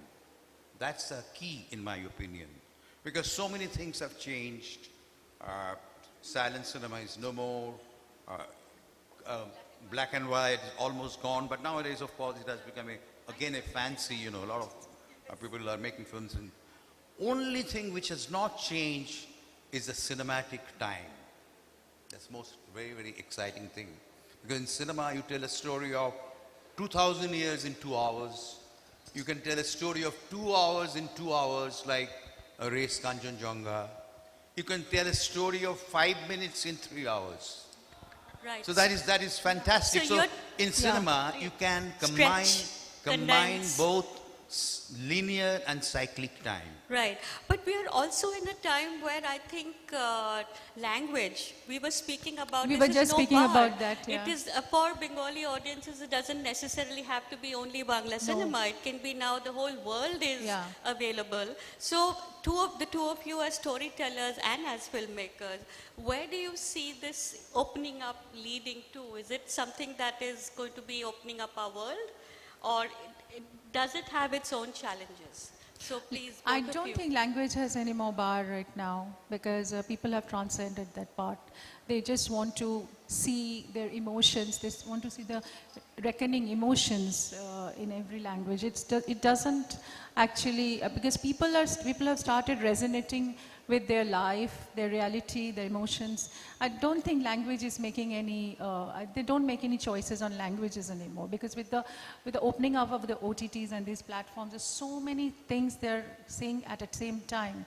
All the languages, all kinds of movies, as Gautam just said, the cinematic time, the whole, it's on your face. I mean, it's so much on your face that, you just can make a choice.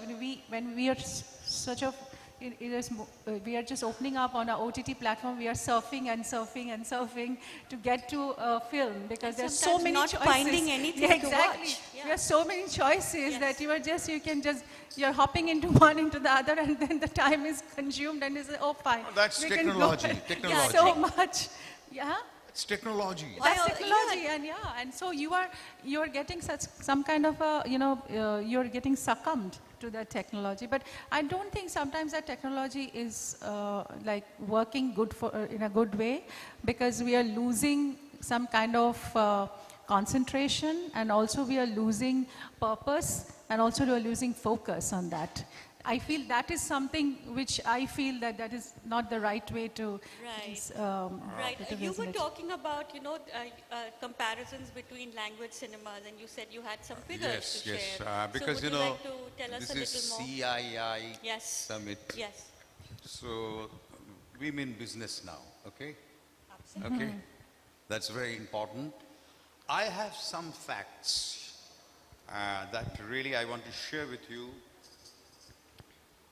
Bengali, not only for Bengal and also for the Northeast, because, this summit is meant for both. Let me come first to the Bengali cinema. Bengali is the 5th most spoken Indo-European language. Okay. Total population, including Bangladesh, India and abroad, is 284 million people. Unbelievable. And Bengali diaspora is almost another 10 million. Now, Telugu population is only 83 million. Diaspora, 2.3 million. But there's no comparison. They are more popular. No comparison. Now, turnover. Telugu, it's 2023 statistics. 22.65 billion Indian rupees at the domestic box office. Whereas Bengal? And few millions from the diaspora. I don't have the exact figure. Right, but where do you think the where is the gap? Why is there a gap? Because, population-wise, where our Bengali population is 284 million, whereas Telugu population is much less. But are you saying that they're not watching films anymore? Not watching film, I tell you. But we are a very generous tribe who watches every film but Bengali. 22.65 billion Indian rupees, box office collection, domestic collection. And our collection is only 66 crores in 2023. And in Bangladesh, another 40 crores. Only 100 crores. Where do you think the only problem 100 lies? crores for 248 million people. So your numbers tell a story. Where do you think the problem lies? Where is the problem? There lies this kind of summit. You have to do research, do survey. Why? I'm sure that the kind of audience, working class audience, Tamil Nadu and Andhra Pradesh had, incredible. There are screening from 6 o'clock in the morning. After the night shift, the workers, some they go to a liquor shop, have a little drink and go to the theatre. But they have a dedication towards their own language. Can I just say this? Such a huge gap. That audience seems to have been priced out of most theatres now. Northeast in Seven Sisters, how many theatres we have? From Arijit in Assam, can 80, say. 80, 90 theatres. Arijit Datta, you can say how many theatres we have right Assam, now. I think more 80, than 90. I think more than the numbers of theatres, it's the ticket pricing. It is the kind of money that people have to spend. No, it's not about the ticket prices. It's about the attitude. It's about the attitude. It's also about the working class. You're talking about working class people. Haven't they been priced out of theatres? No, we have got single screens. No, they can come. Because in the south, then why there this is a certain gap? No, because we they have got the have to love for find their out. indigenous industry. The South Indian people, I think the South Indian stalwarts are here, they have got huge passion for their indigenous industry. And they want to make a statement with that. And they love their people and love their cinema, they love their actors, they love their whole creative limits. No. It's also of course. One second. Of before course. we get you in 1 second. They also are in the south. The tickets are capped at a particular thing, they cannot go over. Exhibitors cannot have exorbitant ticket rates associated with movies. I think that's also hurting people, isn't it? That's one point maybe, but do you think that's the only point? Because I think somewhere the passion is lacking for the Bengali audience. So I want to really ensure that any good cinema people want to just try out and go and see rather than waiting for the OTTs to garner it. Okay, so that is a very important point. That's a very important It's a point. very important point that you because brought up. if the people are not going and thronging in the cinemas, so how do cinemas survive? Because they have to have an attitude that, okay, fine, our people have done it, our actors have done it, our directors, our producers have invested in this. So let us make an effort. People are not making an effort. You think because people are not making an effort, what is the reason? Is the other films that are in theaters not resonating with audiences anymore? That's also a question that we must ask as audience. Good cinema is happening. Audience, of course, you have very dedicated audience. You go to United States, you see Telugu films are releasing regularly. They are working in communities. And you have audience. But if you release Bengali film, you don't find audience. Exactly, Gautam Da is right. Yeah. And another thing, our industry, I think, in Bengal and also in Northeast, except Assam and Manipur, there's hardly any industry, nothing. We are really frogs in a well. But in CII this time, Northeast is in the focus. We don't give effort. The kind of efforts I think given by the Bombay industry. They had gone from door to door. Yashji was there and this guy. Raise your hand. No. I mean, you people have taken great initiative to sort of do a campaign all over the world for Bollywood. Same thing did by the South Indian producers and distributors. Yes, that's what I'm saying. The South Indian producers take the, maybe they also take the risk and also they want to actually do for their own language. That has not unfortunately happened here. Are you saying that people are not giving back to the industry here, Bengali filmmakers? Is that what is going on? What is the problem? Lack of initiative to lack of passion, lack of initiative. Really, just to such a huge audience waiting for us. I tell you a very interesting story. Couple of years, I think more than 10 years, as I was chairing the jury in Dubai. The opening film was Tom Cruise's film, Mission Impossible, no? Mission Impossible. So Tom Cruise was there, Anil was there, Anil Kapoor, Rahman Saab was there. So we are all walking on the red carpet. So naturally, Tom Cruise, outside, there was a ramp and common people were sort of waving to Tom Cruise, to Anil Kapoor, he's a Bollywood star. Then finally there's a sound, Gautam Da! Anil said, Gautam Da, you are so popular here. I said, look, all of them are Bangladeshis. So you have to, those people who are sort of saying Gautam Da, they are all waiting for our film, but we really don't have initiative to go to reach them. That's the real problem. But I think the distribution capacity here will also be in question. So the distribution capacity is also being questioned here, because the distribution part has to be handled very well.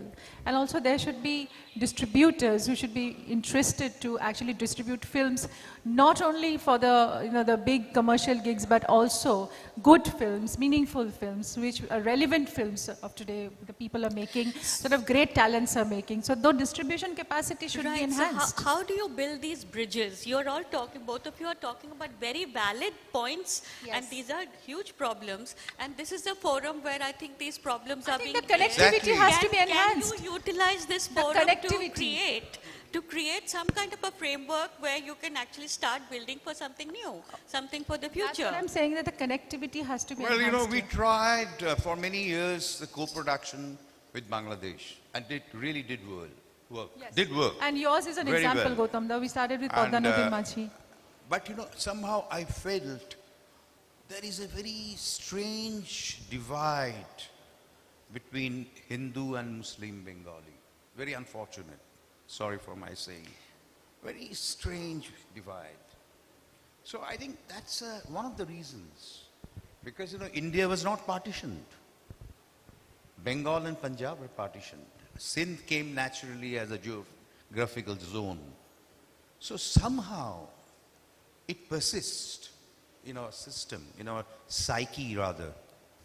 So if two Bengal can give effort together, there's a huge Bengali diaspora, unbelievable, much higher than Telugu and Tamil. Yeah.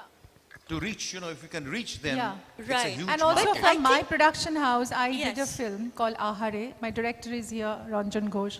We actually did a film from my country, but we actually took the theme between two countries. A chef coming from Bangladesh and a girl who is like she used to do home kitchen from Calcutta, and how their likes and dislikes come together, how their cuisines completely combined there, and how their love story emerged. Yes. Yeah. So I think it's time now another not thing I just want to to add- talk about the diaspora, but the whole world of audience, of viewers that is beyond it. Because as you say, if language is no bar and people are happily, they are desperate for great stories being told in a manner that is universal, I don't see why only the diaspora needs to be, addressed. It can be anything beyond that, right? Absolutely, absolutely. The Because, whole world is your We need oyster. to have proper Absolutely. strategies. We need when to when have we released proper- our film abroad, we got a fantastic response. It's not that, but we have so many small little things. Look at Assam, Bengal, Orissa. Our language is more or less very close. The to each dialect other. is almost like, Okay. yeah. Why can't we make films, together and release in all these 3 states? Yeah.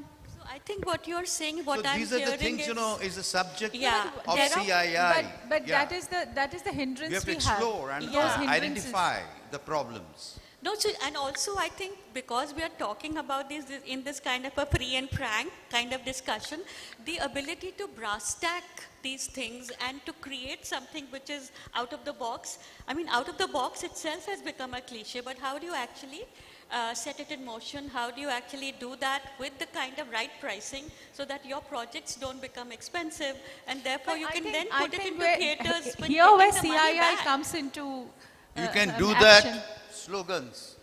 What's the slogan? CII, big, Culturally- Purbo Bharat, big picture summit. Yes, Right. actually this is something, this is the platform, this is No, the I think pedestal. it's a As you brilliant said, that platform, we and should I not, think the discussions should not die down here, but there should be some kind of action happening there. I'm a big fan of actionable, Yes. conversations. Otherwise, they get, sort of. Isn't it? Another platform. Saswat is nodding, so Saswat, be active from tomorrow. Yeah, because and urge otherwise- everybody to come. Exactly, we have been discussing during Yeah. lunch. Otherwise, we'll be talking about these exact same themes for the many years to come. So on this note, I'm going to open. Do I have a few minutes for No, questions? that's why creative economy in the East and Northeast has great, huge potential.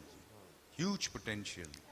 But you need right kind of service and research. Right. Do I have time for 5 minutes? Or 3 more minutes? Yeah. Okay. But I just wanted to Okay. show my new film's All teaser. right, let's watch this. This Mamta, can we play it on screen? My new movie, which is What's coming that? with Sharmila Tagore, Puratan. Rituparna's new film. She wants to show a little clip. Is Yeah. that okay? Can we Oh, show that clip? nice. Yeah? Okay, go ahead, please.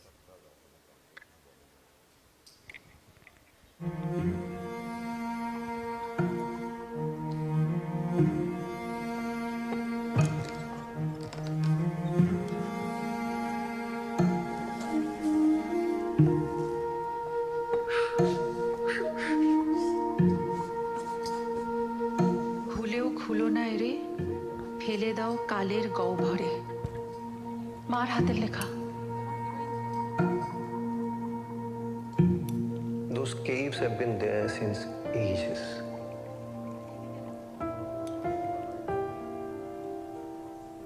Every rock there tells stories of a long forgotten past.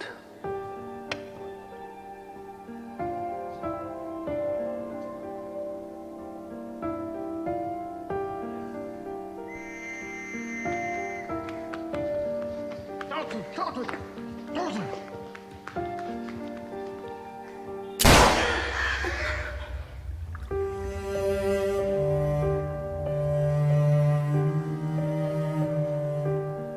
এগুলো 1974 সালের ব্যাংকের পাসবই।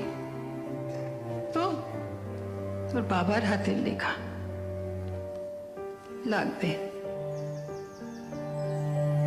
Mystical না,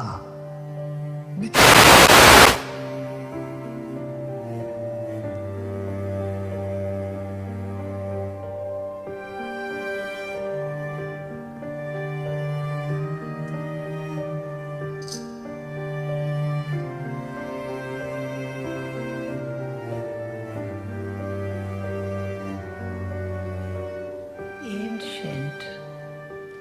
আচ্ছা, এনশিয়েন্টের বাংলাটা কি? প্রাচীন।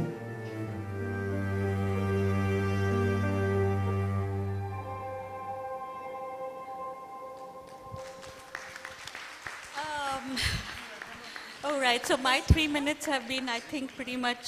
Thank you so over. much. But I do want to sort of wrap. Yes, I'm wrapping. Gautam We are Da's wrapping. heroine, Sharmila Tagore. We are wrapping by. She's coming to Bengali films after 14 years of I had hiatus. a wonderful time working with Sharmila. And she got 11th of national award Yes, for that film. Of course. Yeah. So I just wanted to wrap up this great, invigorating, absolutely fantastic session by saying that you both have been really instrumental Thank you. in sort of talking about the problems and then the solutions, the people The here. solution is there. And The solution to is there. make it up and to Follow up maybe action. at the next Yeah, session. but the to solution have is that side. To have a framework where it will be an actionable for something new, something different. So thank you very Thank much. you, Shubhra, for this enchanting session. Thank you so much. I request Shubhra to do honors on our behalf to present mementos to both the panelists here, please. Yeah, okay. Okay, thank you. Gautam Ghosh. Thank you, Gautam Da, for being here right from the morning. And of course, Ritu as well, Ritu Parna Gupta. Thank you for being here. Thank you very much.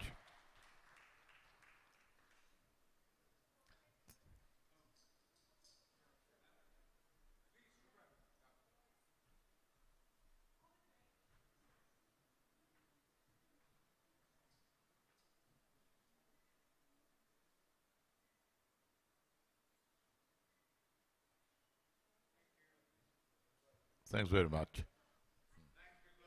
Thank you. अब सुर में है, अच्छा, ठीक है.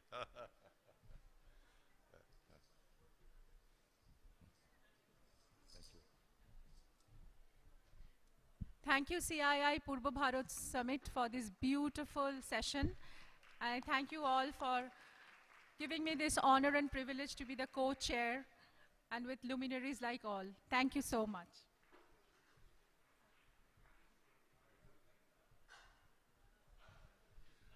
Friends, we move into the next session.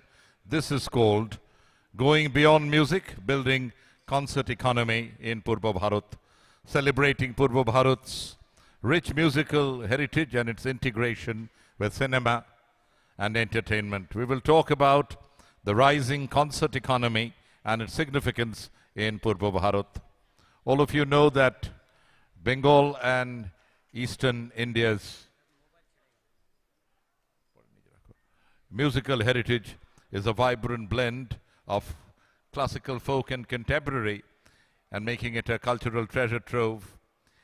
And it has attracted international talent, and there is a growing interest in music tourism in this part of the country, coupled with the region's unique artistic offerings.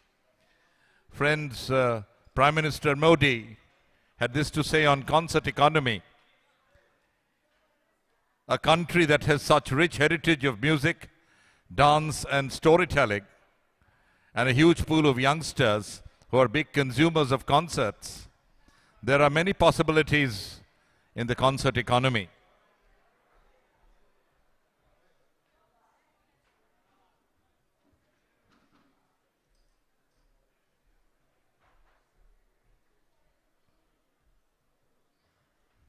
Can we clear this front side, please?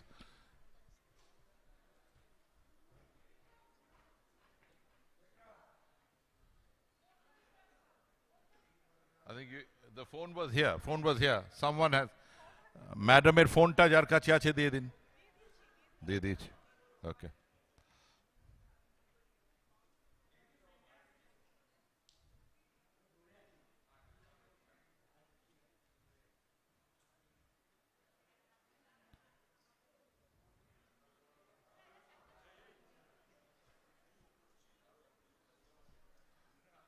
Opore.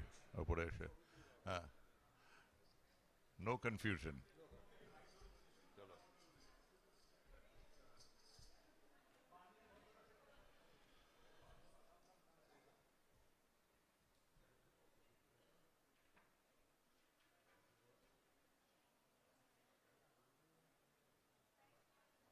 Thank you. Thank you.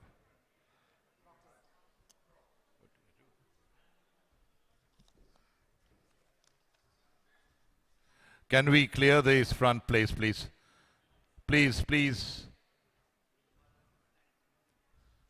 Friends, as I said that I was on what Mr. Modi has said, you must have seen the beautiful pictures of Coldplay concerts in Mumbai and Ahmedabad. This proves that there is a massive scope for concerts in India.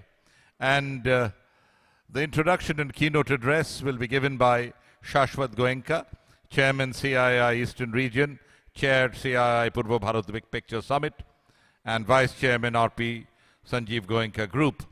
But he's going to come up, speak and go away. The moderator for this session is of course Blaise Fernandes. Blaise, could we have you up here please? Blaise Fernandes, are you here? Yeah, there you are.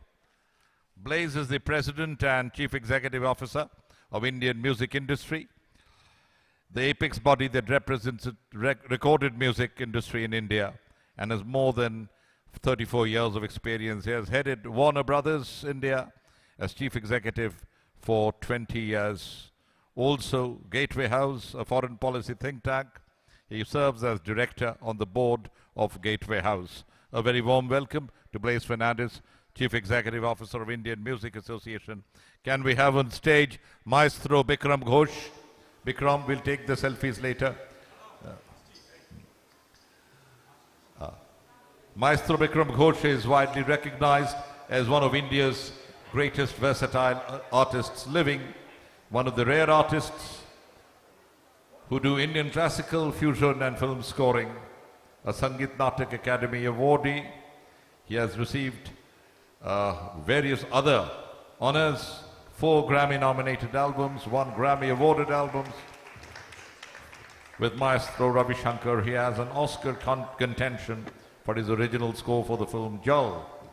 To his credit, he has 2 Filmfare Awards to his credit as well.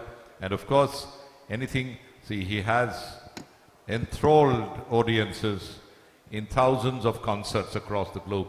So any discussion on concert economy, I think in Kolkata should have Bikram. And of course, we also have with us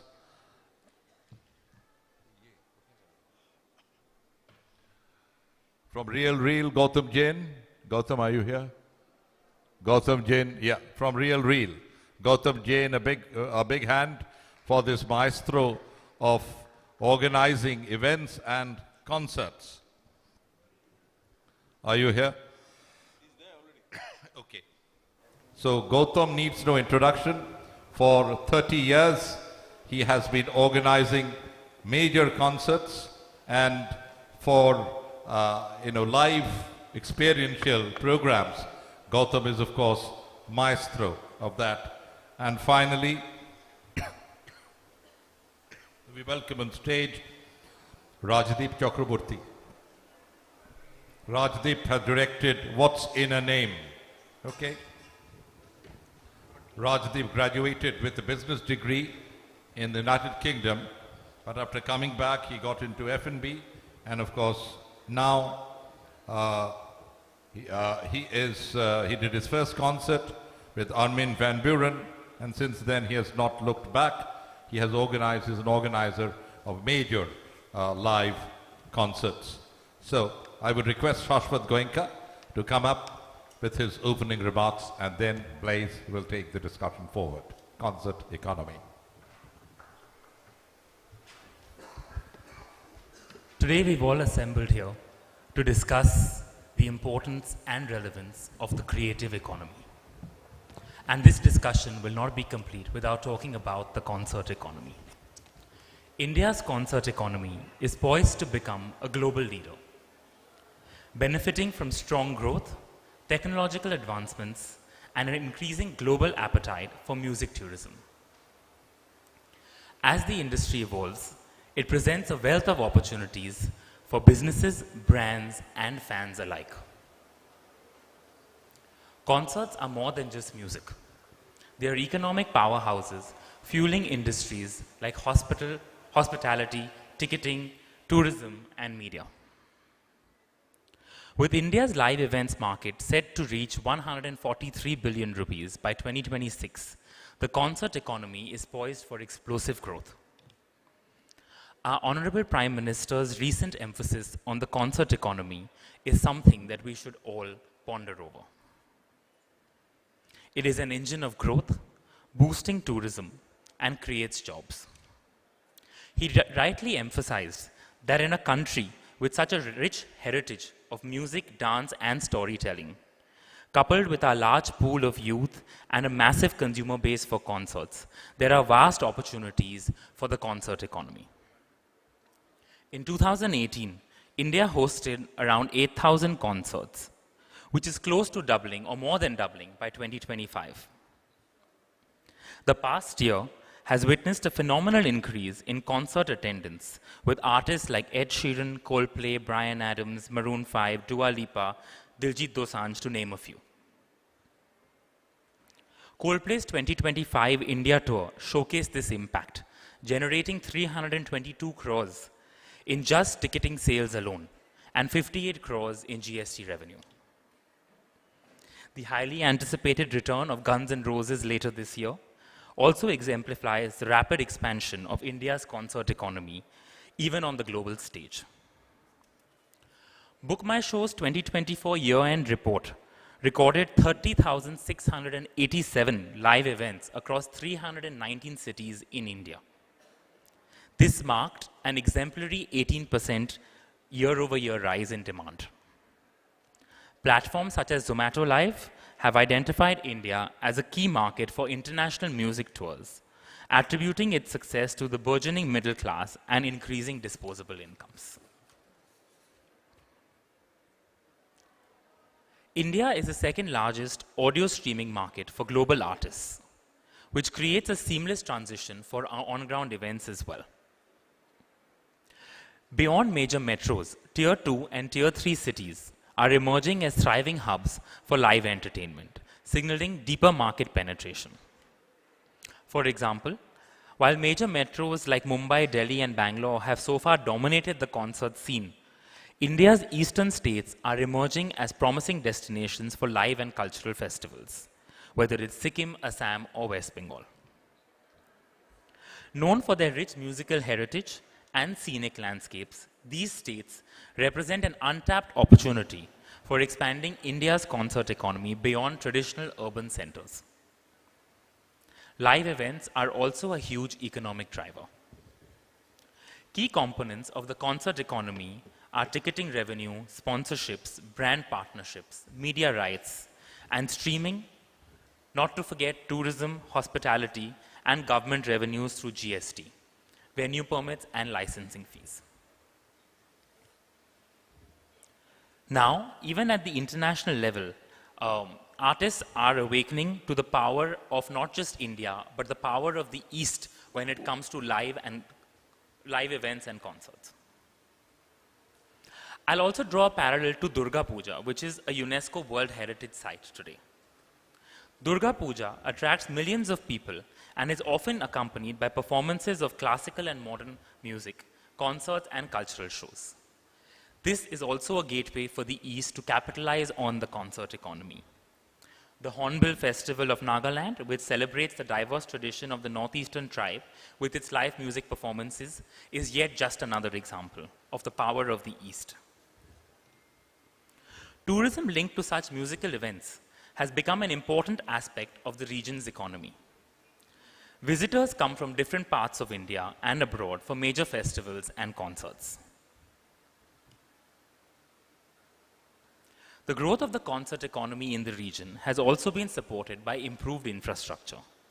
Venues such as Rabindra Sadan, Nazrul Manch in Calcutta, the Kalinga Stadium in Bhubaneswar, stadiums in Siliguri and Guwahati are increasingly being used for hosting large-scale concerts and festivals, which are also further fueling economic activity and opportunities. Moreover, with the growth of digital platforms and social media, many concerts and performances are now also streamed live, which contributes to the digital economy. Local artists, musicians, and event organizers are capitalizing on platforms like YouTube, Instagram, and Facebook to promote events, to sell tickets, and to connect with fans. While the concert economy in Eastern India has great potential, it also has some challenges. To name a few, lack of adequate venues for large-scale events in some areas, limited promotion and marketing budgets for local events compared to big national events, regulatory challenges such as permission for large outdoor events, noise control. There's a huge number of clearances that are required to host these events. And there's also just a general need for better infrastructure to address some of these challenges. So I think with that, what I'd like to say is that there is a lot that we as an industry can do if we all come together to address the concert economy. To conclude, the concert economy in Eastern India is evolving, fueled by a rich musical heritage, vibrant festivals, modern music, and a growing audience. Its economic potential is immense, and today we are just scratching the surface. Today we have stalwarts from the concert economy, Bikram Da, Gautam Da, Rajdeep, who I'm very excited to hear. So with that, Blaze, over to you to take this session forward. Thank you. Thank you, Shashwat. That was an inspiring keynote, and you actually set this whole stage up to discuss the economics of the business. And I'm very happy that Cii has chosen this as a subject of discussion, because at the end of the day, it's not entertainment, but there's a huge economy behind it. And I'll just put a few statistics to set the context in terms of the value that India is losing out on. Globally, in 2023-24, the statistics are not yet out. The ticketed event business was at 60 billion US dollars tickets sold globally in 2023. Okay, it is expected to by 2035 touch $700 billion. And that growth is largely going to come from the Asia Pacific region and the Middle East. The Middle East is focusing a lot on the concert economy and the live entertainment business. I'll also segue into a case study that I would like to kind of allow that my audience know. The UK has $7 billion worth of sales in tickets. They've got about 55,000 concerts. But more important, the government is very proud that $5.5 billion worth of exports take place from British acts. And the government celebrates it. That's the encouragement that the concert economy and the live economy gets. And I think if we can instill that spirit across the East, across India, I think it's only a matter of time before we get there. Without much ado, I'll probably dive into, you'll come here to listen to the experts in the panel. And I'll segue into what Shashwat mentioned, Hornbill. It's in its 25th year, and it's a globally accepted festival on the global circuit, and it's happening in the East. It's not happening in the West. It's not happening. It's successful. And I'll ask my panelists, starting from Bikram Da, to kind of say what worked for Hornbill in terms of it getting this global recognition. We need not go far away. It's next door. And we start with that, sir. Thanks, Blaise. Can I just increase the ambit? Sure. I am, of course, Hornbill is something we all know about, but I'm very closely associated with another very big festival, which is Serendipity. Sure. And being an insider, having been curator Serendipity for the last 3 years now, I have a clear idea of what is working in festivals per se in India. So if you look at Serendipity as a festival, you will see, like a Hornbill, people are congregating during that period from all over the globe to come to the festival. So whatever 2 or 3 big festivals we have in India, I think these festivals are actually attracting myriad audiences. Why do they come?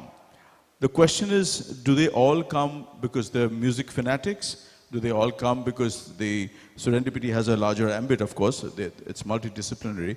But they are coming, I think, for an experience which is only happening once because this is a live event. Now this is where it is different from a screen event or a streamed event. I think this is a very important demarcation. I believe, I was listening to the previous discussion, the panel, right, a little while back, and there are a couple of film people sitting right in front here, Dadul and Vikram, Arijit and Vikram. There is something I have noticed called screen fatigue. There is a screen fatigue. People are looking at their screen 24 hours a day. If they are going for entertainment, they are going to see another screen. And wherever they are going, it is a screen in many different scopes.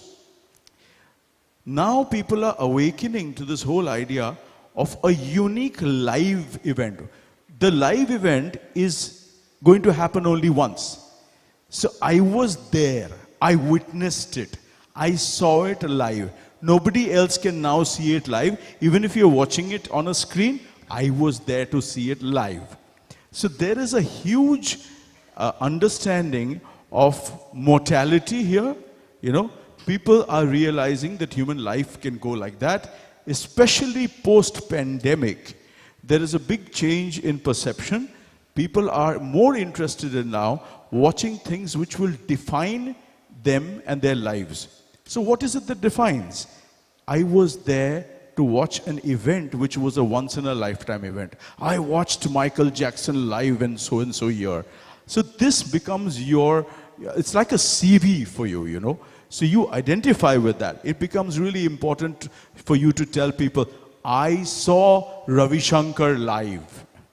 You guys don't even know what it is like. You watched him on YouTube, So this, I think, is what is working for the live industry vis-a-vis anywhere you're looking at it.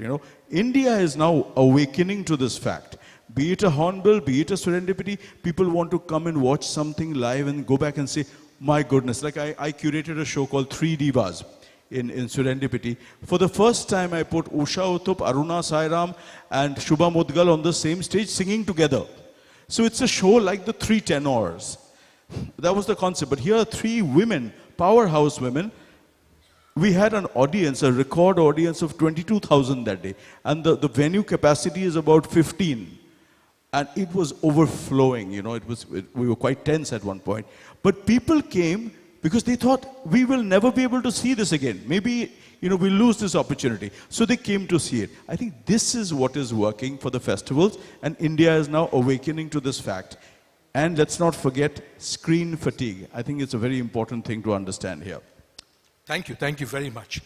So I'll pick on the word. The word is the experience. Okay? Rajdeep, what makes a great experience? And a little light, despite all the headwinds in Hornbill, it's been there for 25 years. It's on the global map, and people from all over India are coming. And it has not only survived, I'm told it's even very profitable. The person from the Hornbill Festival is not here today. He's not well. But what makes a great experience and what you think is, the success sauce for Hornbill? Good afternoon, everyone, and thank you for having me here. So, first of all, let's touch base on the point experience. So that is, so there's the amount of shows that is happening in India. As Shashwat said, it's about 30,000 odd shows that was recorded by Book My Show this previous year. But Zomato has also done 33,000 shows. So that is a combined of 63,000 shows happening in the country. Out of those 63,000 shows, we know about the show which I did in Calcutta, the Bryan Adams show, or the Coldplay concert which happened across the country. But we do not know about, let's say, another 25,000, 30,000 other shows which has happened across the country. Because a lot of these shows are community-based, city-based, and slowly they are coming out of that whole thing into a national platform, which one big example is the Hornbill Festival, which has survived for 25 years. No matter what you do, consistency is the most important thing. Innovation, that is, keep changing. You can't be doing the same thing every year, and also getting adapted to how the world is changing, which is very important in today's world. Something which would work, let's say about 10, 15 years back, is not going to work today. So what Hornbill has done, I think, amazingly, is they kept on changing what they did, but they were always attached to their root. What they were trying to do, they have always built a festival around a community, staying in Northeast, but slowly, probably in the first 5 years, no one knew about this, but 25 years later, we are speaking about the Hornbill Festival. So that is one major point. Secondly, also, Hornbill Festival is a festival that emphasizes a lot on the English-speaking audience, because I won't, in the Northeast, people are more fluent, or they listen to the English music. Of course, Calcutta, West Bengal is a huge part of it, but compared to a lot of western part of the country, the northeastern and the eastern part listens to English music more. So that is something they kept on doing, and that is one thing which has worked for them in a tremendous way. What makes a great concert experience is, again, of course, the artist, but what people do not realize is the services. How easy it is for someone to get into a concert, more importantly, how easy it is for them to get out of a concert. How easy it is for them just as something simple as going and buying drinks and food.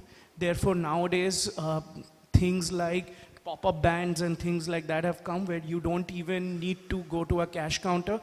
You should just go and just tap your Paytm or whatever on that QR code and do a top-up and just... So you need to keep on changing to give people a good experience. Thank you, very well put. I'm coming to you last, Gautam Da, because you've seen it all. Then, now, and the future, kal aaj kal. Okay? Where has changed, and where do you think we are, and where do you think we are moving in the concert economy? Good afternoon, everybody. This is a very interesting phase which we are going on, There's one word called show off, and one is show business. Now, show off business is taking a predominant role rather than a show business. That's one part. Second, international artists coming down to this part of the country shows and gives all the answers. That people are spending and people will spend. I only think that, forget about the days which earlier days where infrastructure was a challenge and still it's a challenge, but then it's improved from what it was. But still, with respect to Calcutta, I can add you one thing. Experience, as you said, parking is the first word to start with. Where is a parking space? We talk about economy. We talk about big bucks. Big bucks will lure big people. Big people will come with their car. Where will they park the car? Now, whenever I invite people to come my shows, for example, Bikramda, he will say, fine, Gautam, ami aschi. Gadi parking ache to? The first thing, you know, so we have to, infrastructure playing a very important role, and I hope we are on a positive path, but minute detailing to give that experience to the consumer is a key thing. Thank you very much. I'll segue into infrastructure. Gautamda, you've spent a lot of years and you've played various leagues. You've seen it all. Sorry, Bikramda. Bikramda, you've seen it all and you've been there, done that. Is there one experience that you have in terms of infrastructure where you expected the least but got the most? And you came back, and what was that experience? Because I think the word infrastructure keeps coming up all the time. And just talk about that in a nutshell, in a 140 character. There was a concert I did in 1997, and those days I used to play with the great Ravi Shankar ji. And this was a pure Indian classical concert in Taipei.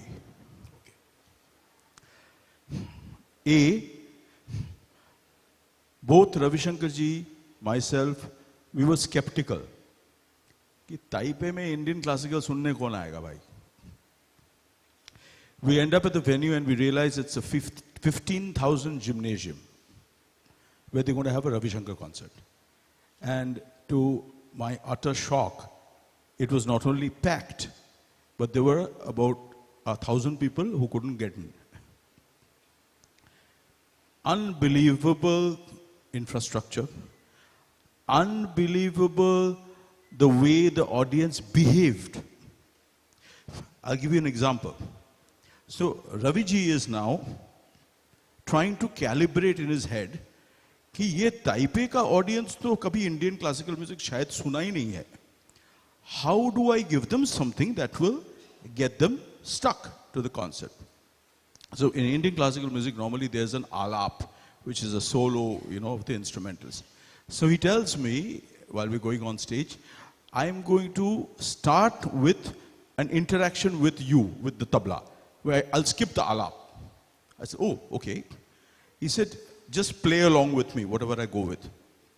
So see how the audience behaves. The venue is impeccable. It's a beautiful venue. Audience is sitting tight there. Raviji and I do this 12-minute sawal jawab kind of thing, where we are like really going for it. It's super exciting. And it ends with the whole gymnasium clapping, And then Raviji says, now here is the artist and here is the venue and the people, which you can't, it's all within the infrastructure. The people are also part of that, Absolutely. How you get them to behave is very important. And the infrastructure is a big part of that.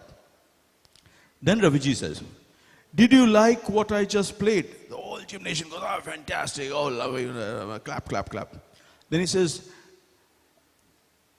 if I ask you to do something, will you trust me and do it? Everybody says, softly, yes. They're wary, what is he going to say? He says, can you all shut your eyes? 15,000 people have shut their eyes, and he plays an alap for 8 minutes. Wow. They open their eyes, he stops, they open their eyes, and they clap just as loudly, and Raviji then says, this is the crux of Indian classical music, it's just as exciting as it is spiritual. And they all love this music, and they know how to behave also. Unfortunately, in India, there are many places where they don't know how to behave, and we, who are, the organizers or the artists who are providing the infrastructure or the context of the show, we are unable to teach them how to behave. They don't know when to clap. If you are serving drinks somewhere, like I played in a Joe's Pub, a small venue, but one of the most prestigious in the US, where even people like Sting, Norah Jones, they all perform. But they serve drinks. They're sitting there, sipping their wine and whiskey. Pin drop silence. Nobody is asking for another drink. यहाँ पे क्या होगा? बार खोल दीजिए. तो वहाँ से, ओए, यहाँ दे दो whiskey डाल दो यहाँ. Artist is performing live. 2 whiskey डाल दो यहाँ. So what do? We then say there's no service during my concert, you know. So infrastructure is all of this. And some countries, even smaller countries, get it right. Somehow in India, and Gautam will endorse what I'm saying, and we have struggled with that, right? How many times have we struggled with that? So this is a problem, and it has to, the audience has to be taught how to behave. The venues have to be, you know, created in a way, curated in a way, the event organizer has to, you know, set the rules in a way that people actually go and listen to their heart's content and the artist plays to his or her heart's content. Thank you. That is very insightful. A round of applause, because this is something so unique. And I think the big takeaway from this experience is, I think, concert civics, you know, absolutely, which is very important for the success of the concert. I'll come to you, Rajdeep. In today's day and time, you know, we're short of venues. And just as we speak, this week itself, the government of Goa has got into a public-private partnership with a company and has given on lease one of their infrastructures, which is an indoor stadium, okay, with a private company. And that private company, as per the documents released by the government of Goa, is going to earn the government of Goa 20 lakhs. Now, this infrastructure is in Panjim. For most of the year, it's shut, maybe 30 or 40 events that take place. So the government of Goa is earning. In West Bengal and in the East, be it Orissa, be it Bihar, there are possibilities of public-private partnerships. But, you know, once upon a time, in an era gone by, you had a lot of big acts coming to the big stadiums around this thing. What happened and why did it stop? You know, what can be done to revive it? Maybe this could be one of the big takeaway points in a to-do list for the CII committee to engage with the government of West Bengal and look, and the government in the eastern parts of the country, to look at private partnerships. Public. So our company basically focuses on large-scale concerts, something which is 6,000, 7,000 and beyond. In West Bengal at the moment, there is this facility called the Bisho Bangla Mela Prangan, which can take 7,000 people per auditorium. So till 7,000 people at the moment, we are sorted. Beyond that, the only option that is left for us is this venue called Aquatica, which is a private venue. But Aquatica has a lot of its criticisms over the years, especially parking is the biggest thing. Any concert that you do there, minimum spot other than the 500 VIP cars or something is a minimum 2 to 3 kilometer either walk or this Toto services, which we have started over the years by paying these Toto drivers, these auto drivers, to ferry people back and forth. And what happens is they basically do one round, take all your money and they disappear. So people are walking in and walking out of the venue basically. One of the biggest challenges that we faced is when I was doing the Salman Khan Dabang concert in Calcutta. See, nowadays as we see the amount of international artists and the big artists which are coming down to our cities, it demands bigger money as well. The artists are charging more money, everything costs a lot of more. So naturally you need a bigger venue in order for the promoter to recover the money.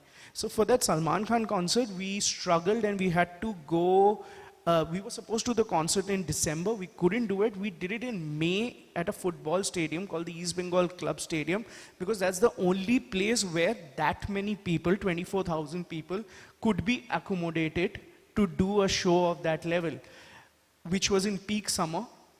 We were allowed to do it there once their football season was over. So we were scared it would rain anytime, or we were scared that, you know, it's a football stadium, how it's going to take. So, but yeah, definitely we need a venue which is more than 20,000 people. That is the reason why Ed Sheeran backed out of Calcutta. Ed Sheeran was coming to Calcutta and it went to Bhutan instead of Calcutta because they couldn't find a venue. Which also, there are a lot of venues, but the venues need to serve liquor. Because a liquor sponsorship is a very big component when it comes to sponsorship. In order to recover money, also people are going out. A part of the experience is also drinking. So there are a lot of government venues which do not allow alcohol. That is a big problem. So Ed Sheeran wanted a venue which could take 25,000 people with alcohol being served, and which was not found anywhere. Therefore, Ed Sheeran decided to move out of Calcutta and do and the same day it was given to Bhutan. For the first time ever, Bhutan did a concert of that level. So yes, definitely we need a arena which can accommodate that kind of people. And why concert? That arena can be used for other stuff as well across the year, which is a big example right now. Zomato did in partnership in Bangalore, the Terraform Arena. The arena can be broken up into different places. It's just one flat arena with a lot of boundaries. So there can be a 4,000 people concert, then the boundary moves on, then a 5,000 moves on, 10,000, 20,000, till 30,000 people can come into that arena, that one arena. So this is something that we require. And of course, from hygiene point and everything also. So because when we are doing big scale concerts in Calcutta, at the moment we are putting, you know, those biochemical toilets. Yes. So that hygiene point and things like that also becomes a bit of an issue. So yes, we definitely need a state-of-the-art arena. Yeah, sure. Don't switch it off. It's not necessary. Not only do we need big venues, we need middle venues, we need small venues, we need every kind of venue. I'm going to throw a little thing in the mix which Gautam and I struggled a lot very recently. I was curating for something and I had asked Gautam to do the event. We wanted to do Mughal-e-Azam in Calcutta. Jaga milai nahi. Simple things that they required. Height, truss. Nahi hai. We tried Science City. We realized that some major changes had to be made in Science City, which could not be done. You can't get permission to do that now. So we had to give up on the show. It didn't happen. There, if you look at, even say you want to do a small 1,200 concert, you know, people concert, or a 2,000 people concert. See, you have a Kala Mandir, you have a Birla Sabhagar. You have a Birla Sabhagar which is 600 something, Kala Mandir which is 1,100, 1,200. Huh? Then you have a Nazrul Manch which is 2,700. So you don't have anything in the 2,000 bracket. Nazrul Manch is used as a classical concert venue or a live venue for even intimate concerts also. But it's not a real venue. I mean, where is the acoustics? I am saying even, go outside India, you find every city, small, big, they have auditoriums for different requirements. We don't have. Birla Sabhagar was made in 1986. Kala Mandir in some 1970, 71 aisa kuch tha. Science City has also been so. But we don't have venues. Even in other parts of the country, we need better auditoriums. This is a given. You give this to the people, you see how the economy expands. Today, if I can't do a Mughal-e-Azam here, it means we've lost that revenue. Correct. If Rajdeep cannot do whatever, Ed Sheeran, anything that he wants, then that economy is lost. It's economic loss. Bhutan's gain. So I'm saying if we don't get our act in place, then we will, see, for us it's okay. हमको यही नहीं मिला तो चलो बॉम्बे में जाके कर लेंगे या बाहर जाके कहीं शो कर लेंगे. But we want that Bengal or the East has these concerts, So but we can't do them because the venues are lacking. Where is the venue? So in short, what Singapore has, the Esplanade, a venue for multi-shows depending on what you want to produce. I think that's the need of the hour, a greenfield project. Even look at a South Bank in London. Yes, sure. So many venues in that area. You have a Purcell room, chota, intimate. Yeah. You have a bigger Queen Elizabeth Hall. You have an even bigger one in say Barbican. Or you have, what is the other one? The biggest one, I'm forgetting the name now. Royal Festival Hall. So many venues and people are haunting those places every day and full houses. Hamare yahan kahan hai? Thank you.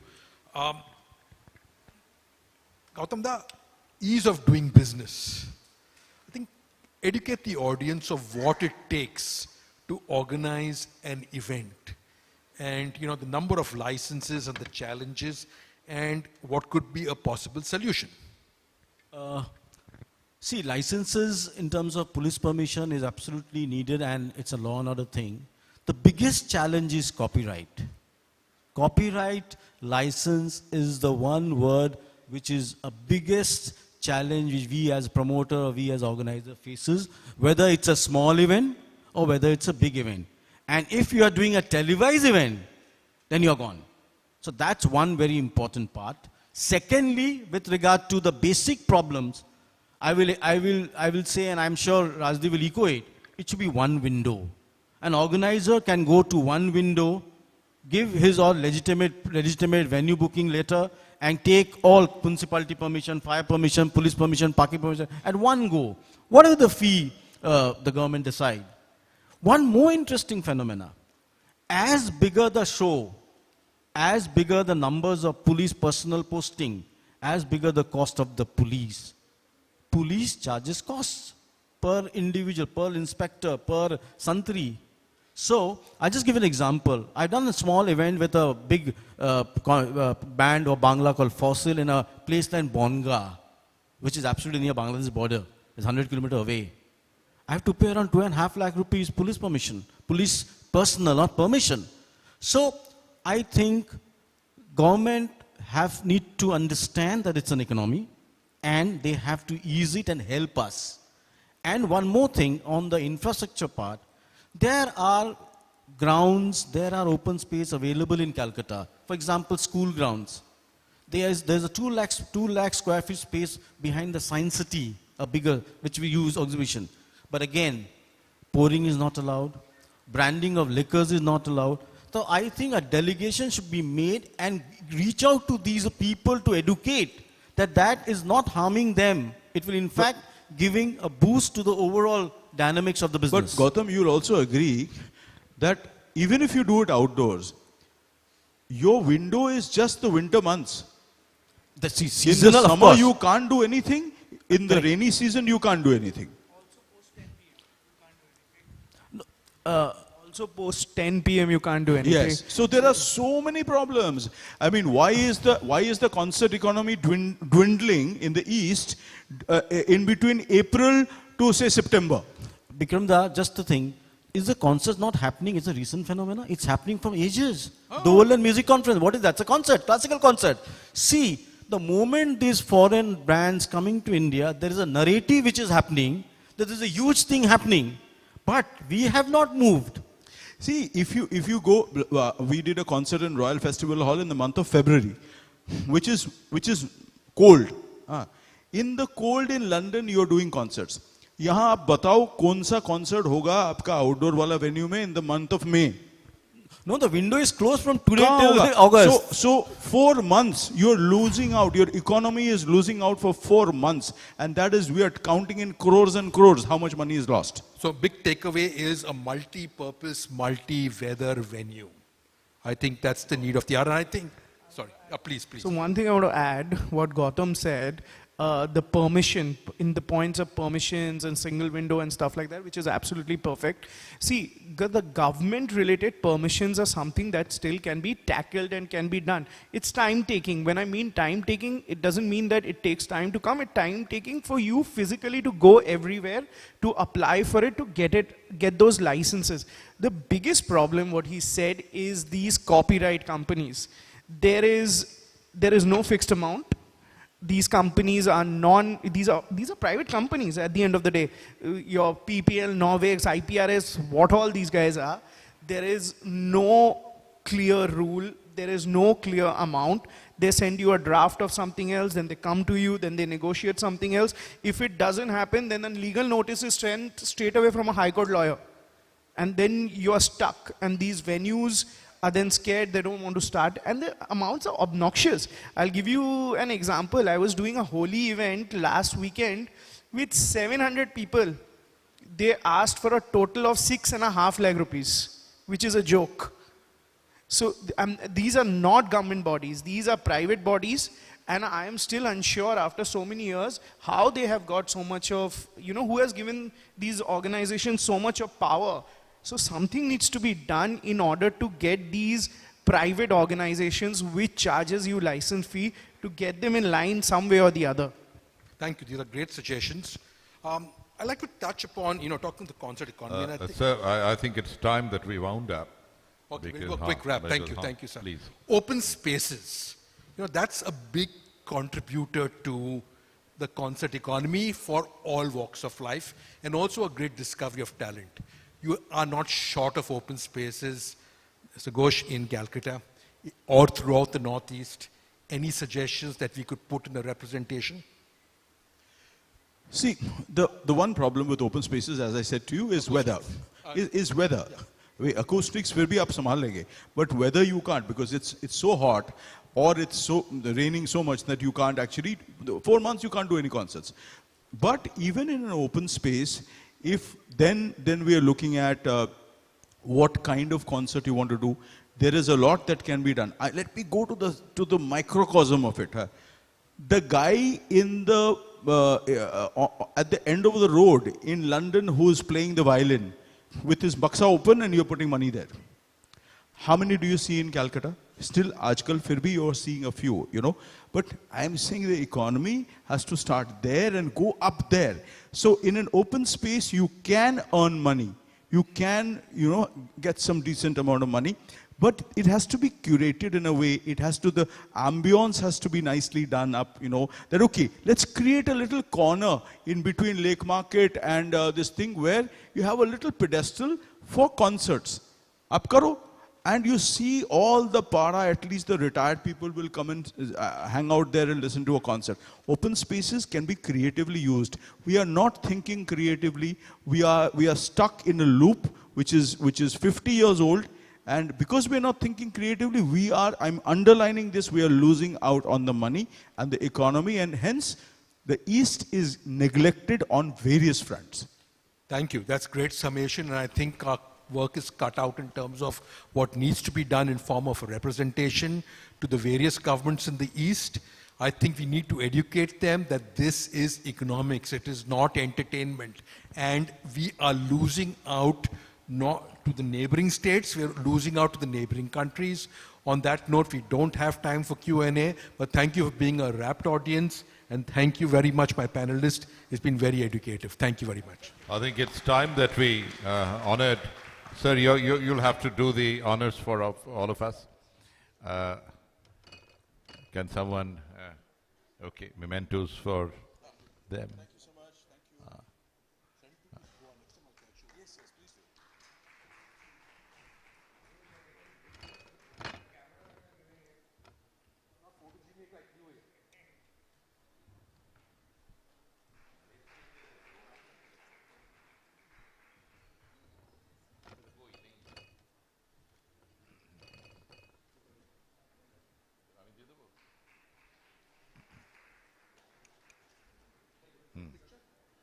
Yeah, picture.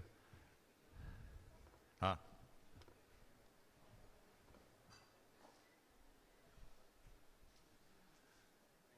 And either poor fellow will have to do the honors for Blaze. Thank you.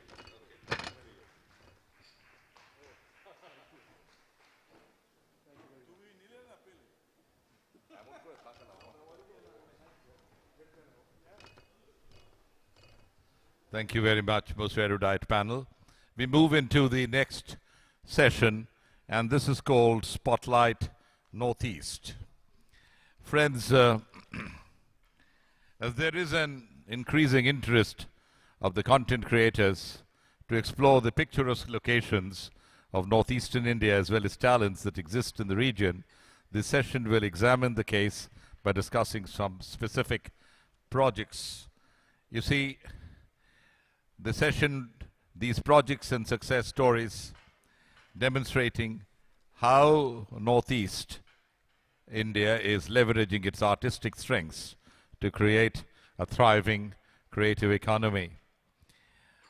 Maibam Nabakanta from Manipur is the action director of Pushpa 2, Rima Das Village Rockstar 2, and was screened in Berlinale in 2025. Portraying Northeast India on screen, Patal Lok shows how it's done. Sikkim, celebrating 50 years of statehood this year, has won National Award for the most film-friendly state. So I think it's time we spoke about Northeast, and to moderate this session, Ratnottama Sengupta. Ratnottama Devi, would you come up here on stage, please?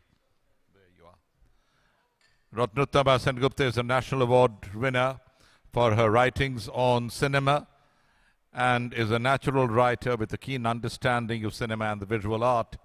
She's a journalist for nearly 5 decades now, and she has been with the Times of India, the Telegraph, the Screen, and has been the editor of the online magazine cinebengal.com. She has been on IFI Steering Committee, National and International Award juries with CBFC, and on NFDC Script Committee. She scripted Mukul, a short film on Nobindu. She debuts as director with And They Made Classics. So that's Ratnottama Sengupta for you.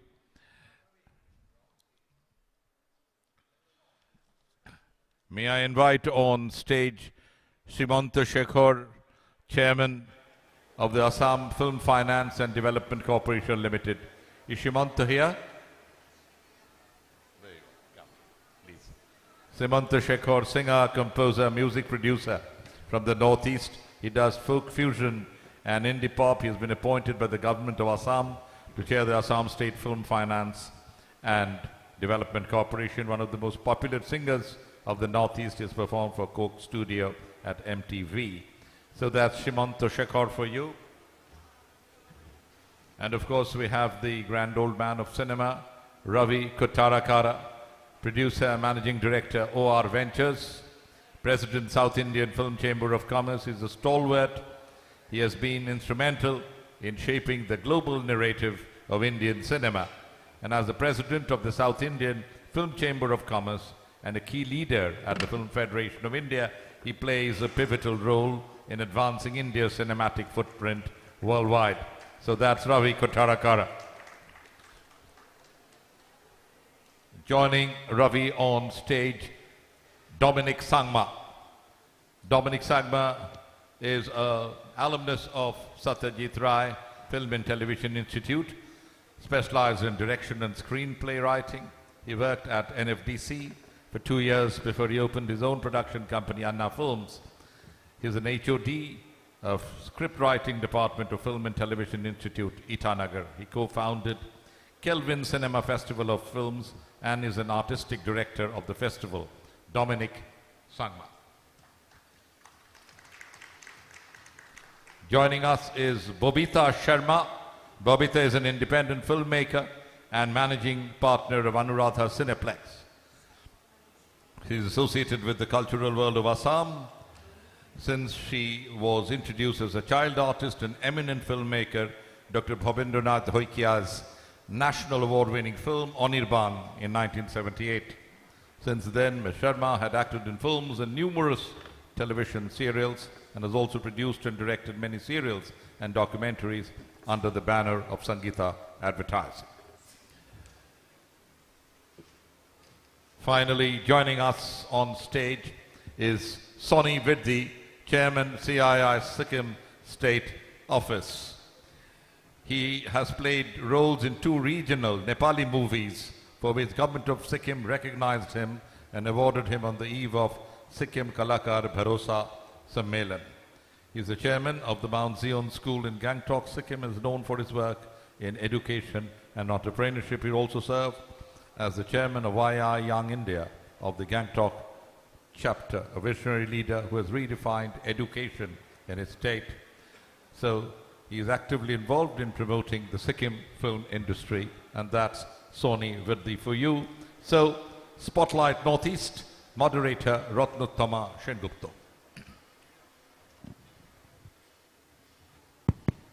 Hello everybody, thank you for being here with us, and thanks to CII for offering us this platform to discuss the Northeast, focused Northeast.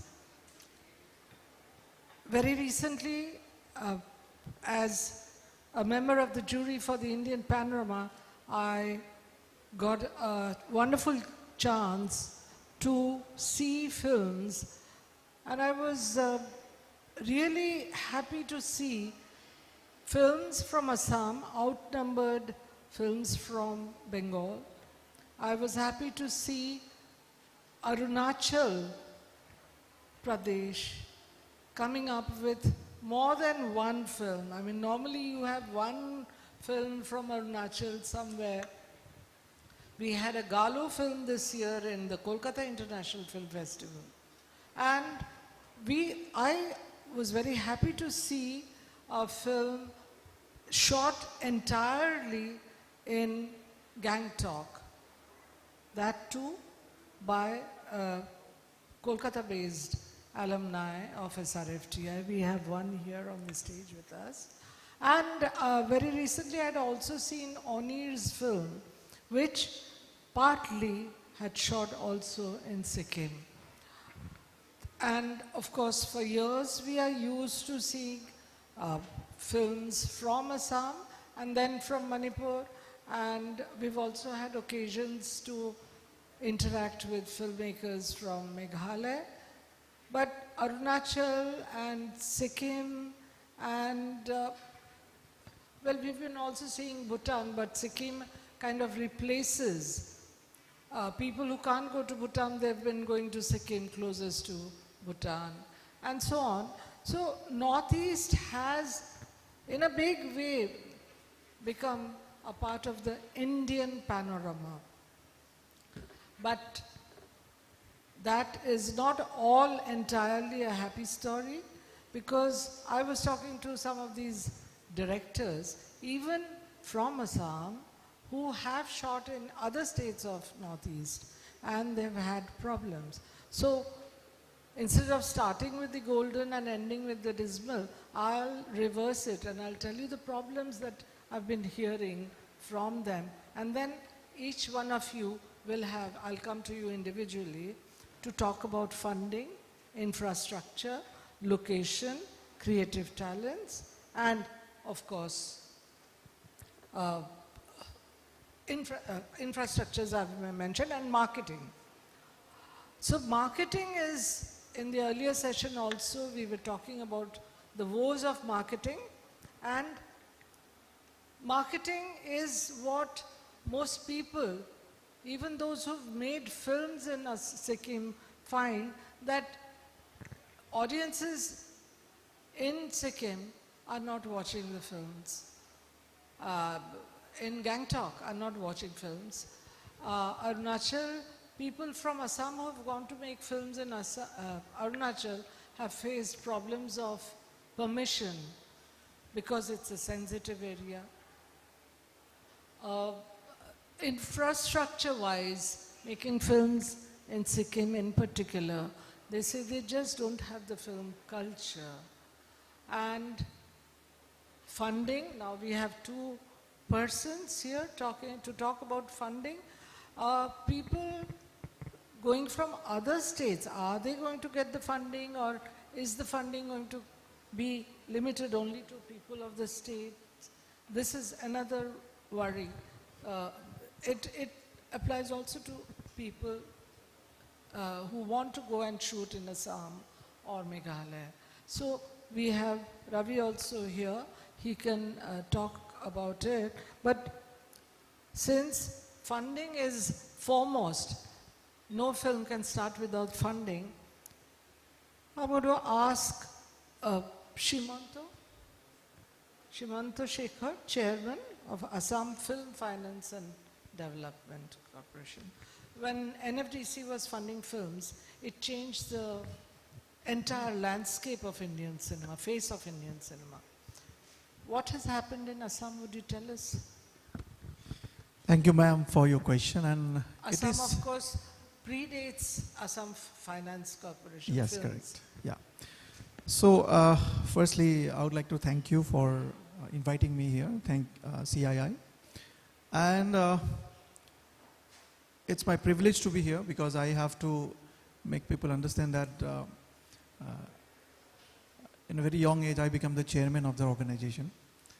And the people, I have to convince them that I am the real chairman of the organization. Also we have been associated with our ex-chairman. He is the longest serving chairman of the organization. So I have one senior with me, and I'm the incumbent one. Well, if we have to discuss on Assam State Film Finance and Development Corporation, we really are concentrating on making more movies and financing more movies. See, well, while in financing, there is some issues that has to be resolved by our department as well as our government also. We specifically have a mandate, because it's a state organization. We cannot fund other people or other producers who are not the permanent resident of Assam, or may not be associated with the culture and with the topic of the film making on specifically Assam. But we have sorted out the issue with the new film policy that is upcoming, because yesterday only we had a meeting with all the associates and all the film association also. We had a meeting regarding the film policy that is very upcoming. With the guidance of our Honorable Chief Minister Dr. Hemant Viswa Sharma, he is a very dynamic leader of India, and he has given us an opportunity to transform the entire infrastructure, the film infrastructure of the entire, not only in Assam but entire Northeast. Because we could see that Assam is the gateway to the Northeast. So whatever we do, that has an impact on Assam. Right now, if I want to say about the data, in this recent year, we have financed 20 movies. Those are made on the topic of Assam, with its culture, with its territory, with the languages. Those are gazetted in the Assam Gazette, because Assam is consisting of a lot of languages, not only Assamese. Assamese is the prime languages, but we are also funding Bengali movies also. But the Bengali movies has to be from the Barak Valley. This is a specific kind of thing. And we have co-sponsored or co-financed 6 movies right now. Those results are not yet out, but the movies has been submitted. And recently we released one movie called Gulai Sur.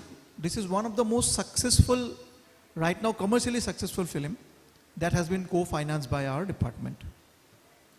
So this year we have got a budget of supporting another 30 movies. So as a state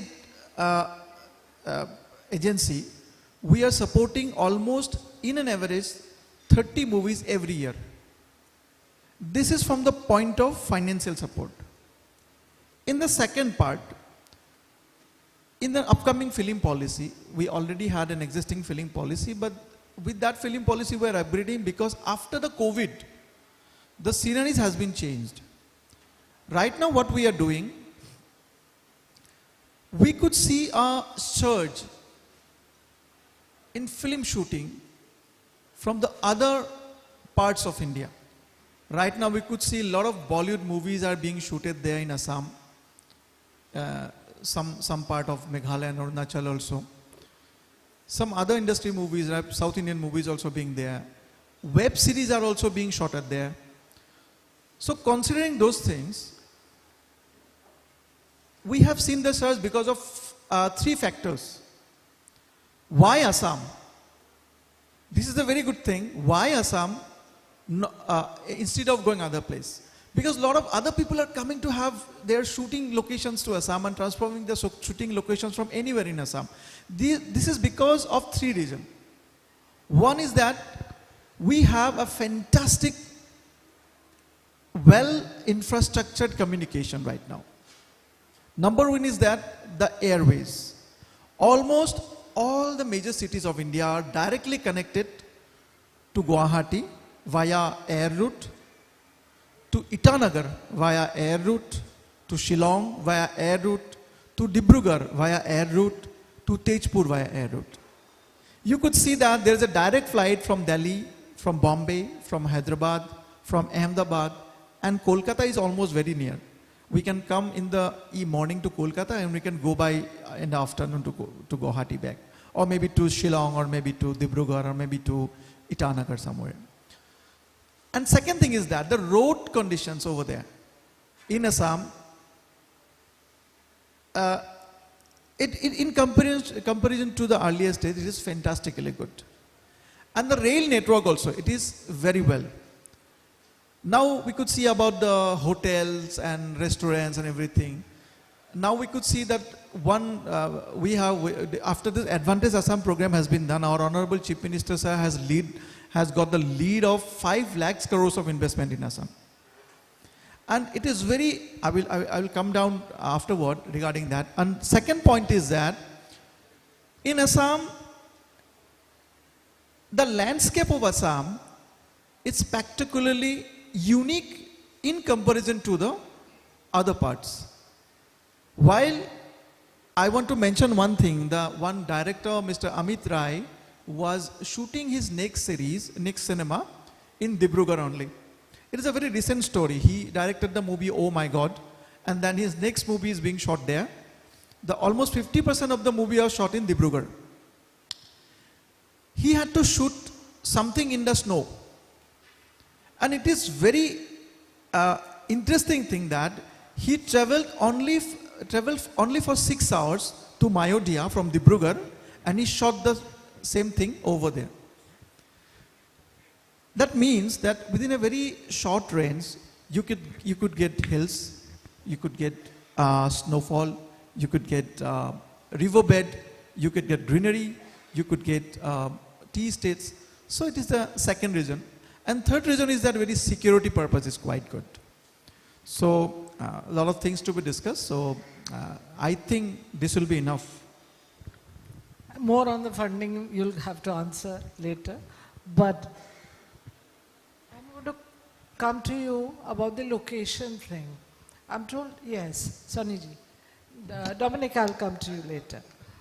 No, location, I was told that, I asked, he mentioned the snows, but is there any location that will replace or substitute Kashmir or even Kulu, Manali? I've already talked about the problems of shooting in Arunachal, which also has virgin locations. I know, that's what I'm told. Nagaland is out of question for some of the reasons he has already mentioned, security and road conditions and connectivity. But talk about Sikkim, which seems to be the sunrise location for many of our filmmakers. I don't know if we have Paushali here in the audience. She shot Shuchana last year. It was released and also screened in a festival. But I would like to hear more from you. Hello. Will it substitute Kashmir and Kuluvan? To be specific about the question that is put onto me, first of all, thank you so much for this question. We have places that can substitute. Kullu Manali and Kashmir. Sikkim is beautiful. Sikkim is the only place in the world where from the tropical to highland, cold desert we have. We have cold desert, we have valleys, we have tropical, we have everything in Sikkim. As my friend from Assam just mentioned, if we talk about tea garden to rivers to waterfalls, gigantic waterfalls to snow-clad mountains, because we are the third highest peak in the world. Second, the first highest peak in India. We have many places in northern side of Sikkim. We have many places in the western side of Sikkim, which is more beautiful than Kashmir and Kullu Manali. And if you go out of Sikkim, would you recommend some other locations, destinations for filmmakers? We just heard about Amit Rai. Out of Sikkim, the nearby places like Darjeeling Hills, we have beautiful Darjeeling Hills that consist of Darjeeling, Kalimpong, Kurseong, and nearby valley called Lataguri, and those places are very beautiful. So within the periphery of Sikkim, we have many places to cover. Thank you, lovely. I will come to Ravi now. Ravi, in terms of infrastructure, Vidya was just telling me, briefing me about so many other important things. Of course, we know some web developments, major developments are happening there. But for cinema, what are, in terms of infrastructure, that you would want to see in the Northeast, maybe not necessarily in Guwahati, maybe elsewhere, for the entire region to benefit from the cinemas that are made in Assam, in Shillong, in Sikkim, Gangtok, or in Manipur?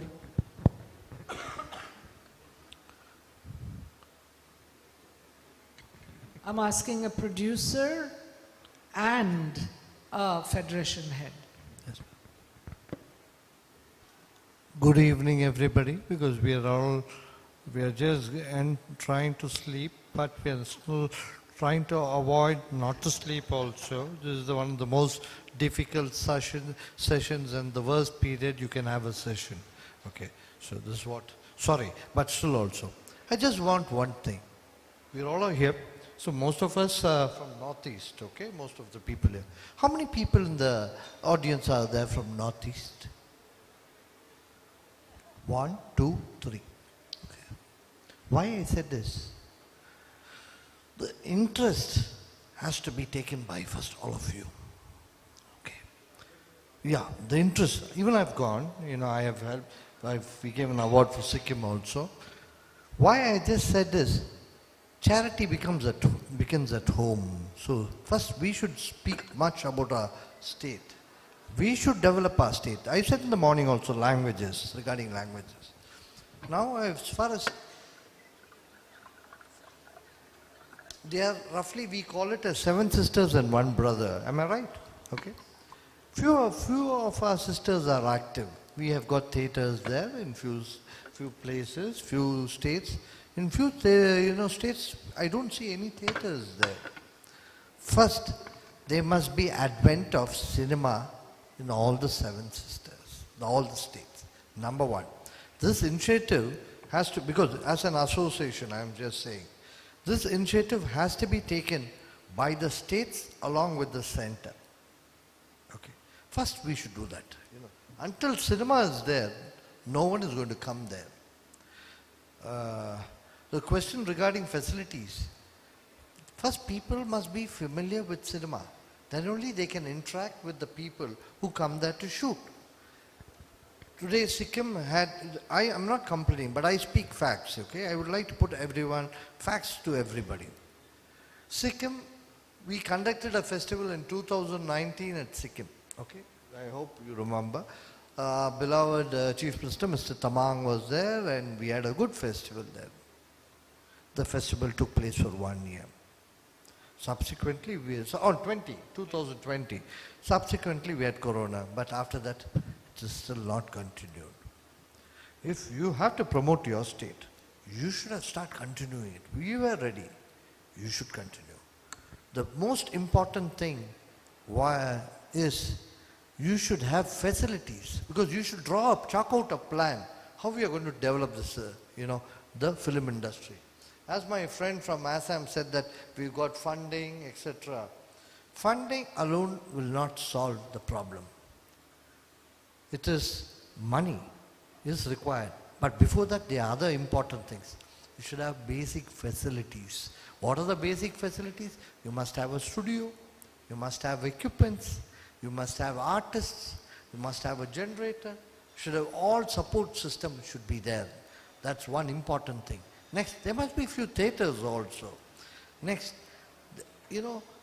today we speak, as far as Sikkim spoke, we have got single clearance window. We got you have, but you have it on paper. I'm happy, but why I'm just point blank. You know, I like it to be a little bit fiery, because let us speak about facts. We are sitting here not to develop ourselves. We are sitting here to develop Sikkim and the Seven Sisters. Okay. Putting it in paper will not going to help you. I've come to Sikkim. I've sent 3 producers to shoot at Sikkim. Wonderful locations, beautiful locations. You must go to Sikkim. And I've sent 3 people to Sikkim. But I never went to the government. Why? It was easier for us to get our work done by ourselves. Chalk out a strategy. The government should sit. And how do you do that? You got Kolkata. Kolkata is the gateway. You can make Kolkata as a gateway for all the northern states. Equipments are available at Kolkata. Have a tie-up with all the people. All the states should have a tie-up with Kolkata, because you've got a big, all full set of equipments here. You've got a lot of technicians here. You've got cinematographers, you've got DOPs, you've got makeup and costumers, everything. First, kindly form an alliance and have an agreement with Kolkata. Because you got just below, down, all the 7 states, you got this. First, prepare a strategy. Then you can call people. Today, I've sent 3 people to shoot at Sikkim. We brought our equipments from Chennai. 1 person came from Kerala. It's very difficult here. And another important thing is, try to make a purpose that with the government, in case you want to develop your state, make 10 films funded by the government. Only 10 films a year. Just 10 films. Each state must produce films in their languages and also dub it into Bengali and other neighboring languages. Then only people will start watching. People should get accustomed to watch cinemas. I'm not doing your job, Mama, No. but I'm just asking one small Absolutely. question. How many theatres are there at Sikkim, my dear friend? We have 2. 2. First initial job is to make it to 10 theatres. I'll write and give you. Our central government is there to help you. Central government will help you, and your government also should be prepared. I ask all the states, first, increase the number of density of screens. Next, put up a small studio. Take the help from Kolkata, all equipments, technicians, and start moving ahead. Until you don't, speaking, it's a beautiful state, it's a virgin state, fantastic locations, everything. In Kashmir, people could not go and shoot. Today, kindly remember, at least 6 film shootings are taking place at this very moment in Kashmir. How it could change? It changed. Because where there's a will, there's a way. Kindly, I request all my friends from, the 7 Sisters, plan a strategy, facilities, infrastructure, studio, and most important, start producing films. And, then only people will start watching, and it will be a great help for not the power, for the state, but for the audience. Because I have to just say one small statement. What happened in 1990? I'm just taking you to one small statement.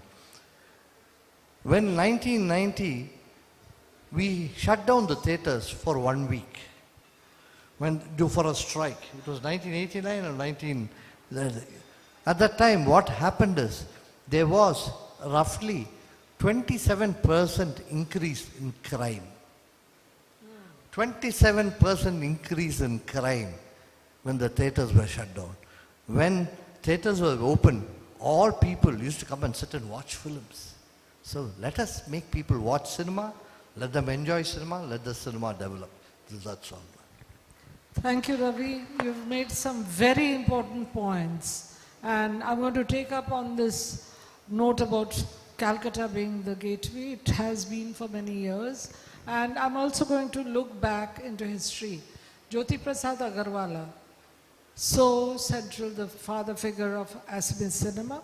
He went from Calcutta, which is why Manju Bora, she's shooting a biopic on Jyoti Prasad. She came and shot in Calcutta. She had to. It was a necessity. Pramathesh Borua, we cannot talk Bengali films, new theatres, the earlier classics without talking Pramathesh Borua, and he came from Assam. We cannot forget, we still have Bhupen, our singer, our Bhupen Hazarika. Because of Bhupen Saike, I was about to mention Bhupen Saike. Bhupen Hazarika, for many years people thought he was Bengali, and he spoke Assamese very well. And his songs people sang like they were Bengali songs, native songs. Why am I mentioning these names? Because they were so central. There was no feeling of the other. Why has this feeling of the other happened? Dominic, we have here, student of SRFTI. We had another young director, SRFTI student, Sangme Dorji. He made a film, Crossing Bridges, which got a national award. It's a lovely, beautiful international film. I mean, talking about returning to the roots, but in the age of internet connectivity. So we have SRFTI here. Hiren Bora, he makes his films, he comes to Calcutta even today to edit his films here. So these connections are deep-rooted.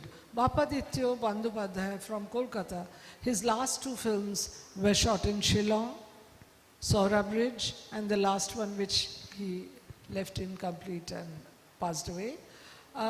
We have very strong emotive links, not only with Assam but with Manipur. I mean not only Bengal but cinema, Bengali cinema. With Tripura, all India, we have emotive links, S.D. Burman for one, and so on. So I come to you, Dominic. Where are we missing out? Why aren't films from Assam, from Manipur, from Arunachal? I mean, what is lacking? Do we need to have film societies in these places to build up a film culture? Do we need film festivals? In Guwahati has quite a few, but do we need to lift them up? I'll come to you, Babita, later about the creative talent pool.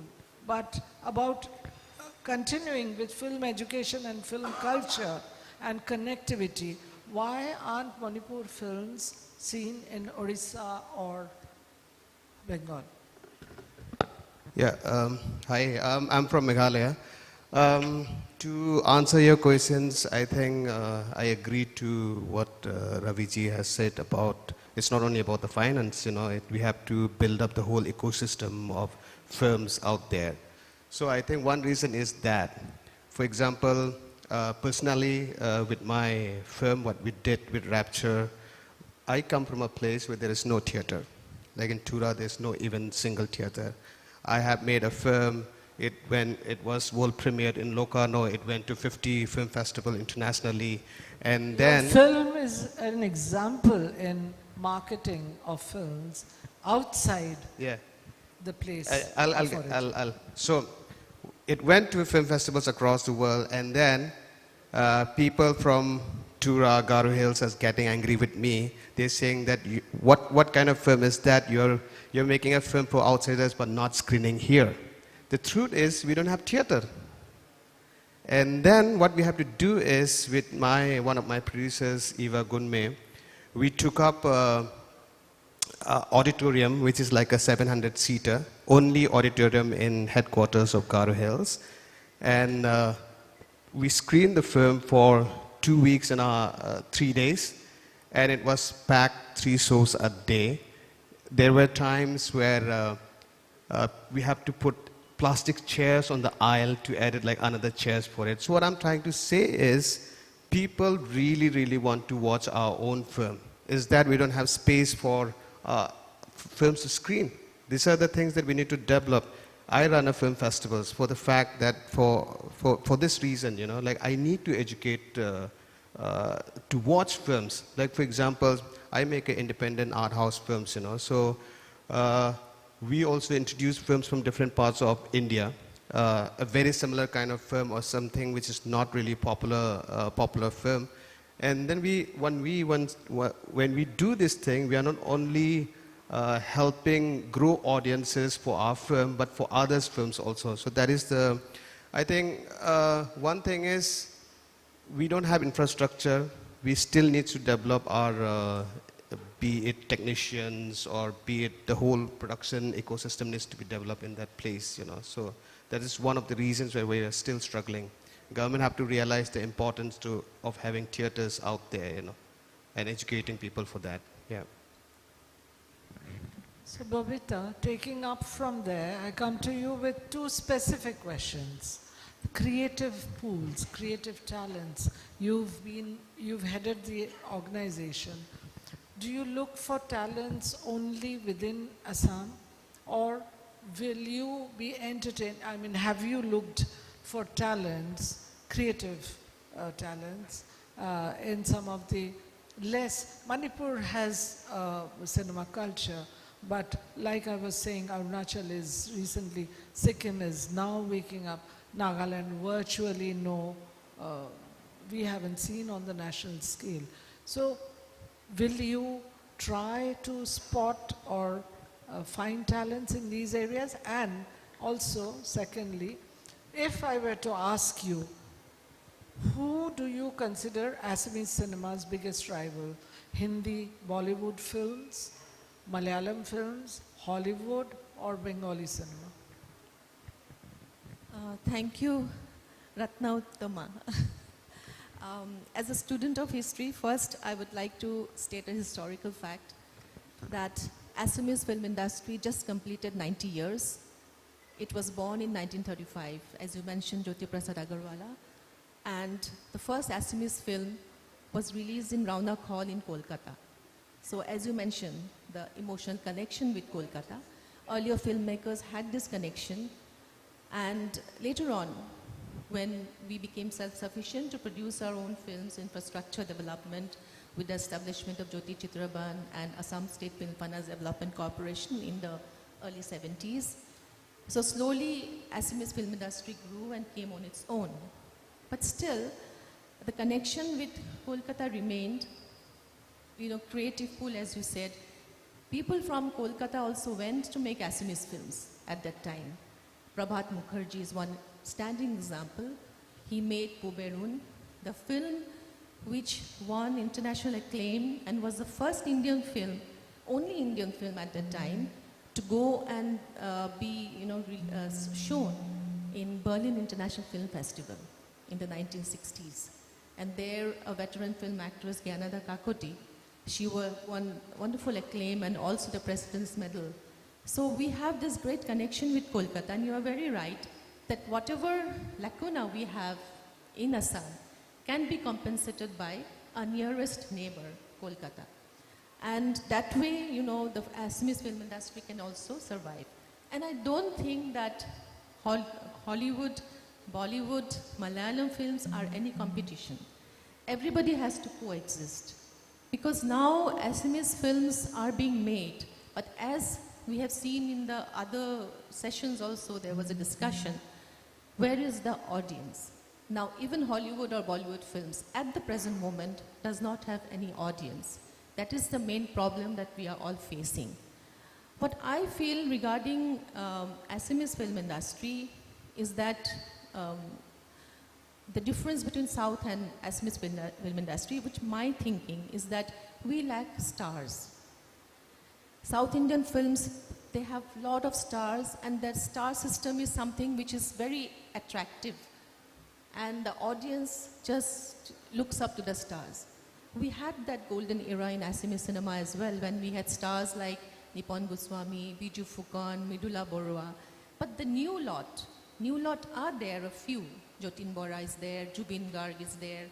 But you know, Ravi Sharma, but the kind of films you need to make in quick succession, that has not been, you know, coming. So we need to make more films. And I'm happy to note that Assam State Film Finance Development Corporation, during my time also, we used to make, hand-holding. We used to do hand-holding with the producers by funding, and they are also carrying it forward. I'm happy to note that. But we need to have more films, more publicity. Publicity is very less. Also regarding the shooting locales, as we said, not many people know that the Northeast has virgin locales. You were talking about Nagaland, but Nagaland is safe. You have seen Patal Lok. You see Patal Lok in Hotstar. It's been shot in Kohima. So OTT platforms are going forward and shoot in the local, Northeast. Arunachal Pradesh is such a wonderful shooting locales are there. There are, in certain seasons, you can see rhododendrons we don't see anywhere in the world. It's so beautiful. Similarly, as Srimanto he's like my brother, he was saying that if you have rivers, also, you can also have snow at the same time. You have rivers, you have snows, you have tea gardens. So it's a virgin area which needs to be explored, and it needs to be publicized in a better way. That's what I can say. I will ask you one more question, and then maybe entertain more questions for the others. You mentioned that Hollywood, Bollywood, none of these are competition. Do Assamese viewers prefer to see Assamese films, or are they taken up? Because I've seen in Bangladesh, Dhaka, I'm not talking about now, but 20 years, 15 years ago, people used to be crazy about Shah Rukh and Amir and all these people. I've seen in Germany, I've seen in UK, elsewhere, Hindi films, Indian films, Bollywood. Hollywood has sort of wiped out European cinema, Czech cinema, Polish cinema, which were such strongholds of cinema culture, were wiped out by Hollywood. Is there no influence of Hollywood or Bollywood in Assam? What do the audiences like to see? See, we own a cinema hall as well. My husband is sitting there. We have seen that Assamese films, when they are publicized well, they do very well. They run to full houses. Such a film was Ratnakar, and what was that film of Ravi Sharma? Very recently, Raghupati. yes, I saw one those films have done very film. well. Vidurbai. There are films which do well, but it has to touch the audience, and the publicity has to be there. Because I have seen that most producers, they don't pay attention to publicity. They don't keep a money also. Marketing. They don't give a budget. You mean marketing? They don't have any marketing And budget? earlier, even the distributors used to be involved in the marketing. They used to give, posters. Postering used to be given. They don't even give posters nowadays. They don't give posters. Distributors have also to be engaged in the marketing of the films. So I'll come back to you, Ravi, with one more question about this marketing. When some of the mega films from Chennai, they sort of shook up even Hollywood. Yeah? Some of these films are not just marketing whiz. They are not just only because of marketing, also because of the content. So, how much importance? I saw one film I was trying to say, Shorgoroth, which is a beautiful mainstream format comedy about how somebody kidnaps, somebody gets the money, the police take it, all of it happens, and then the night all this happens, next day monetization, demonetization happens. So all the ill-begotten money is wasted. So, it's a lovely story which, if either dubbed or shown anywhere in India, it will be a success story. Would you suggest any marketing strategies? Most of the films in South, even in Bollywood, they've got a simple principle. they start marketing the film not after the film is released. They start marketing the film on the first day when they start the puja, the muhurat, they start marketing the film. They say this film is coming, get ready, it's going to be something different. Then after the first schedule, they give a different version. The film is something about, every schedule they bring out some points which contradicts what is the first version. So what happens, they create people start thinking a lot. What must the film be about?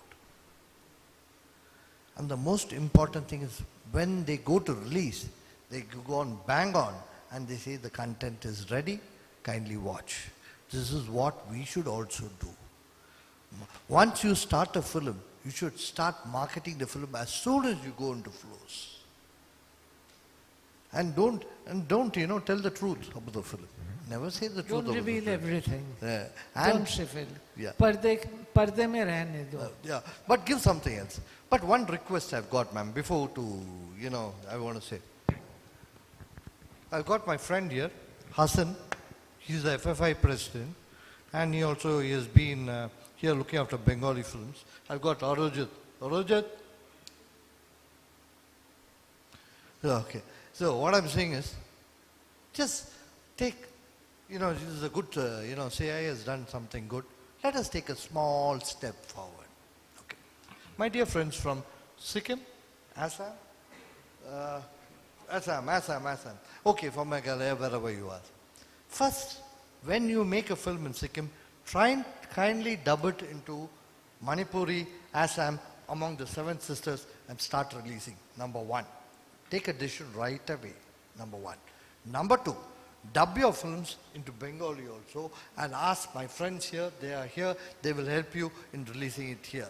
Or you can bring your language films here also. We got exhibitors here, they will help you in releasing. Until you spread your wings, you cannot grow. Start spreading your wings. Start thinking my content is good. My content can reach. Try to make content which can go nationally. Then we'll go internationally. Can I add one more thing? Yeah, yes, Amma, please.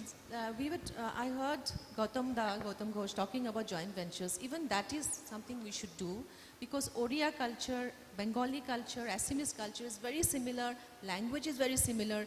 We can have joint ventures along with Bangladesh. That will have a bigger market for our films. Absolutely. This is what I'm trying to make all of you say, that let us think of ourselves as one unit. I've seen this in the south. Malayalam, Kannada and Chennai, I should be Tamil, Telugu. Yes. All of them, particularly Telugu and Tamil, Kannada and It's Tamil, not like that, ma'am. They speak, they understand everything. And now I have also started understanding a little bit of Malayalam. And thanks one more to the films. So that is a major... And one more thing I would just like to add, one small point. Kindly get into co-productions. I'm just asking, Hassan is here, Arujit is here. You got the Bengali industry Raviji, here. I just want to mention one thing. Please get into co-productions with them. That will be the first step. You can, it could be a baby step. But you're on the right path ahead. This is what I say. So adding to his point, I want to invite the filmmakers from here, from Bengal, from any part of the country, to invest in the Assamese film industry. We are going to fund you also. Only you need to do one thing, you need to have a co-producer from the Assam. So Assam State Film Finance and the government of Assam are going to sponsor you, co-produce with you that movie that you want to do it. Only 2 things you need to understand that. First is you should have a co-producer from the Assam. And second most important thing is that the content and the language has to be from the state. So that will be the 2 conditions that you have to fill up. But you can come out and you can make movie out there. And second thing is that when I think about when Raviji has spoken about that infrastructure development, we would like to say you that Government of Assam is funding 50 new cinema halls this year. This is the only state of India, we are funding 50 new cinema halls, 50 lakhs each. It is not loan, it is just a subsidy, just to make cinema halls.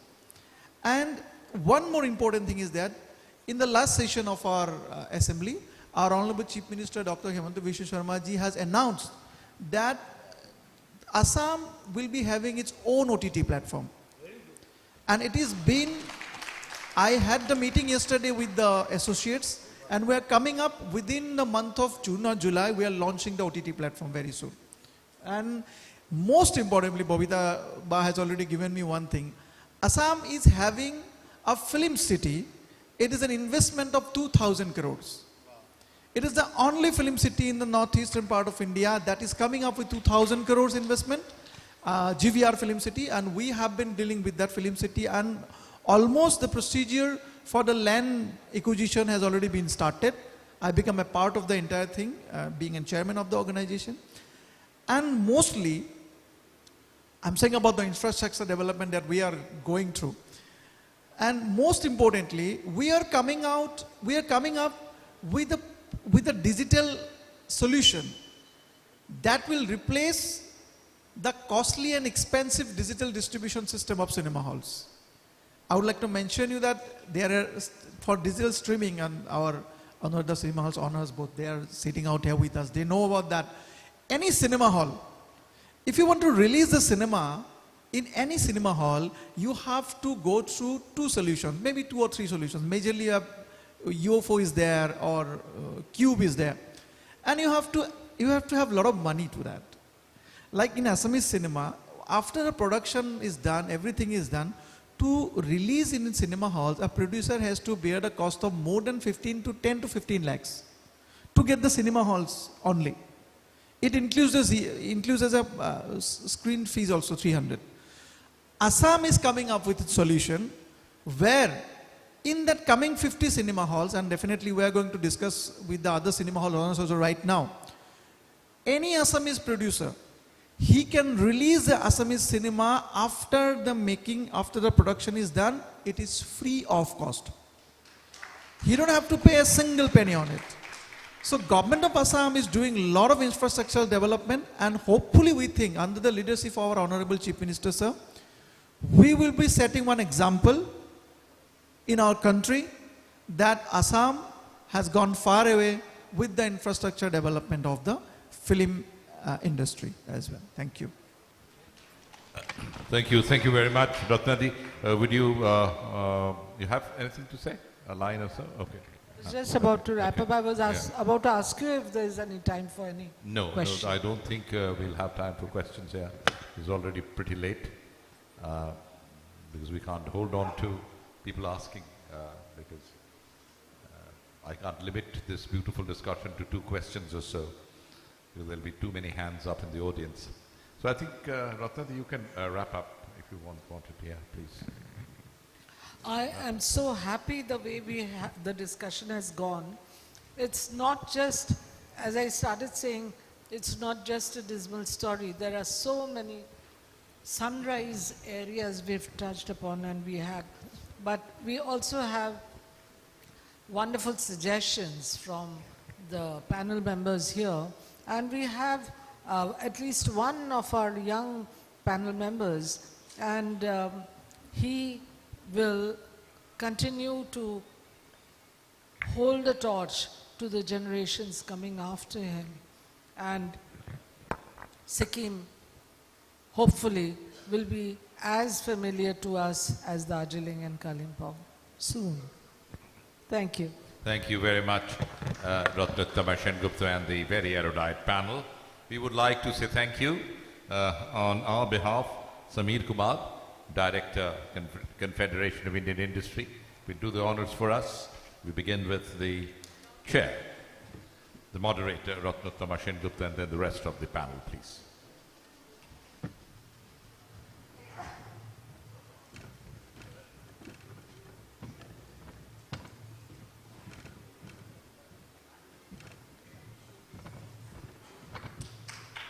Beautiful. beautiful session comes to a close. Ravi Katarakara.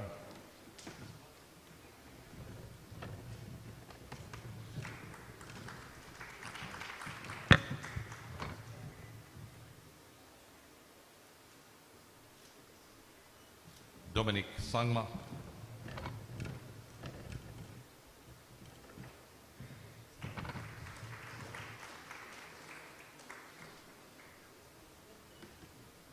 Bobita Sharma.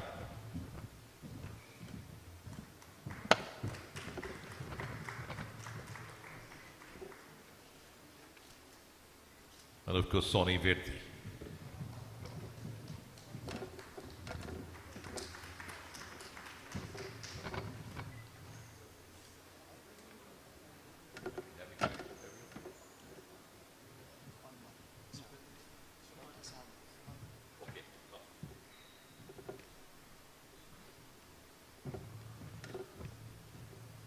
And Samantha Shekhar.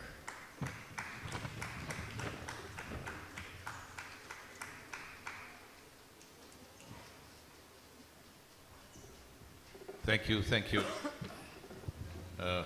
panel. We will now move. I know it's getting very heavy, but these discussions, there are many speakers, so I'm afraid we couldn't give a tea break to you guys. So this is important, and this is, of course, on monetizing content. No, it's all quite full, considering the length. It's pretty full. That only shows how the discussions went. They were pretty engaging.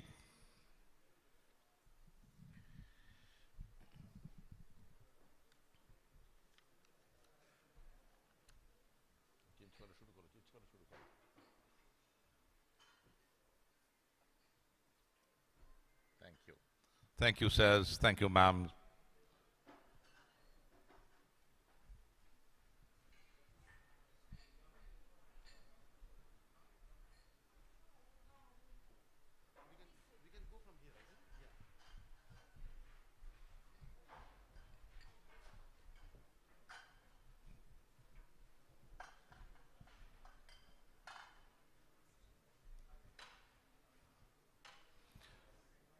Friends, the next session is on the challenges of monetizing content across various entertainment platforms.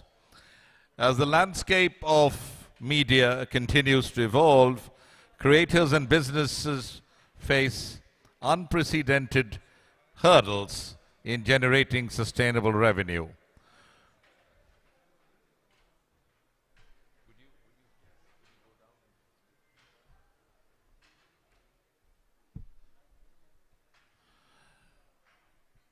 From streaming services to social media, the quest for effective monetization strategies is more critical than ever. In this discussion here, we will explore the obstacles that hinder profitability as well as innovative approaches to rejuvenate the industry. Together, we'll identify practical solutions that can empower content creators and enhance audience engagement in this dynamic environment. So let's dive in.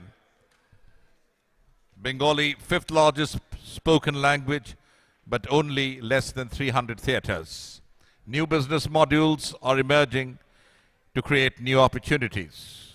The business has to expand beyond Bengal market. People don't anymore make movies for their regions. And we have a great panel.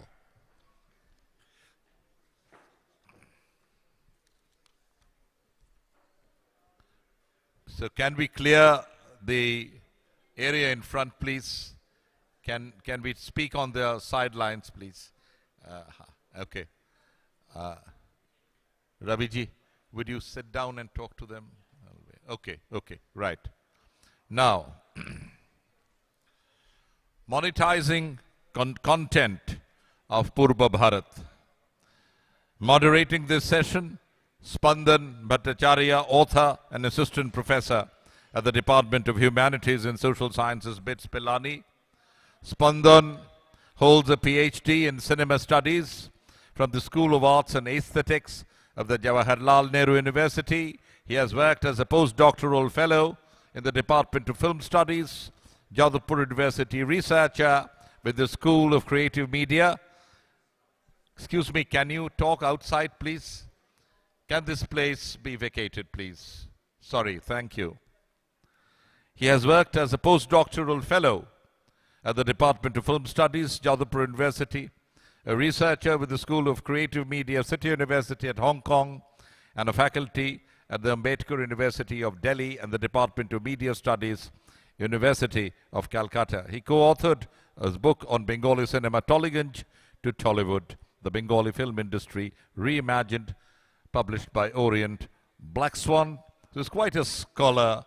Spandan, can we have you up on stage to moderate? A big hand for young Spandan Bhattacharya. Joining Spandan on stage is the Chief Cluster Officer East, North and Premium Cluster, Zee Entertainment Enterprises Private Limited, Shamrat Ghosh.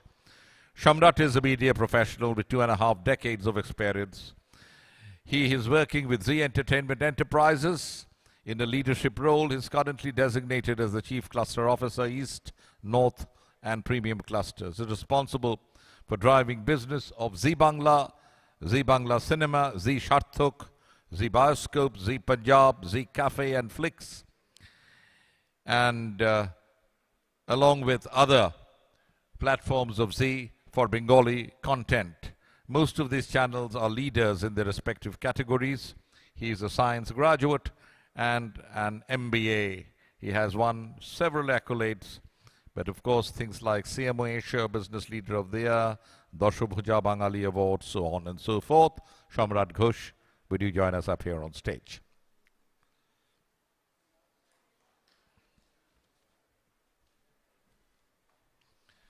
We will be joined by the co-founder of Hoichoi and director of SVF, Vishnu Mota. Vishnu, where are you? Oh, there you are. He's the co-founder of SVF.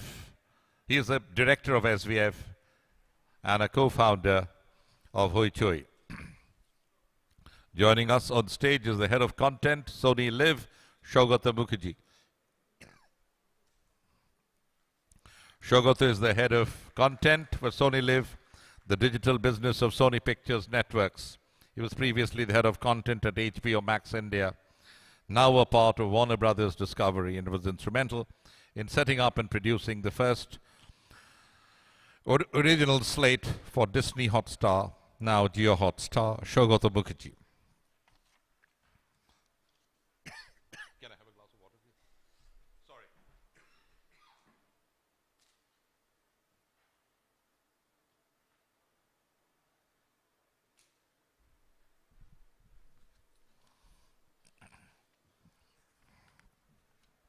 We are joined on stage by Hirachand Dand, co-founder and chief operating officer, Madhu Entertainment and Media Private Limited.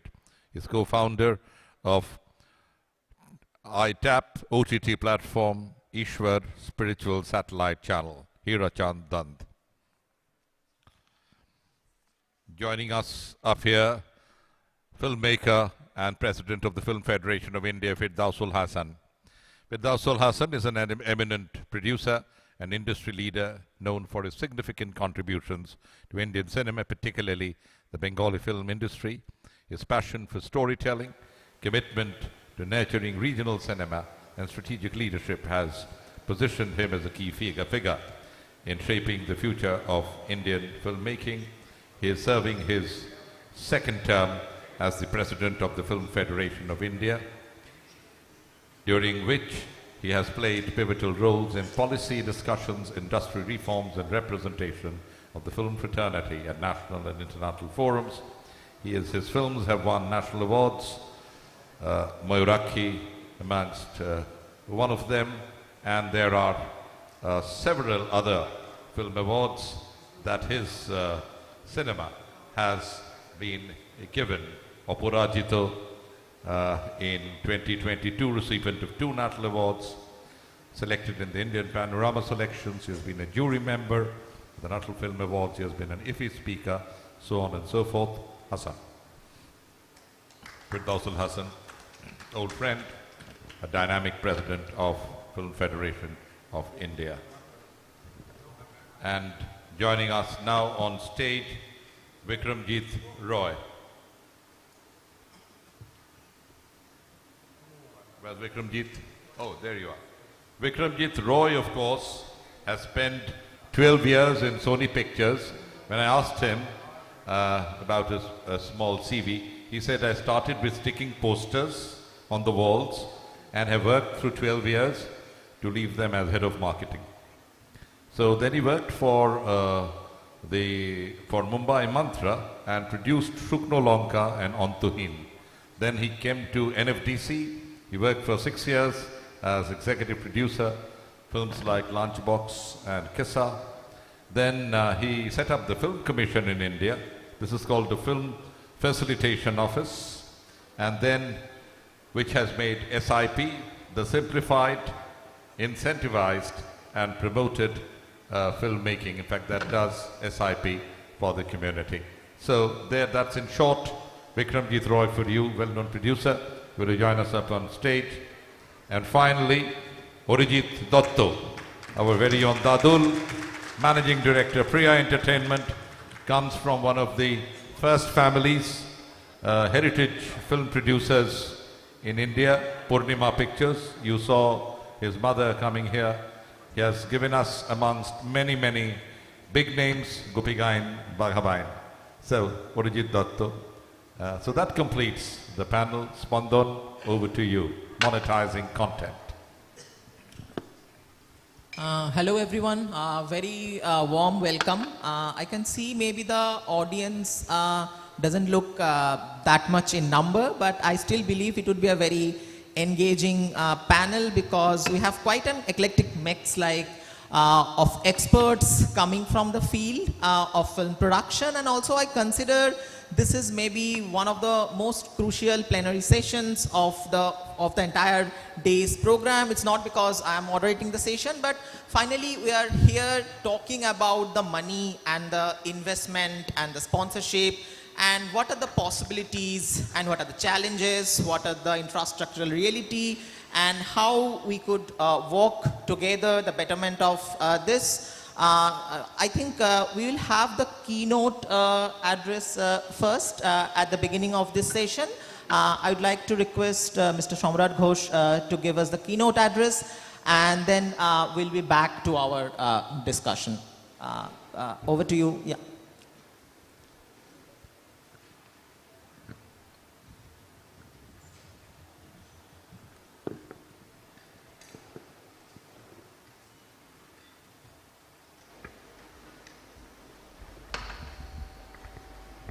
Hello. Yeah. So good evening, ladies and gentlemen. It's a pleasure to be here today to discuss the evolving landscape of content monetization in Purbo Bharat, a region which is rich in culture, heritage, creativity, and storytelling. The content industry is the part of the country has witnessed remarkable growth, driven by the rise of the regional entertainment, digital transformation, and changing consumer preferences. Purbo Bharat has long been a powerhouse of rich narratives, diverse storytelling formats, and vibrant cultural expressions. With Bengal at its core, the region has made significant contribution to film, television, and OTT content. This cultural strength presents a tremendous opportunity for monetization across multiple platforms. Today, we are diving into a topic that sits at the heart of our creative economy, and that is content monetization. Whether you are a creator, a brand, or a media platform, the ability to turn the content into revenue is more crucial than ever. We live in a time wherein we say that content is the king. However, attention is the currency. With digital platforms have given creators and brands unprecedented opportunities to reach audiences. But the real challenge is transforming that reach into sustainable revenue streams. Whether you are a content creator, a media professional, entrepreneur, or a business strategist, the question remains the same. How do we monetize content effectively while maintaining quality, authenticity, and audience trust. Content has always been valuable, but the way we monetize have dramatically shifted over the years. The monetization of content has evolved significantly from pre-digitization era to the post-digitization era. In the pre-digitization era, the revenue models were only dependent on the physical distribution, broadcasting, and advertising. For films, revenues were dependent on box office collection with limited geographical reach, ad-supported model, cable and satellite deals, syndication and licensing, home entertainment or physical media and rentals like VHS, CDs, Blu-rays, DVDs, which had limited lifespan and dependency on physical sales. Music deals used to be through CDs, cassettes, etc. But post-digitization, the focus has been more towards models like SVOD, AVOD, TVOD, direct-to-consumer models, crowdfunding, blockchains, and NFTs. So if I talk about broadly the key monetization avenues, in case of television broadcasting, I give an example of regional channels like Zee Bangla Cinema, and others have established strong emotional connections with viewers. Monetization here thrives through ad sales, sponsorships, and brand integrations, and subscription revenue with a shift towards bundled TV packages under the new tariff order, which is called NTO. In case of digital and OTT platforms, the surge in digital consumption has opened new revenue streams. Platforms like Z5, Hoichoi, and other times are aggressively tapping into Bengali content consumption. Key revenue models include subscription, video on demand, AVOD, TVOD for pay-per-viewer releases. In case of films and events, the regional films, when well packaged, offer strong box office potential. Our own concepts like Zee Bangla Cinema Originals expanding its wing to theatrical releases will obviously create new avenues of revenue for us as well. In terms of branded content and partnership, collaborating with brands to create tailored content allows for integrating messaging and deeper consumer engagement. In case of music and ancillary rights, the music streaming platforms, caller tunes, and digital downloads contribute to monetization. Licensing content for syndication across platforms extend revenue potential. But before we dive into monetization discussion, few questions that we need to ask ourselves. Number one, who is my audience? Are they willing to pay for my content? Number two, what type of content do I create? Where does my audience consume content? And what is the long-term vision we have for ourselves? So let's try to understand the power of creative currency in the business parlance and its relevance in the life of consumers. Today's topic is centered around the keyword content and its monetization. So how do you define a good content which has the ability to get monetized? A good content, according to me, is a piece of work wherein all the stakeholders sees values in it. Be it the content creator, like the filmmaker, the person who puts money, like the producer, the financer, the sponsors, and most importantly, the consumers, the viewers. So if this value proposition excites all the stakeholders, then only it qualifies to be called a good content, which will also have the ability to get monetized. So one has to understand that consumers are the real superstars. And as a content creator, we have the responsibility towards our viewers. Your content should be inspiring enough so that the millions of viewers can look up to it and should get inspired. Today, consumers have become smarter and sharper. More than the blitzkrieg, they give supreme priority to the product that are relatable and has relevance in their life. Earlier, you can get away by showcasing blitz, but today, consumerism has been powered by purpose. Today, there has been an evolution in consumerism. So the age of influence has moved to the age of intelligence and wisdom. So the big question is, how do you make your content relevant for the audience? The answer lies in robust understanding of your consumers. You have to really spend time and connect with your consumers and decode the factors that drives their consumption behavior. Factors that impact at their personal level, at their psychological level, and at a societal level at large. You have to understand, their likes, their dislikes, their values, beliefs, aspirations, their interpersonal relationship within the family, within the peer group, and the status that they enjoy within the society, and so on and so forth. So, and the second most important factor is to constantly amplify the game through innovation intensity and execution excellence. Therefore, to sum up, the key pillars are the consumer centricity and innovation. So if you can create a consumer-centric innovative product, revenue will automatically follow. However, there are certain key challenges in monetizations. While opportunities abound, there are challenges that need strategic focus.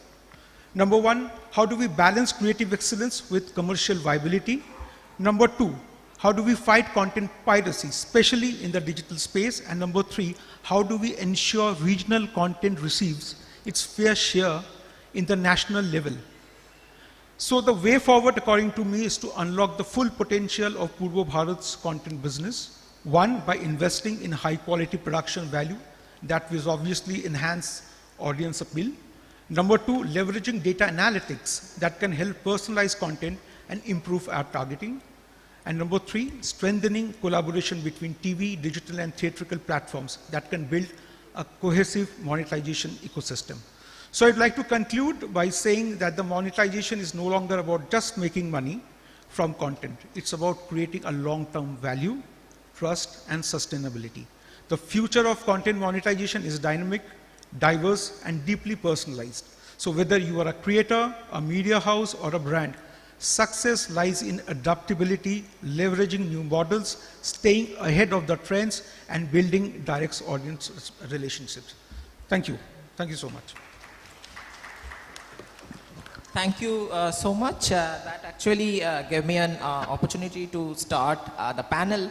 And since you have been talking about the digital space and the newer media content and also the commercial viability, I would like to know from the people who are actively associated with online platform for media content, and we have experts here, Mr. Mohtai and also Mr. Mukherjee is sitting with us.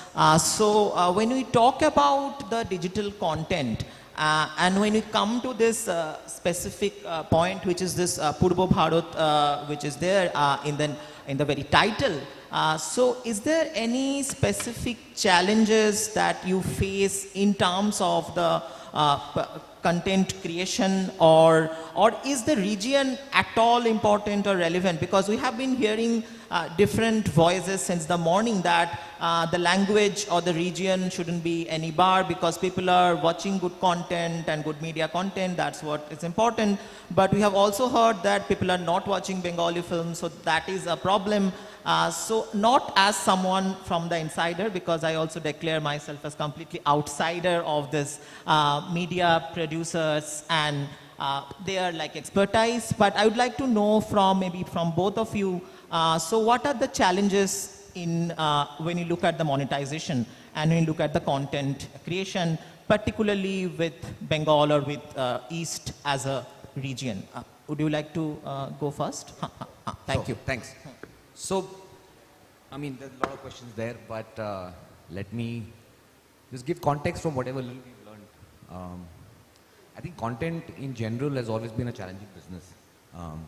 It's an art form that we're trying to monetize. And you know, from time immemorial, there have been various different ways to monetize it, and I don't think it's ever been easy. There have been times when it's been more hopeful and less hopeful.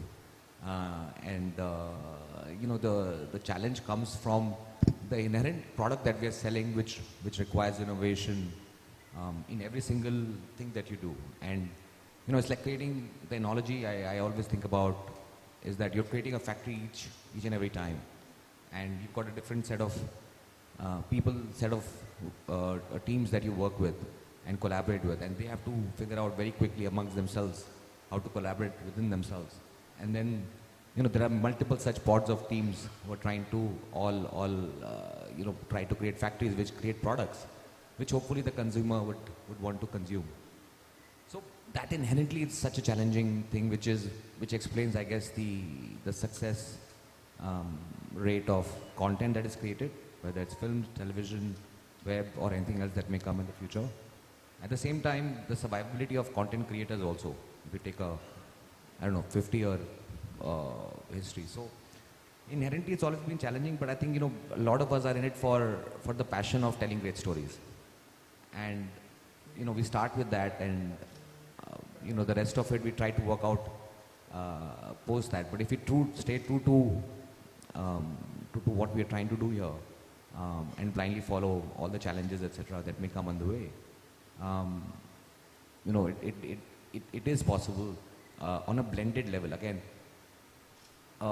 you have to think about content creation as a portfolio activity. At least we think of it like that, as a portfolio activity, not a thing that you do on a piecemeal basis. So it's not about creating one film, one show. And if you do that across, let's say, 10, 20, 30, and over the years, you just have to hope that your success ratio is high, and your successes pay for your failures, and you keep the lights on as a result of that. So if you think of it as a portfolio activity where humbly you accept defeat and success in the same breath, I guess you sort of eventually end up in a decent place, and all your learnings go into all the things that you do in the future. So I'll just stop there because there's a lot of questions. I'll leave it to Sugata to take it forward. Thank you, Vishnu. I think Vishnu has the more difficult job here because he's so much embedded in Kolkata, and the content that he creates is from this part of the world. However, Sony is a more pan-India platform. But the good thing about what the business that I run, which is the digital platform, the good thing is the scope that the streaming world has given you. I think what has happened is that monetizing content over languages has become much easier. I think the consumer is today okay and is available at different parts of the world to pay for content made from different parts of the world, which is a new thing for the entertainment industry. Otherwise, you would have to take it to the place where you can monetize it. However, having said that, I think what he was talking about is how do you create, different buckets of content, and how do you monetize differently, for example. I think as far as we are concerned, we run a very strong SVOD premium service, but I think that is sort of divided in between a little bit of sport, a little bit of original programming, a lot of television, and some very marquee non-fiction content. And I think different worlds come into play here in terms of we have some brand play, we have sponsors, we have a full ad tech team looking at ad monetizing, especially for our unscripted programs as well as sports. And then there is creation of IPs. I think something which is very important is that as a content company, we truly believe creating very strong IPs over years will stand in good stead, and how you monetize it over different models is something that we closely monitor, right? If you look at, say, the Marvel universe, for example, we have a small part of that universe. We own Spider-Man, and if you look at how we've monetized Spider-Man over several things, right? From animation to live action to small, cartoon shows to big films, dubbing the content across continents, all of that, right? I think the key thing for most content creators is to keep at it and look at the avenues where you can possibly create monetizing value of characters, of stories, and how do you sort of take it not from one particular area, but also sort of diversify it, right? If you look at a lot of the content that we produce is actually sort of available on many other platforms for that matter. I mean, while Sony Live is the only streaming platform that Sony globally owns, we do have Crunchyroll, which is an anime platform, but if you look at the kind of content Sony globally produces, it's available everywhere, right? You can find it on Netflix, you can find it on Amazon, you can find it on HBO Max. So I think we look at ourselves as a sort of a place for great creators to come, make content for us, and then we know how to monetize it over different mediums. Thank you so much. That was insightful. I just look a little bit of my right because there are also like veteran producers who are sitting here. And like I believe both of you, Mr. Hirachand and Mr. Firdausal, you have seen the changes in the industry, and also of course I believe that has a lot to do with the monetization, or if you say the certain kind of a consumer model or like the investment model, and once the digital came, what kind of a challenges and the newness like which you had to face as the producers. And but more than that, also I was thinking there is this perception, and again I'm just repeating since I'm sitting here not as an insider, so my questions are also coming from my curiosity, which is coming from someone who is outsider to the industry, that there is this perception that it might not be very lucrative to invest in Bengali films. So I'm not like saying this exactly the scene, but there is certain kind of perception which has been created maybe by the media or in some other way. So how do you see this kind of certain kind of perception of the region or the language cinema could be a kind of a problem or something which is deterring the investment, or you don't think the problem at all exists? That could also be the case, that the people are producing film and a good number of films are being released and there also a good kind of a return out of those movies, or you think there are certain infrastructural issues which exist there and maybe we need to talk about them and discuss about them and maybe look forward to a kind of a change or the transformation. So I just want to know your overall kind of idea, or the vision and like that kind of thing. So thank you. Too many questions. First of all, I'd like to thank CII for inviting me and organizing this panel discussion. See, regarding content, if you say that it is very difficult to say which content will work. I don't think any producer, any director will say that this content will work. Then otherwise, if it work like that, then they would become Ambani and Tata and Birla. So it's very difficult to say. If the film runs, the content is good. If it doesn't run, the content is not good. It's simple theory. And second thing that,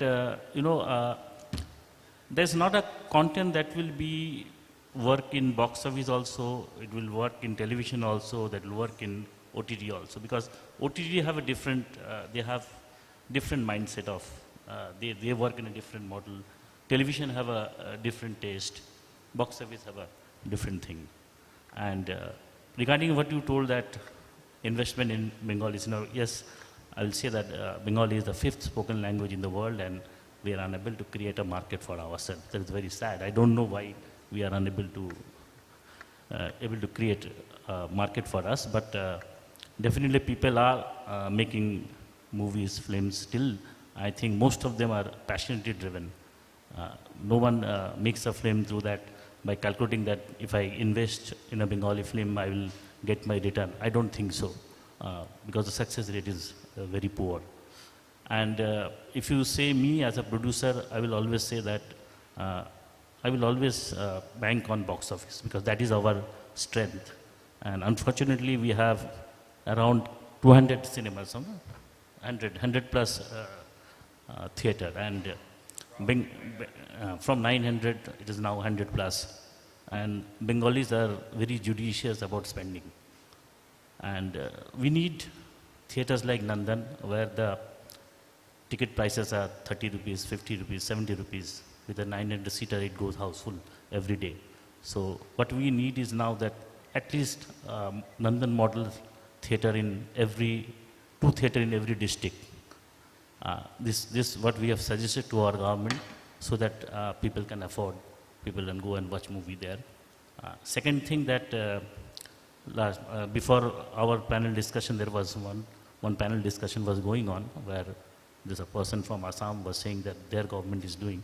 So we also suggested this to our government also, that we have a OTT platform, state funded or state OTT platform, where an independent director or a producer, when he makes a film, after after the committee watch the film, they can put it on the OTT platform so that they can generate some revenue.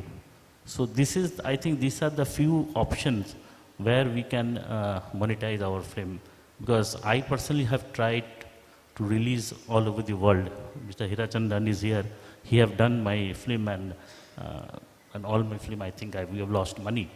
So it is very difficult. Though we are the 5th spoken language in the world, I don't know, I don't have any answer for that, but we are trying. We have to keep on trying, definitely. And this is my approach towards film. And if you say that to advise someone whether they should invest in movie or not, yes, if they are passionately driven, they can invest.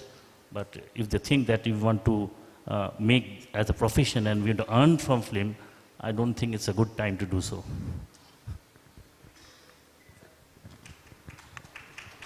Thank you, Vasanji. I am basically distributors of Indian films in international market. That means in foreign I release. And I found that regional language films has got excellent scope. I used to release Punjabi films. The business was meager. And today, the business of Punjabi films in the international market is 3 times higher. Why I am telling you this thing? Don't lose the hope. Mr. Hassan is trying, we have released 5 pictures in international market, they have not worked. That is surprising, I don't know why they have not worked. But as he says, Bengali is 5th language and pictures should run, and Bengali people love their language and their culture. Another thing I want to say, I released last year one Nepali film. Nepal is quite close to Bangladesh. The name of the film is Sarangi. The film has done tremendous big business in overseas, also in Nepal. Very simple film, no star cast. So it means that if you touch the culture again, then regional films can work. So producers have to try and find out I'm mainly telling about it from the angle of overseas, that they want to love the culture of their language. Maybe in India the audience wants to see everything in general, but if you are thinking anything about the international market, give your culture, value of your culture to the audience. As far as other recovery, digital recovery of regional films is quite less. If I give the example of Punjabi film will do the box office of 60 crore rupees, but digital rights will go for a very small value. It's not like in Hindi.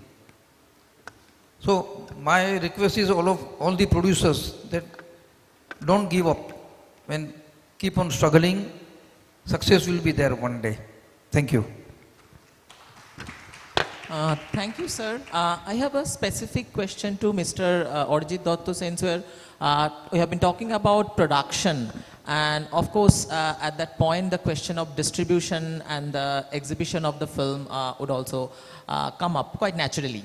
And there was a time, particularly in Bengali cinema or the Bengali film history, there are people, the commoners, they're saying that they were not going to cinema hall. And this also happened at the advent of the television, and it happened across the region. The middle class audience, so-called the city-based audience, they are apparently, allegedly not going to the cinema hall. And then there are exceptions, perhaps in Kolkata, like the Nandon, Priya and Star, they came up. And then there's certain kind of I would like to say there's a marketing of a film which is made for the urban audience, a certain kind of niche, which was functional, at least to some of the directors. Like they say, they acknowledge this is how the films are being distributed, because they would be run maybe in 2-3 cinema halls and not across the region.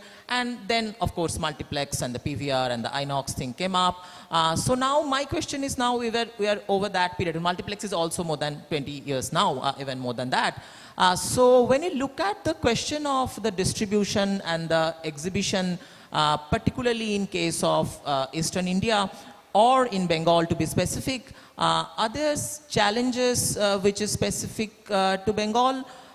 Because now even the competition is much more because the digital is here, and at least the people whom I interact mostly, because I'm a teacher, so the students, and when I ask them, this is a new release, it has released on the big screen, and have you seen that? And they would say, no, it will come on Prime or in Netflix maybe in a week or so. So that is a kind of a mindset. So and these are all perceptions which are doing the round. So my question is, what could be the role of the exhibitor and the distributor in given this context, and how could we also initiate or implement changes in terms of policy or infrastructure which could lead to a kind of a better audience, maybe in the movie going, and by movie I mean the single screen or multiplex. So would you like to comment on that? Shubha Chandra, everyone. But we've been hearing about marketing, we've heard about the role of distributors not doing what they used to. We've heard about exhibitors not doing or not up to standard. But we must say there's been a sea of change in the film industry since we've been there, and that's been a long time.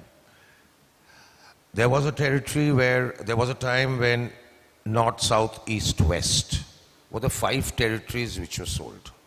And excuse the language, producer used to say at that point of time, 5 murga chahiye, mera picture bikne ke liye.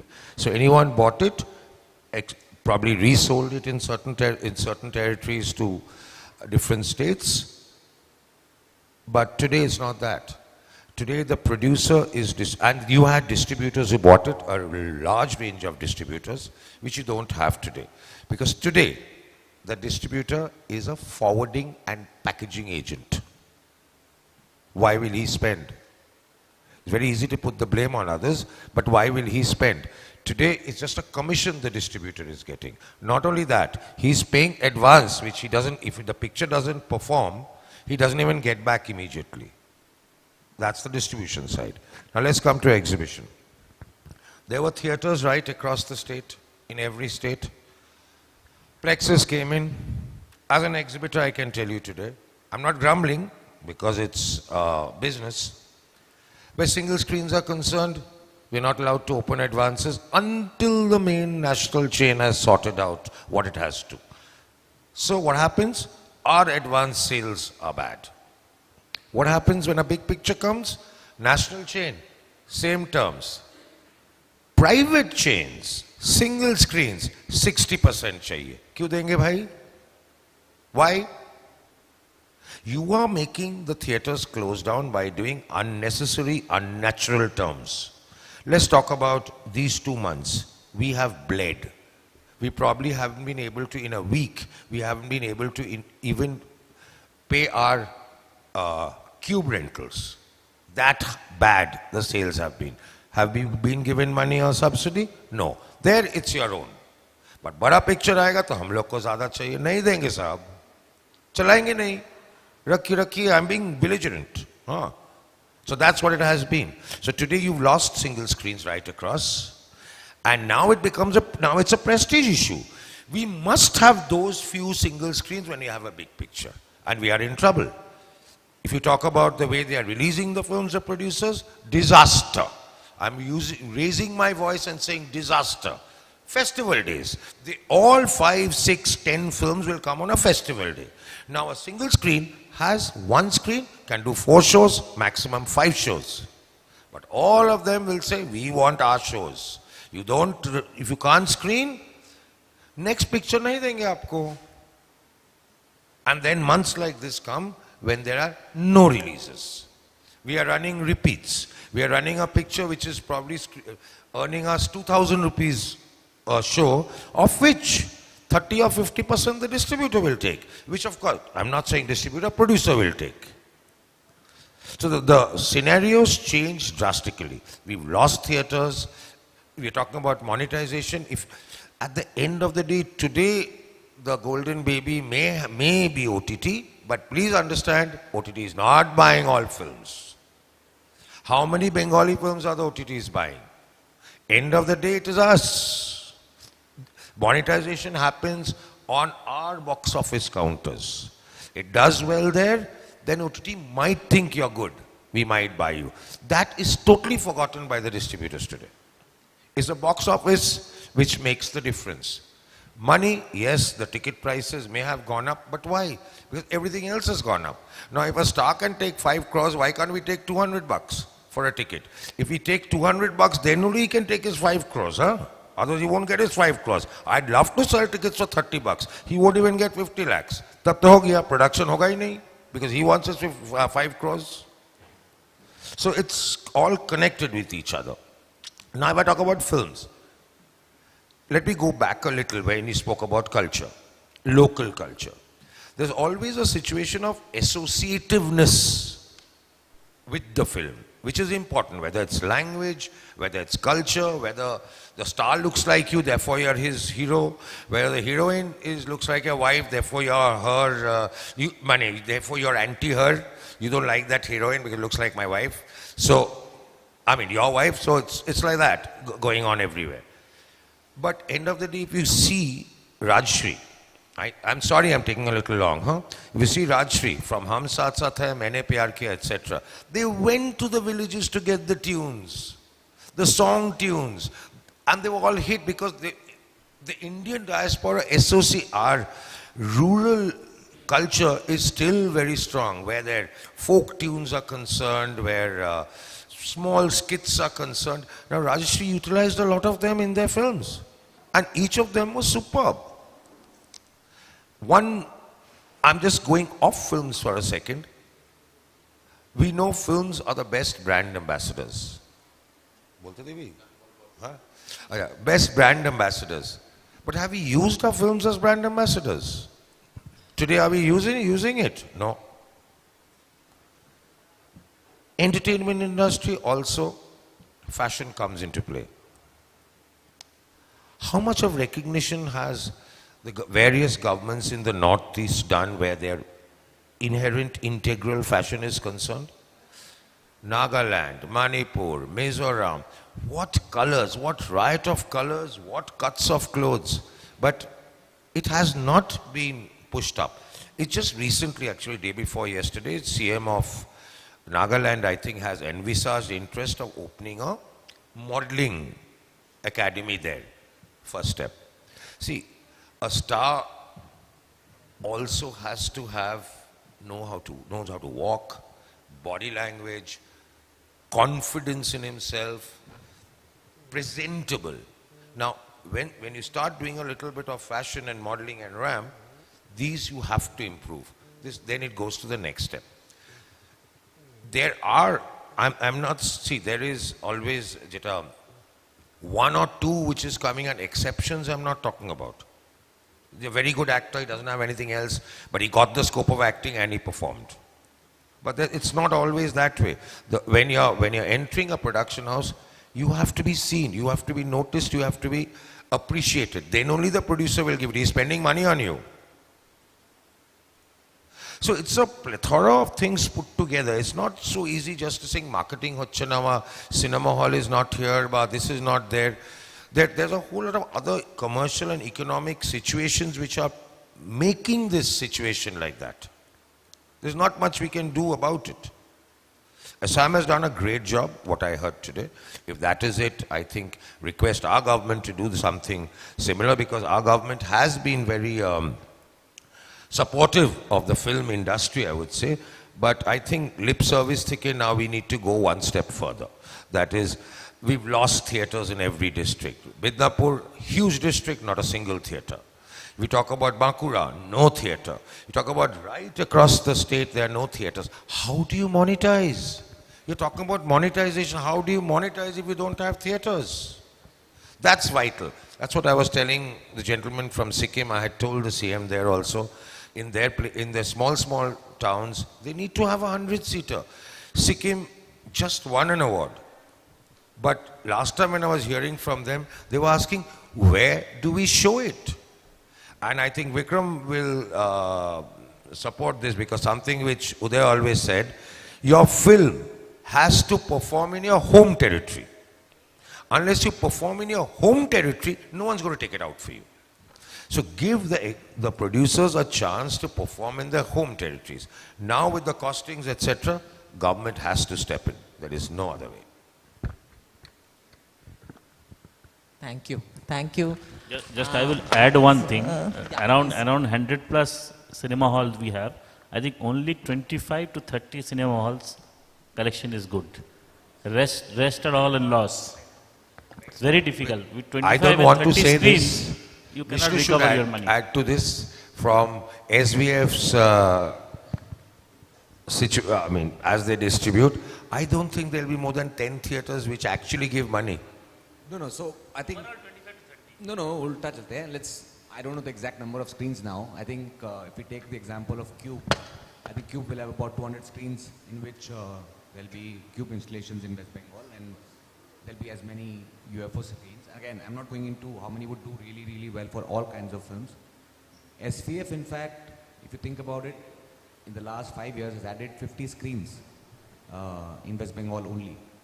So, I mean, as a minimum, that's 50 screens, and I think except for one district, there's a SVF screen in each and every one of the districts. So again, there's another pipeline of the 25, 30 screens now.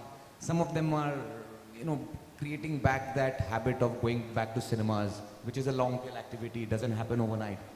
But, we're not giving up on the ones that do not perform well, because you have to sort of, be part of that journey. So it's always 80-20, as in life. 20% of screens will give 80% of the revenue. But, I mean, if we have to go for big box office, we'll have to play the long game on this, I guess.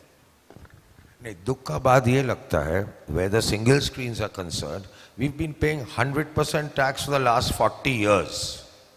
And all the subsidies is to the multiplexes. We've paid 100% ticket rates, and it's, someone said 200 rupees ticket rates. Please, 200 rupees not ours. 200 rupees not ours. At one time, 100 rupees plus went to the government. Balance 100 rupees the industry shared. Today there may be a little change because of the GST or whatever it is, but the thought that the cinema hall and the film industry is charging 340 rupees or 500 rupees, the entire money is not coming to us. A large portion of it goes to other coffers. So must remember, it's not all coming to us. The idea that a cinema hall is taking 300 rupees, बहुत पैसा बना रहा है, that is certainly not true. Because एक picture में शायद पैसा बनाया, agreed. लेकिन next 2 महीना जो bleed किया वो कौन देगा? कुछ है ही नहीं उसमें. Now each of you all, when you all go out today, just check your closest cinema halls or plexes, क्या चल रहा है? कुछ नहीं. There's nothing. But they are getting 50% share. They are getting 50% share in the first week, and second week 60%, third week 70%. Maybe, that but is the which exhibitor share. Producer is only 30, 40 and 50. Which picture is going into third week today? It's the first weekend. That's the biggest problem. Content. The content somehow, there's somehow a strain on the content. There's a strain on directors and producers promoting new faces. There is one thing. New directors. Bengali film always take time to grow. No Bengali film have an initial opening. मान लिया boss, but cinema hall, why will cinema hall take the brunt? Producer, आप लोग बनाया picture चलाइए, चला देंगे हम लोग, पूरा साल चलाइए ना, एकदम चला देंगे. But why at our risk? You have the option of OTT, you have the option of satellite. We have no option. Thank you. This discussion is quite engaging, and we're talking about different arms and also the box office versus OTT. I have a quick question to Bikram Jidda, because you have quite a kind of a period of experience as a co-producer. So if we put in the co-production into this map of the monetization and the content and the region, so if you would like to share something from your experience, that would be great. Yeah. Great. I think this was this whole discussion reminded me of my days during distribution.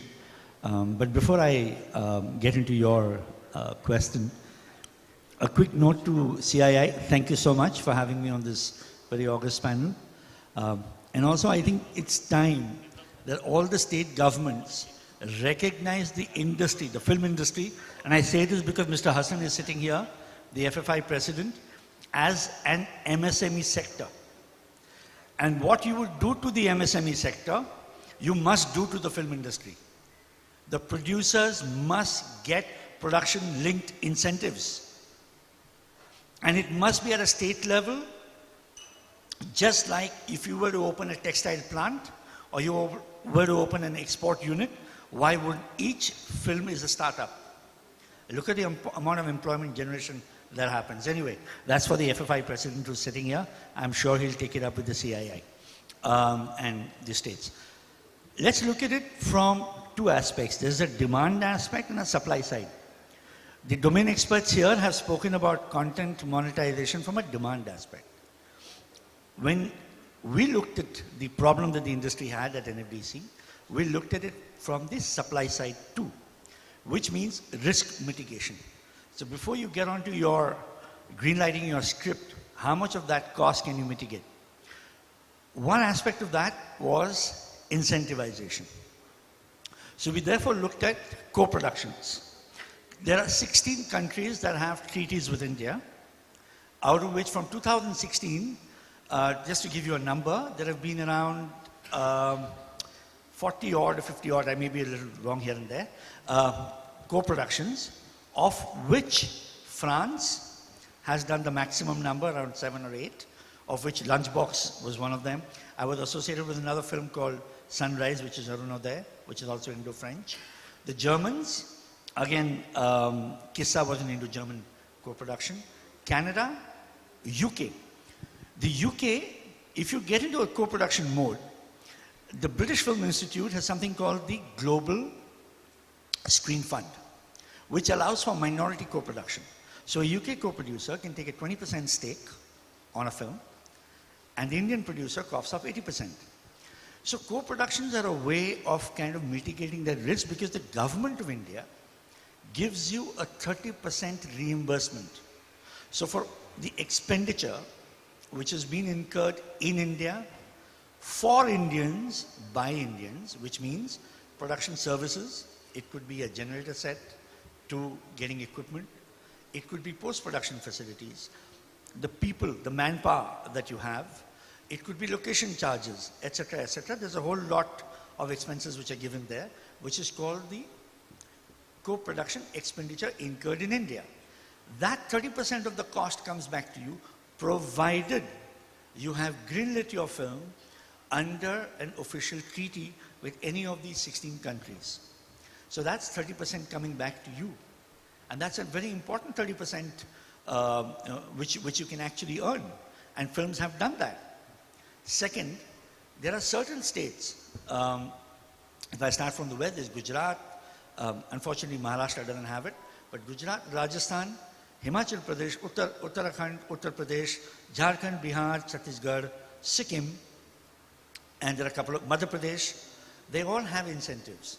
So you can shoot in any of these states and also collect that incentive bit. So therefore there's an element of risk mitigation, but to do a co-production is a whole new ecosystem. And just to be very brief, you have to start at a script level.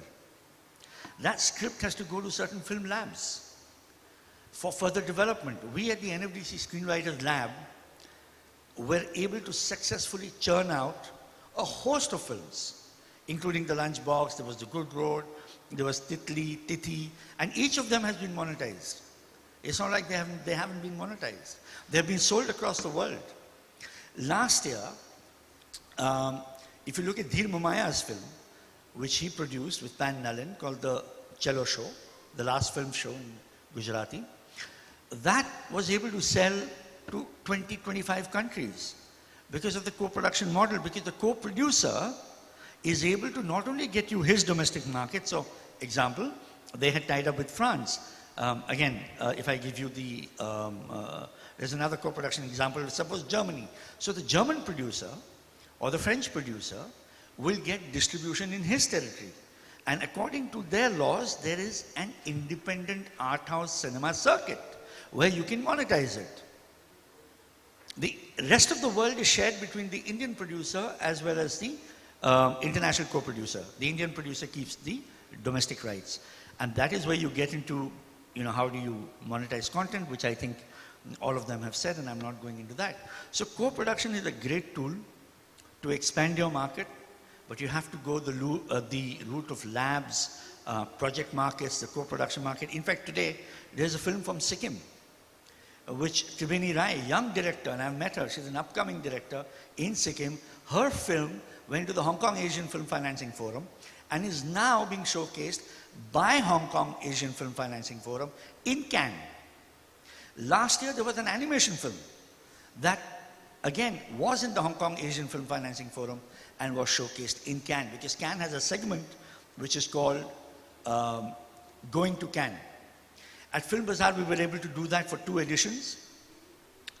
Again, if you look at a market like, say, Venice, if you haven't been able to get a co-producer while the script is being greenlit, okay, that's when you get the co-production recognition, you may not have the recognition, you may not have the 30% incentive, but you can still get a co-producer for your post-production funding. There are a lot of markets in the world that allow for post-production funding, which is called gap financing. So Venice Production Bridge is there. You'll be surprised, there's a new emerging festival in Egypt called Alguna. And they have a wonderful WIP lab. The NFDC has a WIP lab. Tokyo Film Festival has a WIP lab. You can even get your co-producers from various project markets. Busan, the Asian project market. That's where producers like Alan McAlex and my other industry colleagues like Guneet Monga and Bodhayar Mukherjee, they have explored this value chain. It could be Locarno, Open Doors. So there are a whole lot of opportunities where you can pick up a co-producer, provided you're genuinely interested in creating an international cut. If not, stick to the domestic market. There are producers in Bengal who have the aspiration of going to the Oscars, going to Cannes, going to Berlin, but when it comes to putting the money and the effort, the first question they ask me is, return of investment ki hobe? I said, apni Shah Rukh Khaner songe chobi korun. Paben. So there is an ecosystem in this, and this ecosystem has to be learned, has to be experienced, and therefore you will be able to monetize it. I have seen niche films being monetized. We ourselves have done it with Lunchbox, we've done it with Kissa, we've done it with Arunoday, and it's NFDC. People told us, we celebrate Cannes Film Festivals in our Cannes. That was my brief given by Mr. Om Puri, and by Ketan Mehta, and by Janu Barua. And we've been able to turn that around. So I would request all filmmakers from here, especially the young emerging filmmakers, if you want to travel abroad, if you want your films to go a certain international footprint, it is the co-production risk, but this is from a risk mitigation perspective. Your content monetization in the domestic market still remains a challenge. I won't get into that, as I said, because it's already been spoken for. Sir, thank you so much. So the ecosystem is the word I will take from here, and maybe that could be our concluding remarks, because I guess we are running a little late.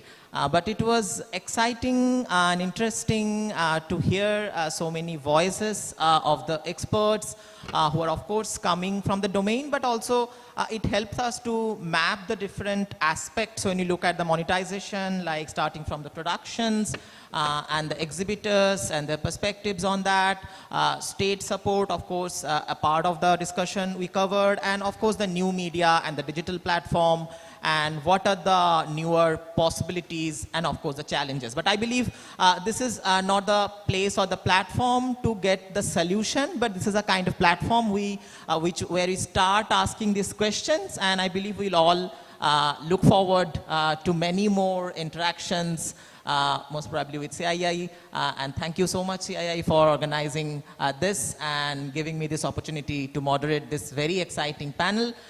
So on that note, and with thanking all my speakers, I would wind up here, and thank you all. Thank you all. Thanks very much. Thank you very much. It's time to greet the panel with our mementos. Amita Sarkar is here. Amita, would you come up and do the honors for us, please? Amita Sarkar is the person behind this. In fact, an unsung star. In fact, she has worked behind the scenes for 25 years. She's the one who's put entertainment in a slot in CII so that people think about it well. So he's the convener of this and, of course, the Deputy Director General of the CII today. Thank you.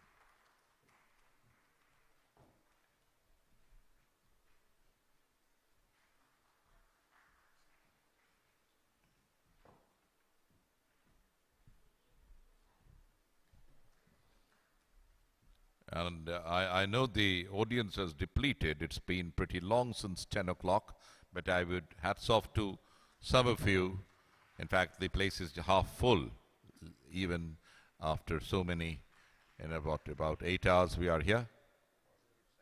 Yeah, it's half full. Right.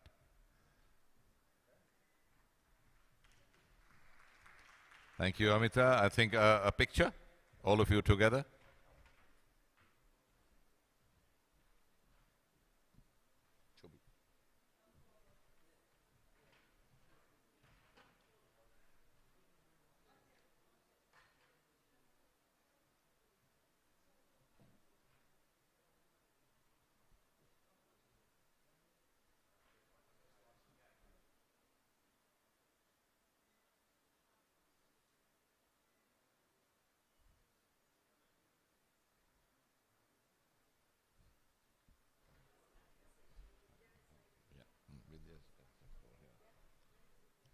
Friends, we'll come to the last session here, and that's one to sum up discussions, and primarily we will discuss the way forward for shaping the region's creative economy and positioning it on the global stage. Please don't go away. We have a very, very important session. This is on animation, visual effects and gaming. It's just another 15 minutes. You have been very patient. Please stay on with us for 15 minutes as we discuss this very important session.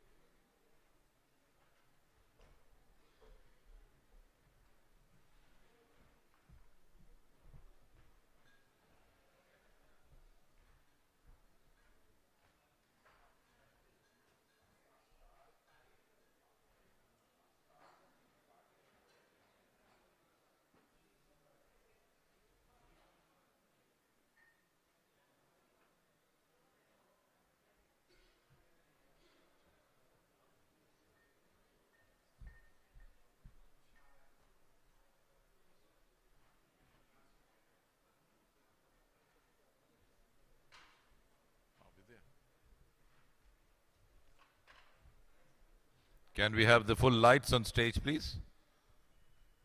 Okay. Now, friends, this is a session with a difference. As you all know, AVGC XR, or animation, visual effects, gaming, and comic extended reality, this represents a dynamic sector at the intersection of entertainment and technology.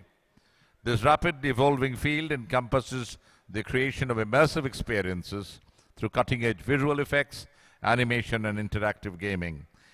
As global demand for engaging digital content grows, AVGXR is poised to revolutionize how audiences interact with stories and characters, offering limitless possibilities for creativity. In fact, to discuss this, we have, of course, our very dear friend who runs the magazine called Pickles and is an advisor in the field of entertainment to CII, Natarajan Vidyasagar. Would you join us up here on stage, please? And of course, we shall hear from the horse's mouth a very warm welcome to Ashish Thapar, the Chief Executive Officer of High-Tech Animation Studio. This is a leading animation production house known for its groundbreaking work in the industry. With more than 2 decades of experience, Ashish has established himself as a visionary leader and a creative force driving the company's growth and success. He holds expertise in business development and is leading the company's efforts to internationalize its body of work and grow its IP creation segment. In fact, he is known for some of the biggest animation work that we have seen till date, Chiku or Bunty, the Pandavas, so on and so forth. He has worked for some of the industry's premier clients, Nickelodeon, Warner, Disney, Vanguard Films, Sony Films, so on and so forth. So it's over to Ashish and our friend Natarajan Vidyasagar to take this session forward. Thank you, Biplab. Thank you, Ashish, for joining. So, what do you think of the crowd? I just want to thank whoever is left behind. Thank you very much. You know, I'll make sure that this is a whole, full power-packed session. We would like to cover whatever Vidya Sagarji will ask me. I will try to answer everything. You know, for those people who doesn't know Ashish, he has created the best made in Kolkata for the world. We'd like to see the AV here. We have a AV?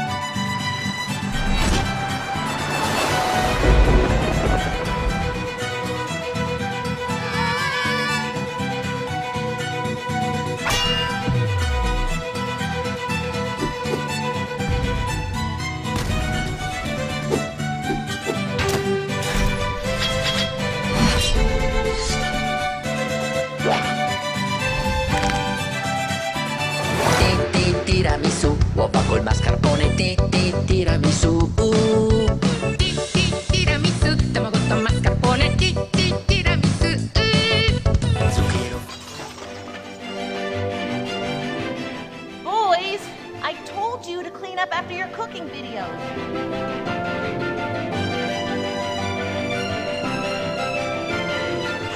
Oh.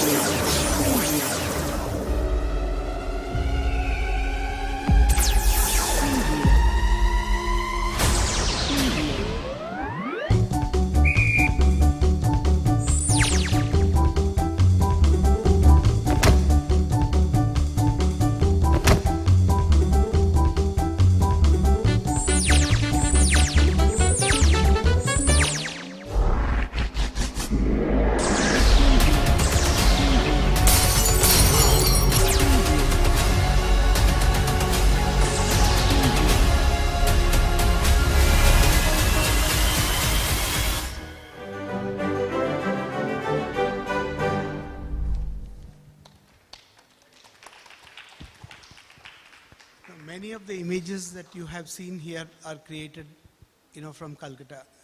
From the morning we have been seeing, a lot of Kolkata, but this is where the future is going to go. This is where the next growth is going to happen in both East and Northeast. Yeah. And I'd like Ashish to tell about the infrastructure that they have, and they have 1,000 people working in Kolkata as digital artists in animation and 3D and 2D. Ashish. Okay. Hi guys. So not many. All the images are done in Kolkata. Like all these shows are produced in Kolkata. And some work has been done in Mumbai, but majority of the work is done in Kolkata. So we have a studio. I was actually wondering that not many people know, but we have a facility in Kolkata in Topshia. We have a studio of around 1,000 plus artists working with us on domestic and international shows, and we are also into creating our own intellectual properties. So we are doing this production, full-fledged production since last 6 years. In fact, we are one of the leading studios who's producing almost all the content which is happening in India, like majority of the content which is happening in India. And we are also, we have also associated with a South Korean studio called W Baba. We're doing a very popular show of Korea and China called called Hello Cardboard. And we are also doing the highest TRP show called Chiku Bunty on Nickelodeon. It's our own IP. I think not many people know about this, but Chiku Bunty is our own IP, which we have curated in Kolkata, and it's actually airing on Nickelodeon since last 3 years. We have produced more than 200 plus episodes, and we are going to produce another 100 episodes this year. So that's what we are doing on the studio front. We are also interested in training students for animation and VFX. In fact, we have recently signed an MOU with Cii University Bhubaneswar and Don Bosco Guwahati. We are going to start BTech Computer Science specialization in animation and VFX. So that's where we are heading towards now. What about the talent that you have in Kolkata? How did you manage to? So actually, to be honest, I'm going to complete 25 years now in animation, and I have worked with almost artists from all the regions. We were very clear. We knew that a lot of artists are actually from Kolkata, but they are working everywhere else, like Bangalore, Mumbai, you name the city, Hyderabad, Pune.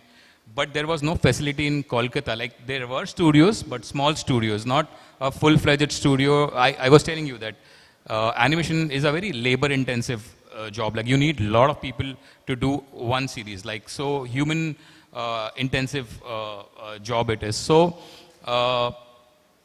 Kolkata, talent in Kolkata was there. Our responsibility was to accumulate everybody and bring to Kolkata. First of all, make a trust in them that, there is going to be a studio in Kolkata who is going to do good shows and who's going to pay you every month. So when we started, there was a challenge, and then slowly we managed to get a lot of talent from outside Kolkata who wanted to come back home. And we have, that is one aspect, and we also have our institutes in Kolkata called MUPUL. So we train a lot of artists every year. In fact, we are, I think, biggest competitor to Arena and MAC in Kolkata. And the advantage what we have is because we also run an animation studio. So we know what to be taught, when to be taught, what new technologies are coming. We know when to ingest them in the system. So that makes us really very handy. And we believe in training the young blood and getting them into production. If you will see my studio strength, around 80% artists are youngsters, maybe 2, 3 or maximum 4 years of experience. We have a leadership team or core team which are more than 10, 15, 20 years. But majority of the guys are new animators. Whatever work you have done, they are not they are not like 15, 20 years old animators, but yeah, they are pretty new. And some people who work with us, they sometimes get good opportunities outside India or in bigger studios, and we happily allow them to move out so that even they grow and the system runs. And we also hire people from other studios. So that's how we are managing the manpower. So, all these years you have been managing from pencil to screen, and we are seeing a lot of challenges in the industry. How do you see the AI impact on animation? See, when I started, there were like, we used to do animation on paper, like classical animation, we used to call them, like cell animation. I started with Mr. Ram Mohan, father of Indian animation.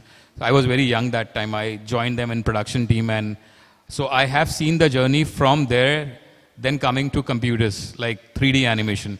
Same thing happened that time, like, okay, computers are coming. The animation is not going to look good, or animators are not going to get jobs because computers will eat their jobs and this and that. But trust me, what happened after that? If you will see classical animation, it has its own appeal, no doubt about it. But if you will see the progress and the process improving, the animation quality has improved. Now, the type of animation you see, so the technology has helped us produce better animation. Same way, I see AI. AI will definitely help us create something like fast, like it will help us say stories faster or assist us in creating animation, but it will not replace the human talent for sure. It will empower the artist, but it will not. But of course, you have to keep yourself updated and you have to train yourself so that you are there in the business. It is going to be very, very demanding, and that's what I see. Some part of the production pipeline, mainly in VFX, I can see AI has replaced a lot of processes, but it cannot, eliminate the human interference. So where do you get the talent from, sir? There is a huge challenge in terms of what the university teaches and what you want. That is there from day one. That's what, when I mentioned about we getting into the universities now, because we saw this gap and we knew that this gap is there. Whenever you have to hire artists from a training institute or from a university, you have to first you have to make them unlearn everything and then come into the production, and then we start teaching them what we want from them. And I remember I used to head the boot camps and trainings in Prana Animation Studios, American-based animation studio in Mumbai. I worked with them for 10 years. So same issue was there. There was a huge gap. What the institutes were teaching them, the institutes was teaching them tools, but they were not teaching them how to animate, the sensibilities, the aesthetics. So we used to shortlist artists from there, train them on the job. We used to also pay them stipends that time because we were doing really good. So yeah, that's what was happening. But recently, because we have successfully run this model where we have artists from Opal coming into our system and start producing a good quality animation, a decent quality. So we thought that why don't we do this at a larger level?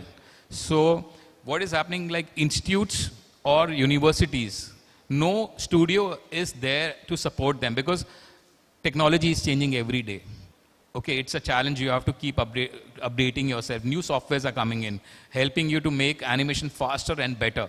So if an production house, full-fledged production house gets associated with any university or any institute, it will definitely help. So we thought that there is a need gap, and we successfully we're doing this. Now we're going to start with Sri University and Don Bosco in Guwahati. So we're concentrating on the east and northeast part right now, and I'm sure that we're going to produce some high level animators and designers. We are not only concentrating animation only you have to do. You can also get into a software or IT company or a medical field where designing and this aspect of the work is required. So our concentration is on that, and that's what our new milestone will be.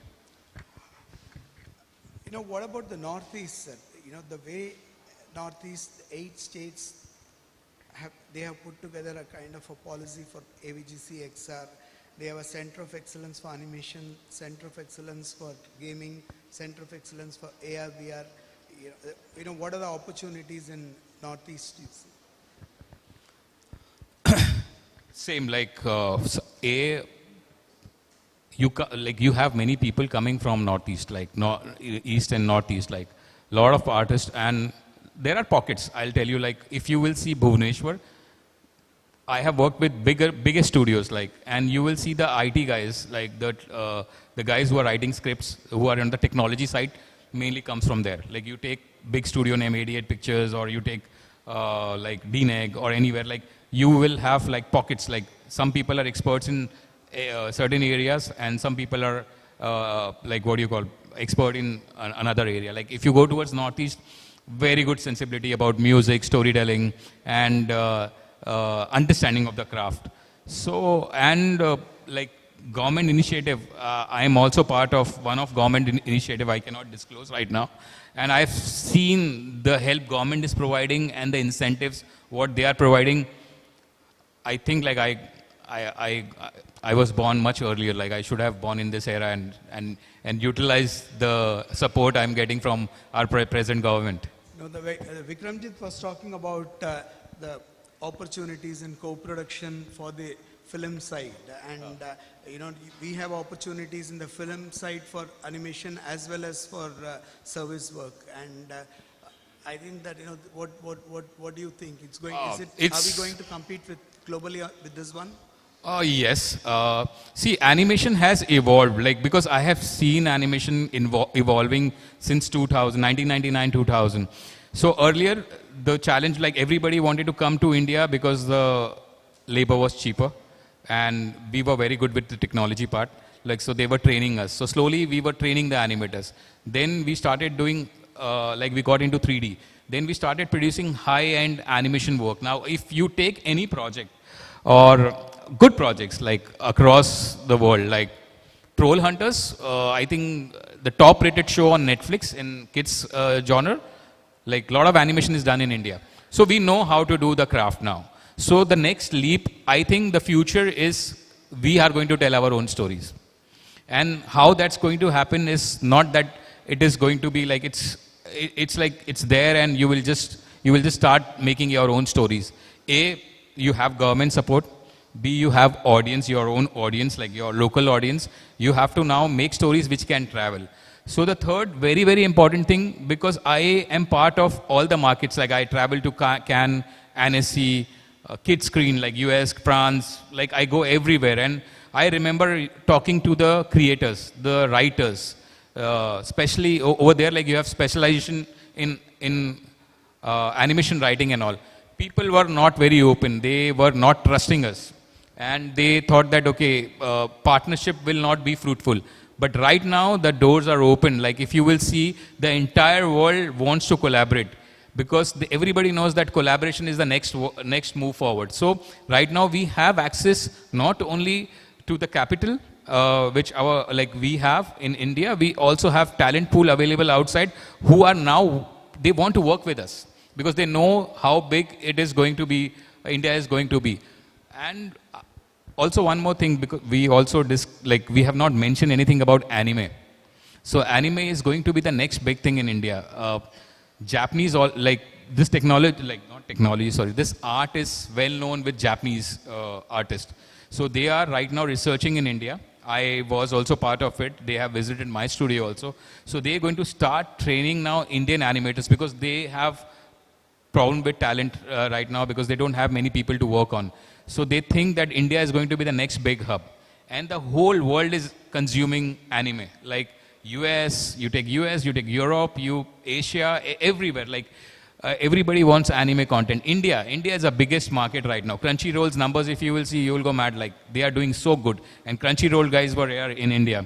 And that is going to be the next thing. Like we are going back on paper animation. We're going to train a lot of people on paper animation. And I think, fingers crossed, High Tech will be the first one in Kolkata to do that. I would want to get into the audience, I would want to know that how many people watch animation in this hall? Not today. So, he has something very important. We have grown 2 generations in India have grown on animation, and High Tech is currently working on a new adult animation project. What's it? Is it going to be the first one in India? Sorry, can you repeat your question? We have grown on 2 generations of animation in India, and you are working on adult animation. Yes. Is it? Yeah, good. Thank you for reminding me. So we're doing a show called Kurukshetra. So my founder and me, we really think that animation is now not only restricted to kids, because the audience who are at the age group of 20 to 30 or early mid 30s, they have grown up watching a lot of animation. So we really believe that storytelling in for adults will be well accepted in India. So we're doing a show called Kurukshetra. I cannot show the AV right now because it's not yet released, but it's going to be a very big show either on JioStar or on Netflix in the month of May or April-May. We have already delivered the first season. It's the most ambitious project for us, and you will be surprised to see the quality, and it's going to change a lot of things in India, because if that gets success, a lot of stories will be said in animation. So that's what we are really banking on, and we are really having a great hopes from that project, and we have shown the quality in person to many studios, broadcasters, artists from international market. They all have appreciated the quality, and they really love what we are doing right now. In fact, I think I can mention about Mr. Kaushik Ganguly, Kaushik Da. He is directing the show for us. He's the director on that show. Him and Ujan, his son, they have done amazing job. In fact, we got a confirmation from broadcaster that if this show goes into the next season, we want them to continue writing or directing this show. So this is the first show where we have used talent from live action. So we have a writer from live action, we have a director from live action, we have a cinematographer from live action who's directing our, they are helping our team to do the shots. Then we also have costume designer from live action. So it's treated like a live project, but in animation, and it looks beautiful. So yeah, that's a next big thing we going to present very soon. Finally, Ashish, when are we going to see Prosenjit and Dev and Jeet of AVGC XR? When are we going to see Prosenjit, Dev, Jeet, the actors of Kolkata? When are we going to see that in the AVGC space? Actually, I got surprised when I came to know that it's not yet formed in Kolkata, and we are doing so much work over here. And I think we all have to work hand in hand, like how we have done in Mumbai and MP and other parts of India. I think Kolkata is the biggest hub, and it's going to grow from here. It's not going to, trust me, and this is not because I'm running a studio over here, but I have spent good 5-6 years in Kolkata, and I know what is going to be the future of animation over here. It's going to be a very, very big thing. And when we started, there were no big or reputed studios they were present in Kolkata. When we started, we took a leap of faith. My founder wanted to employ 1,000 artists over here, and with that aim we started. Then we have grown to a next level. And after us, you name the studio. All the studios are here. I am not sure if you are aware. DNEG is also there in Kolkata. They are working on a hybrid model, but they are coming here for talent. So all the big studios, they have an office in Kolkata. So Kolkata is the next big thing. And very good thing about Kolkata, I'm a non-Bengali, but I really love one thing about Bengalis over here, the artists. They are very humble. They are always ready to learn, and they are very respectful. And these are the things you really need when you are doing a service job. So they are really good with that. And when it comes to pencil drawings and concepts, no one can touch us. So yeah. BD, Daru, and computers enough. Yeah. So any questions? We'll take only 2 questions. Yes, sir, Hello. please. Hello. Can someone give him a mic, please? Okay. So my question to you is that how much of the animation work do you, or rather let me reframe it, how much of Annecy helps you market your animation projects, number one. Number two, is the trend in European animation very different from the American animation? Of course, we've seen the big Pixar, but if we were to crack open the market, what is it that you would advise growing animators from here to do so that they're able to at least crack open the European market? Because we have co-production treaties with them. We don't have a co-production treaty with America. We don't have? We don't have a co-production treaty with America. America, yeah, we don't have. We don't have a co-production treaty with Japan. Yes. So keep America and Japan out. Right. We have several co-production treaties with countries in Europe. Okay. France, Spain, Yes. Germany, etc. Yes. So how would animators here, if they were to do a big screen animation, a film, how would they leverage it? What is the kind of animation that is required? How would they pitch it? Can you give us an overall perspective on that? And including leveraging Annecy. Right. Thank you so much. Yeah. So, sir, I will divide this into 2 parts. Like, one is storytelling, the creative side. Another part is operations. Like, whether we know how to do that type of quality, that we know. Like, we have seen, like, whatever we are doing. When it comes to storytelling, I mentioned, I think, 5 minutes back that we have to collaborate. Animation, you have to say story in a way, like if you want to do anime, suppose I have to do anime, I cannot take any story and do it in anime. You have to have a particular story type to convey in anime.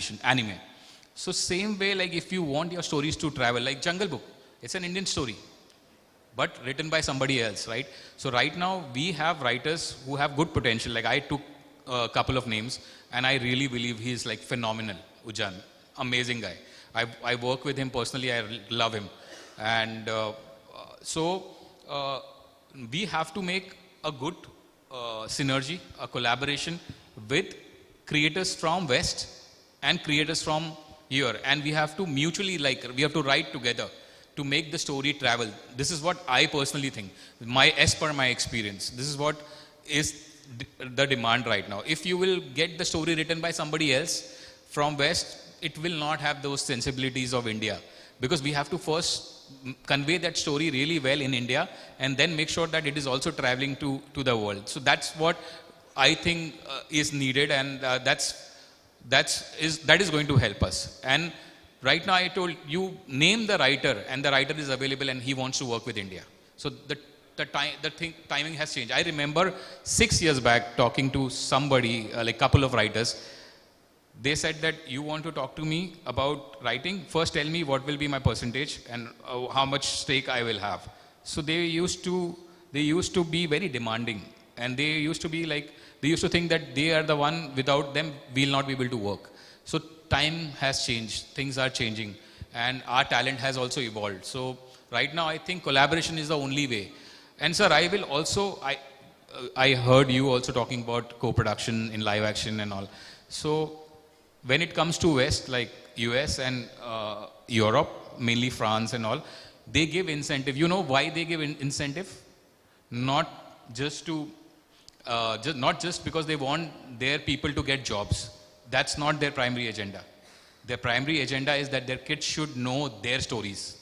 That's why they give you incentives. That's their primary motive behind giving you incentives over there, because they don't want American stories to come over there and spoil their kids, or spoil their culture. So they are very, very strongly rooted to their culture, and they give you incentives because they want the stories to be told for their audiences. So that's something like story. Again, story has different path. Like you have stories which are only for your country, and then you also take stories from outside. You also consume stories from outside, so that you are also aware about what is happening in the world. Okay. I hope I was able to answer you. I think. Here. Hi. You know, there is no time, sir. I have to go to the match. Just one question. Excuse me, just one question, please. It will be very brief for sure. I have time. He wants to go. Sir, just one question. It will not take more than 2 minutes, I feel. Yeah. Please. Okay, thank you so much. Yeah. So I'm Uma Kumari from Satyajit Ray Film and Television Institute here in Kolkata only, and I'm executive producer over there. Student, yeah. So my question is related to that only. You must be aware of this fact that recently one of the animated film, Flow, got selected and awarded as the best animation feature film at Oscars Academy Awards. So it was very new and very fascinating to me as a filmmaker.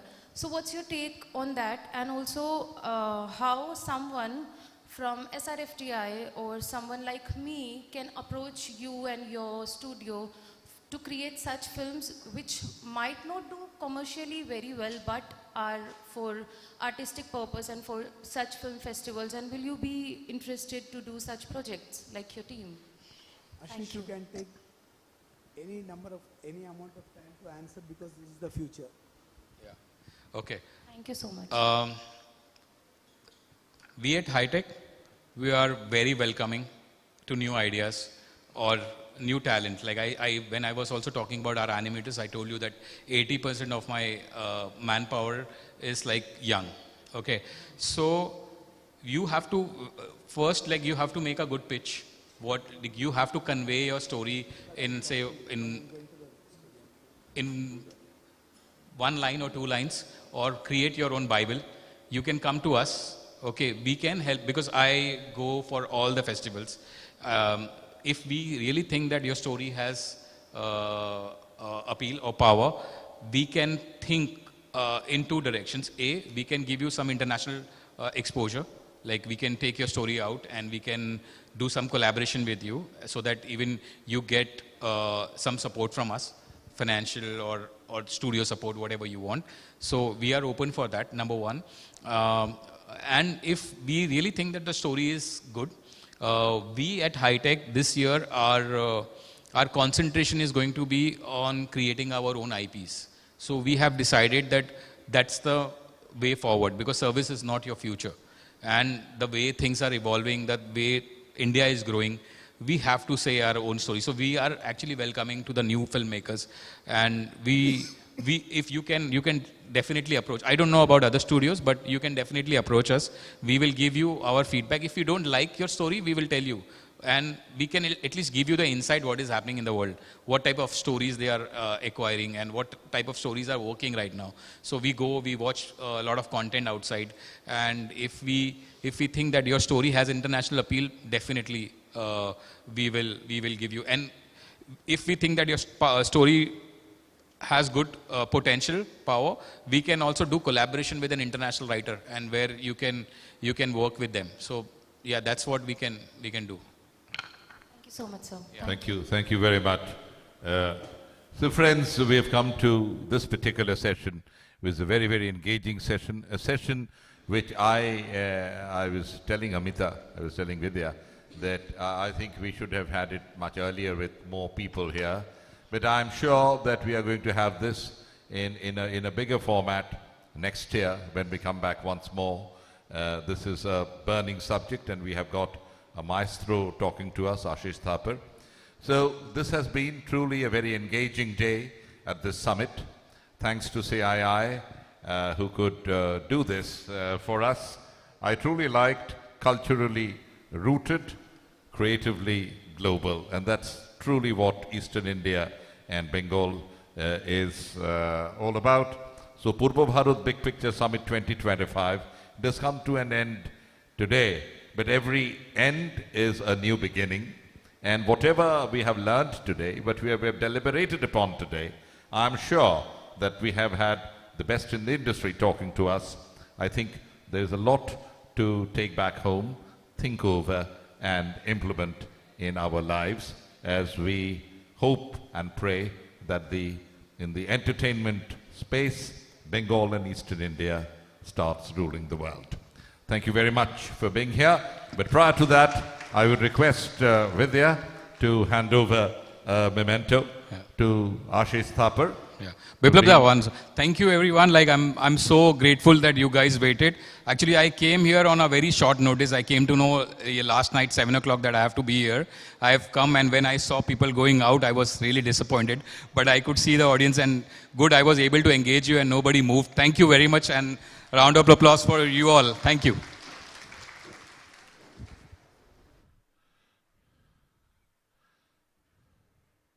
Vidya has done a wonderful work. I have to give one, so I've been asked to hand over a memento to Vidya.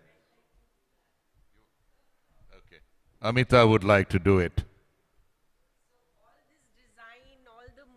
Everything was thanks to Vidya. So a big round of applause for Vidya.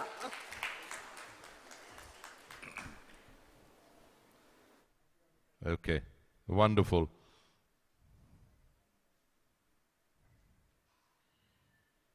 Thank you very much. Thank you very much.